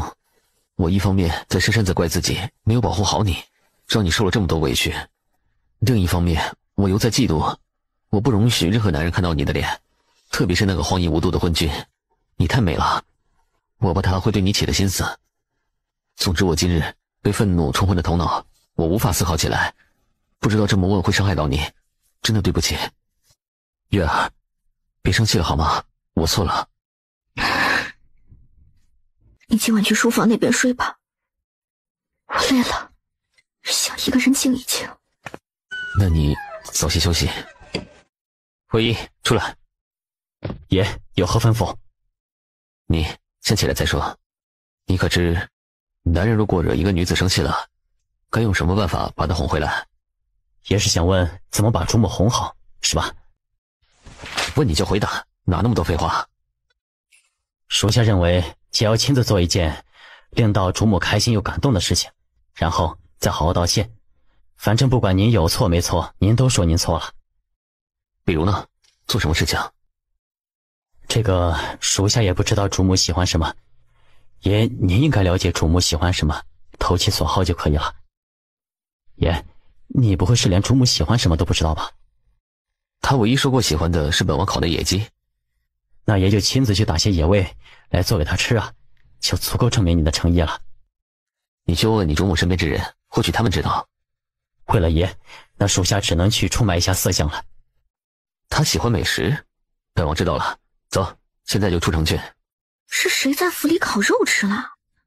正当王秋月在狐疑的时候，下人来告诉他，美酒让他到后花园池塘边那里去。还不主动来道歉就算了，还让我过去。你费心搞这些做什么？浪费精力。在你身上做任何事都不会觉得浪费精力。那你这又是何意？我做这些是为了能让你开心点儿，然后郑重的跟你说声抱歉，还请求你原谅我，不要生我的气了。其实夫妻之间偶尔有些吵闹是有的，只要我们过后冷静下来，要自我反思，然后相互包容，这样我们才能走得更长久。那月儿这是原谅我了吗？我已经反思过了，以后保证不会对你乱说话。其实我也有错，不该这么敏感。明知道你不是那个意思，却还是在钻牛角。是我不好，不该对你语气不好。你回来那么累，我没有先关心你，就问一些无关紧要的问题。那我就原谅你吧。谢谢月儿大人有大量，原谅的为父。那为父今晚不用睡书房了吧？王秋月脸色红起来，轻轻点了一下头。来，今夜我亲手猎了一头鹿烤来给你吃。你说过最喜欢吃我烤的肉了，许久没烤了，希望手艺没有生疏。这大热天吃烤肉，你这个讨好的方式还真是特别呢。只要月儿喜欢，什么时候都可以吃。可是这么大一头鹿，我们2个人怎么吃得完呢？不然叫大家一起过来吃吧。外祖父那边忙着搬府邸，此时应该一团乱，应该还没吃饭的吧？我们邀请他们来怎么样？月儿喜欢就好，我没有意见。我是不是打扰到你们谈事情了？没有，事情已经谈完，反倒是你怎么现在才回来？今日都去了什么地方？今日三皇子上门来求医，我不得不跟他出去了。他为何求医？替谁求医？是他的母妃得了一种叫做乳腺纤维瘤的病症，需要动手术去除。那你就尽力给他医治吧。听你这语气，好像并不讨厌荣贵妃，她是有什么特别之处吗？也没什么特别之处，就是一个苦命的女子，还有是一个安分守己的妃子，没有那么多坏心思，就没有惹人讨厌罢了。谁作为当今皇帝的女人都是可怜的，皇帝这么祸害那些女子，你不管管吗？皇帝后宫3天佳丽是正常的事，我们作为臣子是不好管的。再说我也没有那么多时间和精力去关注那些女子可不可怜。那假如你是帝王呢？也会有3000佳丽吗？我不管是什么身份，从始到终都只要你一个，多1人都不行。这样的话，那就要辛苦娘子为我多生几个孩儿了，不然这1个2个孩子是不够的。你当我是猪吗？要生那么多？逗你玩的，我不愿意你再受怀孕10月和分娩之苦，我们有这2个孩子就够了。我一定要给你生一个属于我们的孩子。我们已经有属于自己的孩子了。阿九，阿九，你怎么了？是遇到什么难题了吗？很少见你出神的。没事，我是在幻想以后我们的孩子会是什么样子，一时想出了神。原来你这么期待啊，那等局势稳定下来就生一个吧。到时候再说好吗？一切都会往好的方向去的，我们去用膳吧。奉天承运，皇帝诏曰：女神医王秋月医术高明，慧侠兰心，朕之欢喜，特封为月贵妃，即刻进宫接受封赏，以谢厚恩。钦此。所有人都被这一道圣旨给批得呆若木鸡。女神医，快谢恩接旨呀！恕民女无法接这道旨，因为民女有相公，有孩子，不能做皇帝的妃子。公公请回去转告陛下，让他收回圣旨。你别不识抬举，陛下看上你是你的荣幸，岂能违抗圣意？你可知抗旨不遵，可是要掉脑袋的。民女感谢皇帝圣恩，但是民女不能从命。好啊，你竟敢抗旨，那就休怪老奴不客气了。老奴这次可是奉了命而来，无论如何都要把人带回宫去。皇帝这是要强抢民女吗？这要传出去，可还有龙威可言，不怕遭天下人唾骂吗？大胆，竟敢辱骂陛下，罪加一等。陛下身为天下之主，整个天下都是陛下的，要你一个小小的民女天经地义，有谁敢质疑？今日谁也别想带走我们的师父，不然我们就昭告天下百姓，我们所信奉的皇帝竟然做出此等强盗之事来。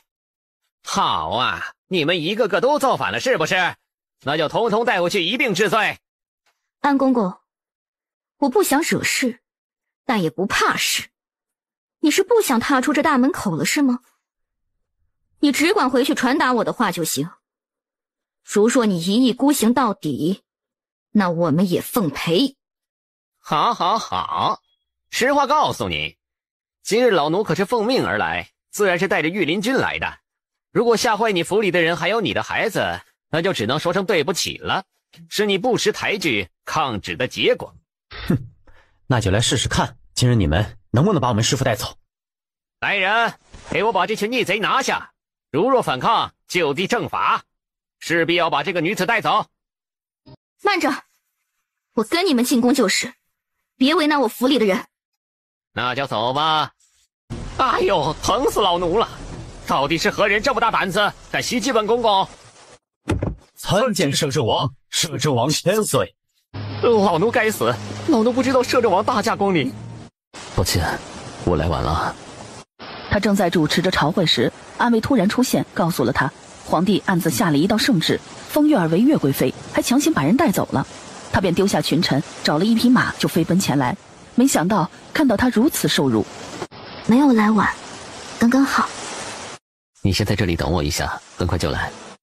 好大的狗胆子，竟敢如此对待本王的女人！什么？女神医是摄政王的女人？什么时候的事情？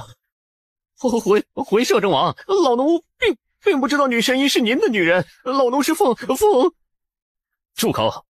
就算不知道是本王的女人，但她是全京都城的神医，你竟敢如此欺辱她！是，老奴该死！手起剑落，现场顿时响起了一声尖锐的痛苦哀嚎声。他的脚筋被挑断了。看来你们御林军是太闲了，竟然被一个奴才牵着鼻子走，来管一些闲杂事情。回去领50军棍，然后去边疆军营里报道吧。是，属下领命。摄政王，你放肆！这是陛下的寝宫，你虽是陛下长辈，但也不能这么放肆无礼的闯进去，你太嚣张跋扈了吧！皇叔，你不去上朝，闯进朕的寝殿做什么？还把不把朕这个皇帝放在眼里了？本王从来就没有把你放在眼里，有本王在，你还可以安稳地坐在皇位上。如果没有本王，你什么都不是。可惜你不懂珍惜这安稳的日子，一次次挑战本王的底线，你千不该万不该动了不该有的邪念。摄政王，你知不知道自己是什么身份？你太放肆了！如果本王想，你可以什么都不是，自然是没资格来质问本王。不知朕怎么得罪了皇叔，让皇叔发如此大的火。收回你早上颁发的圣旨。这是为何？朕只是想要纳一个妃子而已，难道皇叔连朕的后宫之事都要管吗？圣旨一下，岂是能随意收回的？这不是让天下人取笑于朕吗？你确定你不收回圣旨吗？那本王就让全天下的人都知道你一国之君竟然动起了皇婶的歪心思。什么皇婶？你说王秋月是你的王妃？没错，她是本王在隐藏身份之时所娶的妻子。怎么可能？那样的女子怎么能做正妃？她是本王一生挚爱的女子，能不能做本王的王妃，由本王来决定。借此机会来告诉你，他是本王的逆鳞，处之者死。请摄政王息怒。你想弑君吗？既然皇帝这么喜欢沉迷于女色，而不顾及江山的安危，那你就继续待在自己的寝宫里，做个逍遥皇帝吧。御林军在皇帝手上发挥不出作用，那么就交由本王来管理。从今日起，暂由沈天明接管统领一职。皇叔，你要为了一个女人做出如此大逆不道之事吗？你整日沉迷女色，不理朝政国事，昏庸无道。要不是为了稳住大局，本王早就卸了你皇帝之位。别忘了，本王可是有先皇的遗诏。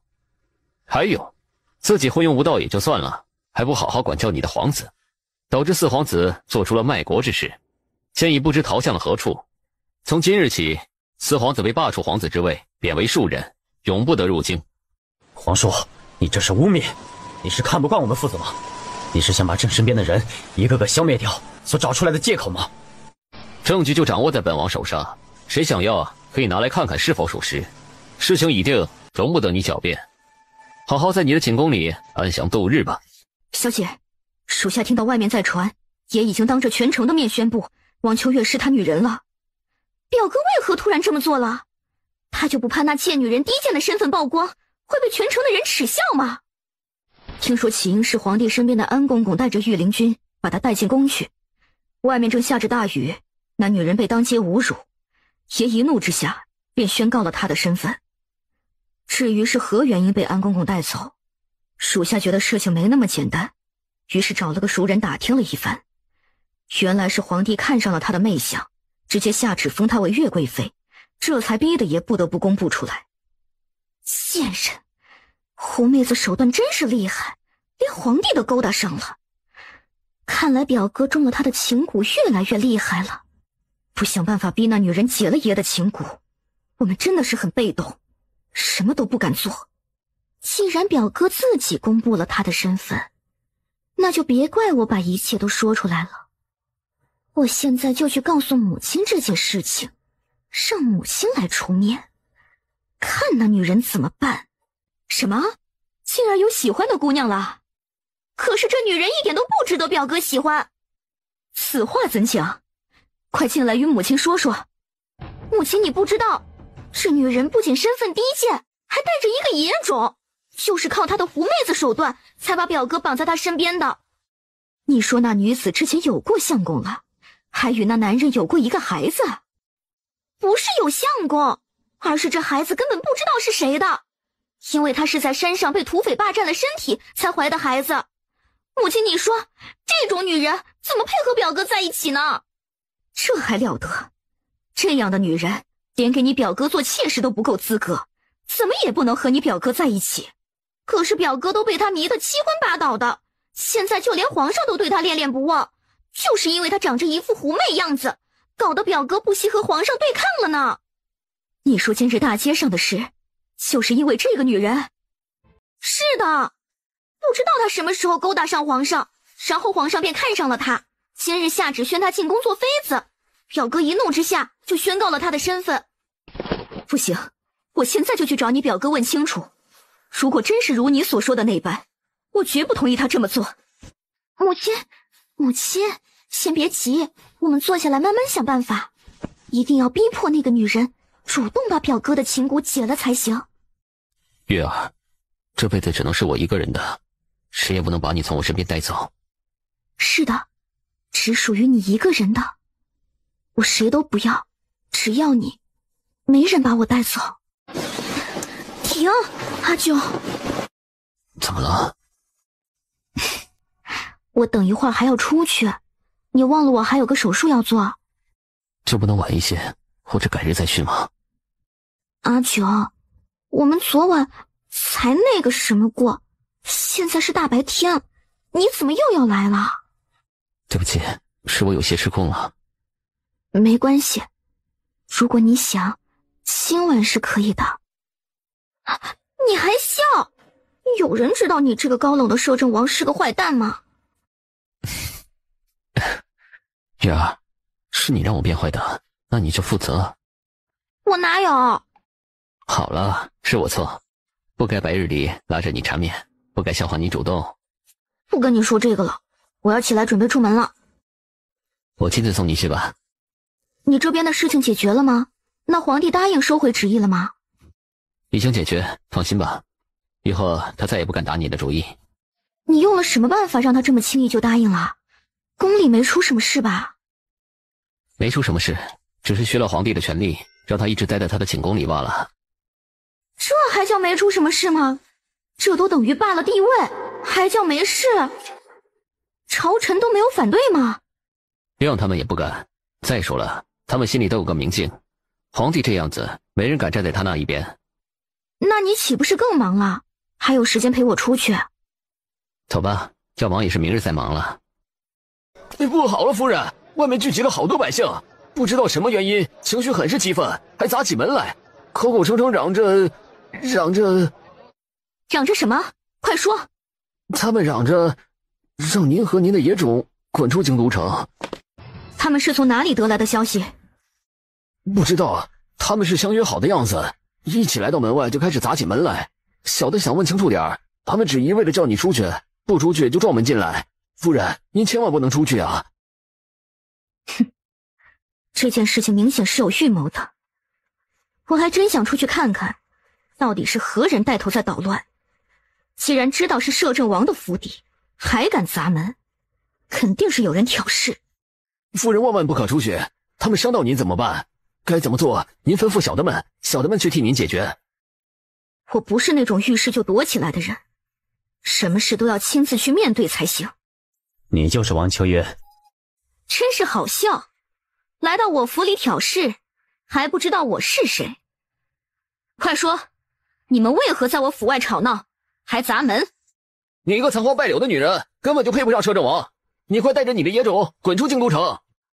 你们为何说我是残花败柳？你可知道恶意诽谤是要坐牢的？我们听说你在王家村里的时候被土匪糟蹋过，还生下了他们的孩子，这不是残花败柳是什么？荒谬！你们听谁说的？有何证据？没有证据就在这里造谣闹事，看来是不报官不行了。全村人都知道的事，还要什么证据？我们不是在闹事，是为了维护摄政王的声誉，绝不能让这样的女子跟摄政王在一起。是真的又怎样？遭遇那事，本就是女子的不幸。摄政王与我真心相爱，不介怀我的过往。你们是以什么身份来干涉我们之间的私事？你唬谁呢？真心相爱，还不是你用了不正当的手段控制住摄政王？他会爱你这个残花败柳吗？你们这些无知之人，敢来闹事，就敢接受教训，就该蹲牢狱去。来人，快去报官，说有人在这里闹事。是。我再说一遍，我跟不跟摄政王在一起，配不配得上他，是我们夫妻俩的事情。你们再在此处闹事，就别怪我手里这东西不认人了。至于你们说的我给摄政王下了蛊毒，那是不可能的事情。我怎么可能舍得让我心爱之人有一点身体上的损害？如若你们不信，大可去找摄政王，让他当着你们大家的面给太医诊脉，便可知道我所说的是属实。无需要他们来找本王，本王已经带来了太医，当场证明给你们看。来人，把此人拿下，让他供出其他挑事者，在场的人一个都不许离开。说，在场还有谁是你的同伙？快说出来，不然你的每一根手指都会被砍下，直到你愿意说为止。他都是跟我一起来的。把他们带回去好好审问，这幕后指使之人到底是谁？你们不是在怀疑本王的王妃是否给本王下蛊毒吗？现在就证明给你们看。如若不是，你们将要跪地磕头，给本王的王妃叩头道歉。所有人都紧盯着太医。我等皆给摄政王诊过脉了，发现摄政王并无中蛊毒的迹象。摄政王请恕罪。对不起，摄政王妃，草民无知，流言随意来了，原谅我们吧，请原谅我们吧。本王不管你们在哪里听信的流言蜚语，现在已经证明本王的王妃没有下蛊。以后让本王知道还有谁来针对王妃的，直接砍了。即便他没有给摄政王下蛊毒，那也不能成为王妃。你还胆敢出现在本王面前？表哥，是我救了他，把他带在身边做侍卫的。他现在是我的人了，你不能赶他走。皇儿，休得无礼。不知姨母前来何事，进府里再说吧。不行，姨母就要在这里说。此女子不能成为你的王妃，姨母要和大家同一阵线反对。她一个被土匪糟蹋过的女人，是没资格进入皇族做什么王妃的。难道姨母也要来干涉本王的私人之事吗？平时姨母不管，但这关乎你的终身大事。姨母答应过你母亲，要把你当作自己的孩子般对待。这么重要的事情怎么能不管？今日姨母就当着大家的面来问你，你到底置皇家的颜面于何地？这么一个身份低微的女子，你要娶做王妃？在本王心里，她比谁都高贵。姨母，你不懂情况，就别在这里添乱了。姨母不懂情况，是你不懂情况吧？你不顾天下人反对，执意要娶她为妃，你怎么面对天下人？你怎么这么糊涂啊你？她是户部尚书的孙女，身份怎么就不配了？但她永远都洗不白身上的污点。她身上没有污点，有污点的是本王。因为当日毁了她清白的人，不是什么土匪，而是本王。你说什么？你说是你糟蹋了人家？怎么可能？千真万确。当时本王中了苗疆女的魅毒，神志有些不清，刚好有个姑娘出现在山里，本王就一时控制不住，伤害了人家。本王醒来后迷迷糊糊就离开了，根本没看到那姑娘的样子。直到在王家村娶了一个带着孩子的女人，后来相处，本王才无意中发现她身上的玉坠，正是本王那日丢失的玉坠，便得知那日在山上的女子是她。不知该说这一切太过巧合，还是老天冥冥之中的安排。没想到本王娶的正是糟蹋过的那名女子，而那名女子真是月儿。你为什么一直不说？是啊，你等一会儿，我们回府里，我慢慢跟你解释好吗？枉我一直以来像个傻瓜一样，内心充满着自责，在你面前我都会不自觉地卑微起来。现在想起来，自己有多么可笑。月儿，你听我说。你别叫我，我现在无法面对你。杏儿，这还没来得及说什么，美九就丢下众人去追王秋月了。你们方才已经看到听到了吗？摄政王亲自解释毁了王秋月清白之人是他，那说明孩子就是摄政王的。以后你们谁也不准再造谣生事，更不能说那孩子是野种。除此之外，希望你们从这里离开之后，把真相告诉所有人。好了，你们都散了吧，不要等摄政王反过来想起，定你们的罪。月儿别怕，我来了，你千万要抓住缰绳，别松手。他纵身一跃，来到了王秋月马背上，坐在他身后。月儿，对不起，对不起。你以为一句对不起就能抵消我所受到的伤害吗？你要我怎么弥补你才能原谅我？你说，我一定做到。我心里过不去那道坎，不是弥补就能解决的。我实在想不明白，你为何一直把这件事隐瞒那么久？在别人嘲笑我、侮辱我的时候，你为什么不站出来说？你是不是故意让我一直对你愧疚，然后你就可以为所欲为地操控着我的感情，让我一直无私地为你付出？你就这么想我的吗？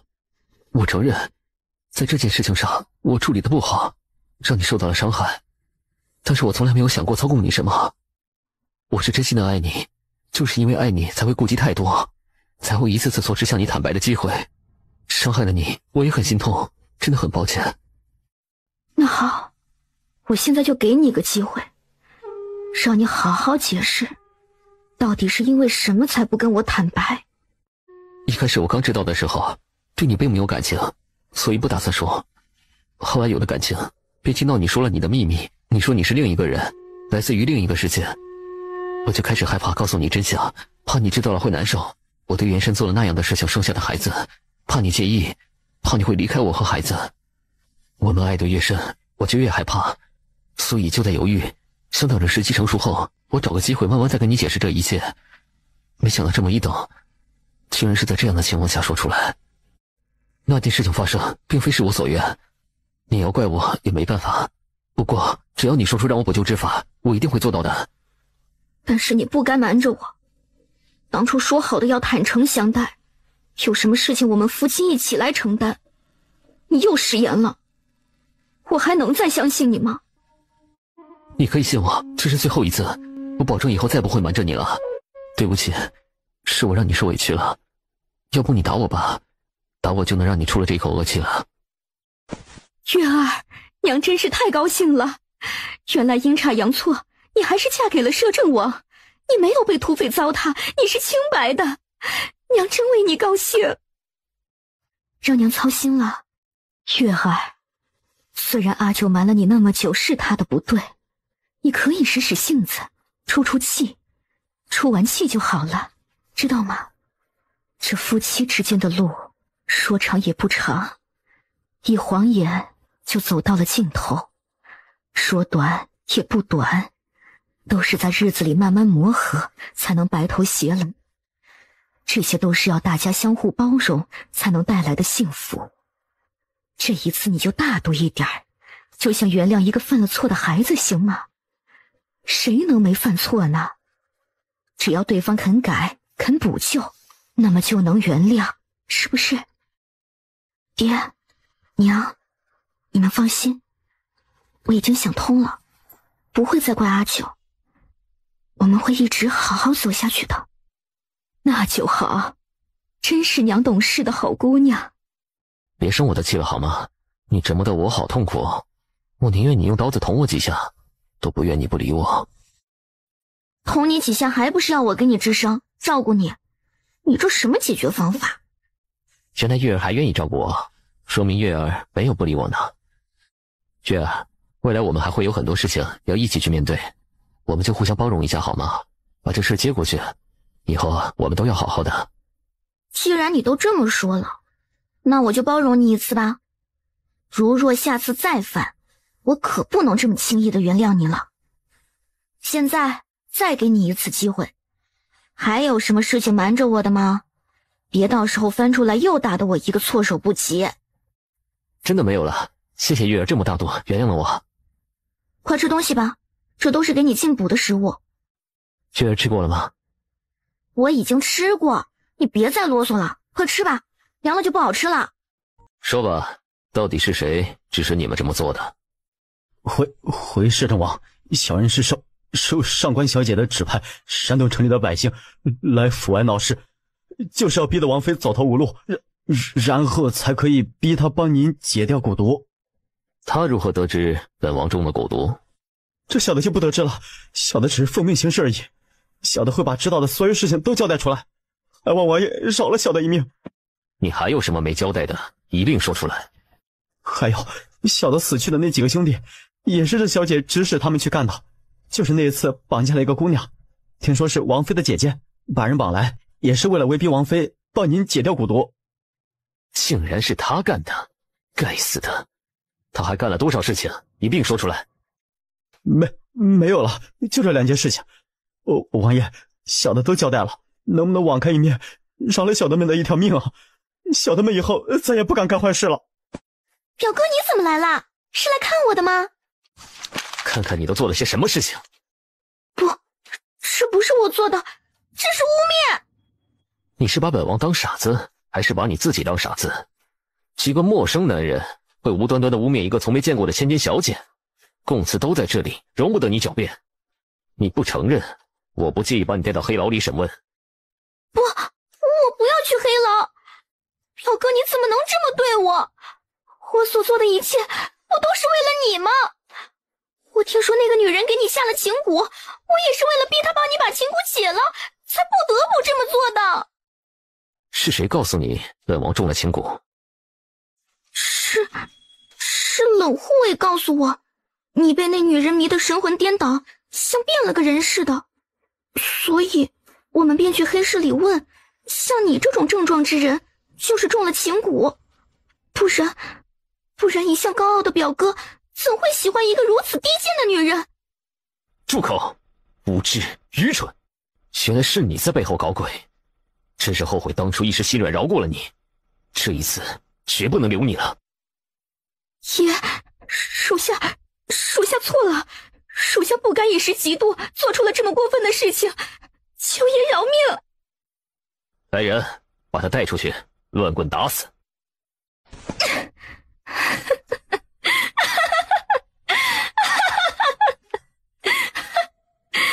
你果然冷血无情，我一直默默站在你身后那么多年，喜欢你那么多年，却怎么也得不到你正眼看我一下。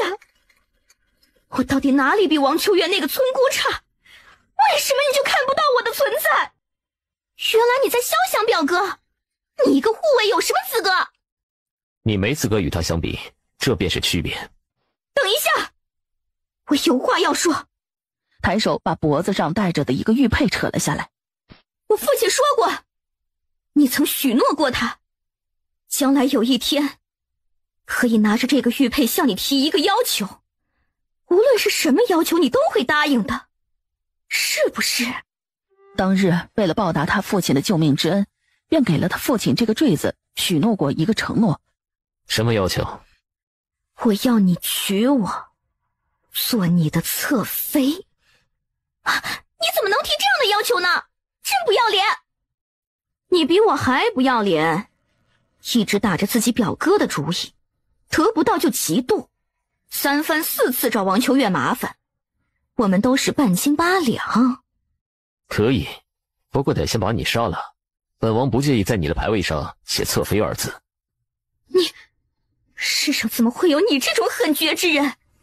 你简直就是魔鬼！现在知道疑晚，你还要继续你刚才的要求吗？那我换一个要求，放我出城，并且要保证不会派人来杀我。以后别让本王知道你再出现京都城里，下一次你可没有玉坠防身了。把你手上的玉坠交出来。冷冰燕看了看手中的玉坠，然后朝美酒抛了过去。当他打开手掌时，玉坠已经化成了白灰。表哥，我错了，别杀我！是什么事惹得我静儿大发雷霆？静儿，我儿可是犯了什么错惹你不高兴了？告诉姨母，姨母替你做主。姨母想知道他犯了什么事，可以看看那几张供词，便能明白一切了。婉儿，你怎么能做出这种事情来？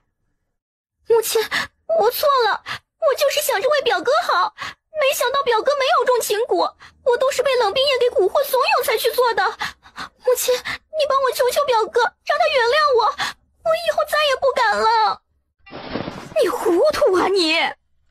手心手背都是肉，你做出伤害你表嫂的事，你要母亲怎么好意思开这个口？难道母亲要眼睁睁看着表哥杀了女儿才肯罢休吗？你知道吗？刚才表哥就要杀了冷冰夜，是冷冰夜有了护身符才免于非命，你就是女儿的护身符，只要你开口，表哥不会不给你这个面子的。原来你是抱着这样的想法，才会肆无忌惮一次次做出害人的事情来的。你可知道，你派去的人把月儿的姐姐掳走，要不是他的心上人及时赶到，姐姐就被那几个流氓毁了。他甚至想玉石俱焚。你看看你做的事情，是能原谅的吗？我又不知道那几个流氓会对他做出那种事情，我只是花钱请他们把人带来，然后威逼一下王秋月而已。是我预料不对，我认罚，但是我罪不至死吧。一声响亮的耳光声响起。婉儿，看来是为娘平日里对你太过疏于管教了，以至于你做出劫人害命之事来。你已经闯下大祸，还不知悔改，还为自己找借口推脱罪责。你这样子，真让母亲痛心。母亲，你打我！你不帮我就算了，还打我！我恨死你了！然后一把推开母亲，便冲了出去。快，把人追回来！静儿，对不起，是姨母没管教好婉儿，让她做出这样的事情来。这一次，能不能请你原谅她一次？以后姨母一定管好她，要不姨母亲自上门给秋月道歉，行不行？姨母，你一次次这般袒护他，他就会一次次犯错，总想着有人替他收拾残局，你这样是毁了他的，知不知道？杏儿说的对，但是婉儿还小，姨母还能把她教育好，保证不会让她闯祸了。我不想再看见他，以后打理铺子的事就不需要他了。以后派人把所有的账本都送到我手上吧。这一次姨母求情就放过上官婉儿，如若再有下次，绝对不能留情面了。尝尝看我的手艺有没有退步了。不错，肉质鲜嫩美味，阿九的手艺还是一如既往的好。禀报爷，秋月府那边传信过来，叫人闯进府内，欲对小世子不利，护卫正在捉拿。阿九，我现在就带人赶回去。不行，我和你一起回去。你留在这里招待使臣们，如果有人问起，就说本王有急事先回府了。你要密切留意情况，别出了什么差错。是，王爷。冷明夜，你竟敢带人闯进府来，要伤害小主子，你还有没有良心的？主子对你不错，你却狼心狗肺要害他的孩子。没想到还是被你看出来了。我狼心狗肺，是爷薄情寡义吧？我一心一意为他，他却狠心的要杀我。要不是我身上有那道护身符，他早就将我打死了。既然他们夫妻这么对我，我就要让他们付出代价，要让他们最在乎的东西在他们面前消失，方可解我心头之恨。在他被王爷赶出城之后，他就找上了四皇子，请求和他联盟。四皇子答应了，于是他们就开始等待机会。我早就跟你说过，让你不要追求那不属于你的东西。王爷喜欢的只有王妃，你勉强是没有用的。趁现在还来得及，你赶紧把孩子放下，我会替你向爷求情的，好吗？你竟然和漠北国的人勾结在了一起！你们贱人王妃还不是跟漠北国的人勾结了？你看他们不是住在这府上了吗？真是不要脸！狐妹子手段一套套的，竟然连漠北国的人都勾搭上了。你简直是无药可救了！都是你！要不是你的阻拦，我们早就能撤离了。你现在放我走，日后我定会报答你。只要你把孩子放下，便可以走。不可能！我千辛万苦等来的机会，不可能就这么无功而返。你放不放我离开？不放我离开，那我就杀了这个孩子。你敢伤害孩子，无论你逃到天涯海角，王爷都会将你碎尸万段的。我不怕死，我死了还能拉上他最在乎的人，值了。不准放他们离开。团子，别过来，否则我要他的命。冷冰燕，你为何要这么做？王爷已经给你活路了，为何你还要回来寻仇？还不都是因为你？我恨你，所以我要回来毁掉你最在意的人，要看到你痛苦哀嚎，才能解我心头之恨。你有什么怨气冲本王来？放了孩子。他看得出来，这女人已经进入了癫狂状态，不能跟她来硬的，只能好言安抚，让她放松警惕。爷，你知道的，我是舍不得动你分毫。只要你答应我一个条件，我立刻放了孩子。什么条件？你先说说。你现在就给这个女人写一封休书，休了她，然后答应娶我过门，否则我就和孩子同归于尽。这条件本王不能答应，本王只能答应你，只要你放了孩子，此事就不再追究。没想到你如此绝情，你是宁愿看着你儿子死，也不答应我的条件吗？你拿一个孩子出气算什么？你恨的是我，要不我过去跟孩子换，我跟你走，任你折磨出气，怎么样？确实，他恨的是这个贱女人，应该把她折磨致死才行，一个孩子却不能让她出气。你无需有顾虑，我不会武功，根本不是你的对手，你可以轻而易举地把我带走了。还有，和你结盟的人想必会更高兴你把我带回去，因为我对他们有用处。那你让人把你绑起来，然后自己走到我这边来。好。然后他看向魏四，示意魏四帮忙把自己绑起来。魏四和他交汇了一下眼神，互相便明白了。于于是魏四在大家都不知道这情况下，给王秋月绑了一个活结，表面是看不出来的。转过身来让我看一下。王秋月照做，转过身去给他看，还动了动手，证明是挣脱不开的。那你走过来吧。王秋月一边朝他走过去，一边用他绑在身后的手给美酒打着手势。就在他快走到冷冰燕面前时，冷冰燕扯出一抹嗜血的笑意来，然后把那孩子迅速地往半空中抛了出去。而冷冰燕在孩子脱手那一刻，就被魏四射出的暗器打中了肩膀。阿九，子睿，快让人去看看子睿怎么样了。今日能死在爷的手里，也是幸福的。一剑就划破他的喉咙。这一次，他再也不会对他手下留情了。子睿如何了？有内伤，胸骨有裂痕，看胸口的脚印，是被人踹了一脚才会导致他的内伤。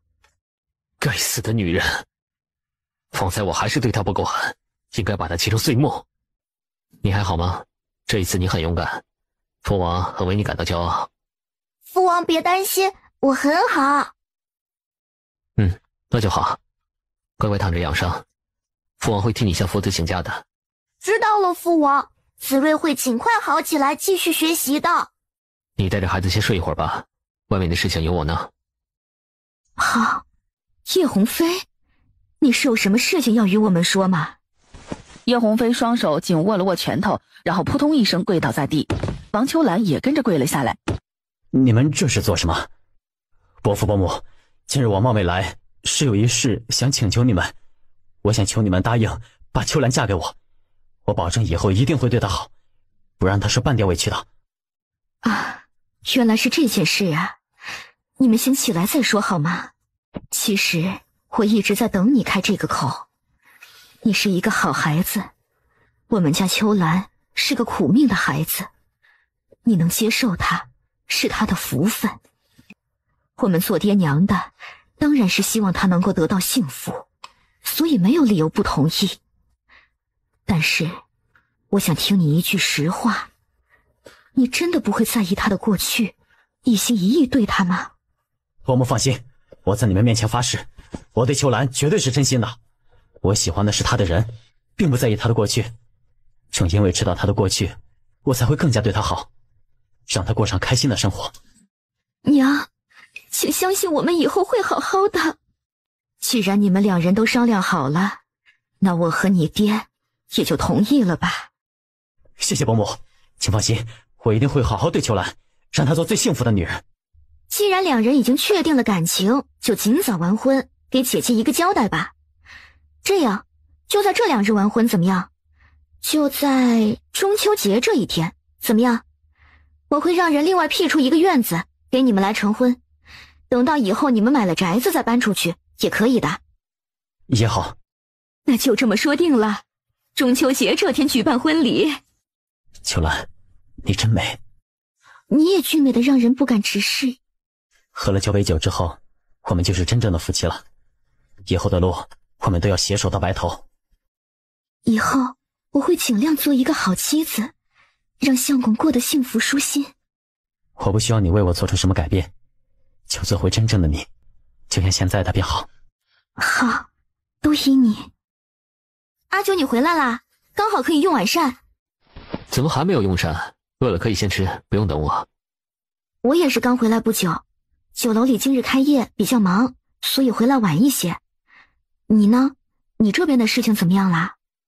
漠北国已经把战书送来，他们那边开始点兵驻扎到边境，我们这边也开始点兵出发。那你什么时候出征？3日后便出发。还好，还来得及准备。禀王爷，我的人明日将到达城门外，是直接去军营报道吗？先去军营报道，我会让人安顿好你们，到时候随着队伍一起出发。好，属下知道了，属下会传达下去的。先吃饭吧，天塌下来还有我来给你顶着呢。姐姐，你有什么事吗？也没什么事，就是爹娘都担心你，有一段时间没看到你去他们院子那边了，让我来看看你好不好。原来是这事啊，我很好，就是忙了点，回头我抽空去看看娘，让她安心。刚才那种不适感又涌了上来，只感觉胸闷恶心。啊，姐姐，你怎么了？是不舒服吗？是有些不舒服，不知怎么的，最近老是犯恶心，还有些头晕目眩。我给你把把脉。月儿，我是不是得什么病了？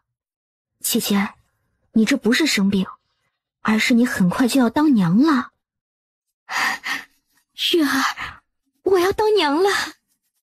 半个月之后，摄政王带着队伍大胜回国，留下一些将士继续守着这片疆土。皇帝的身体每况愈下，于来年2月驾崩。3月，摄政王牵着年仅5岁的子睿顺利登上皇位，改年号为晋和。子睿登基的第一件事就是册封摄政王为太上皇，王秋月为太后，团子为郑国尊亲王，给予他们最高殊荣。皇帝登基，举国同庆，而美酒则在暗处偷偷给王秋月准备起一场盛大的婚礼，在全天下的见证下，给他补了一个盛大无比的婚礼。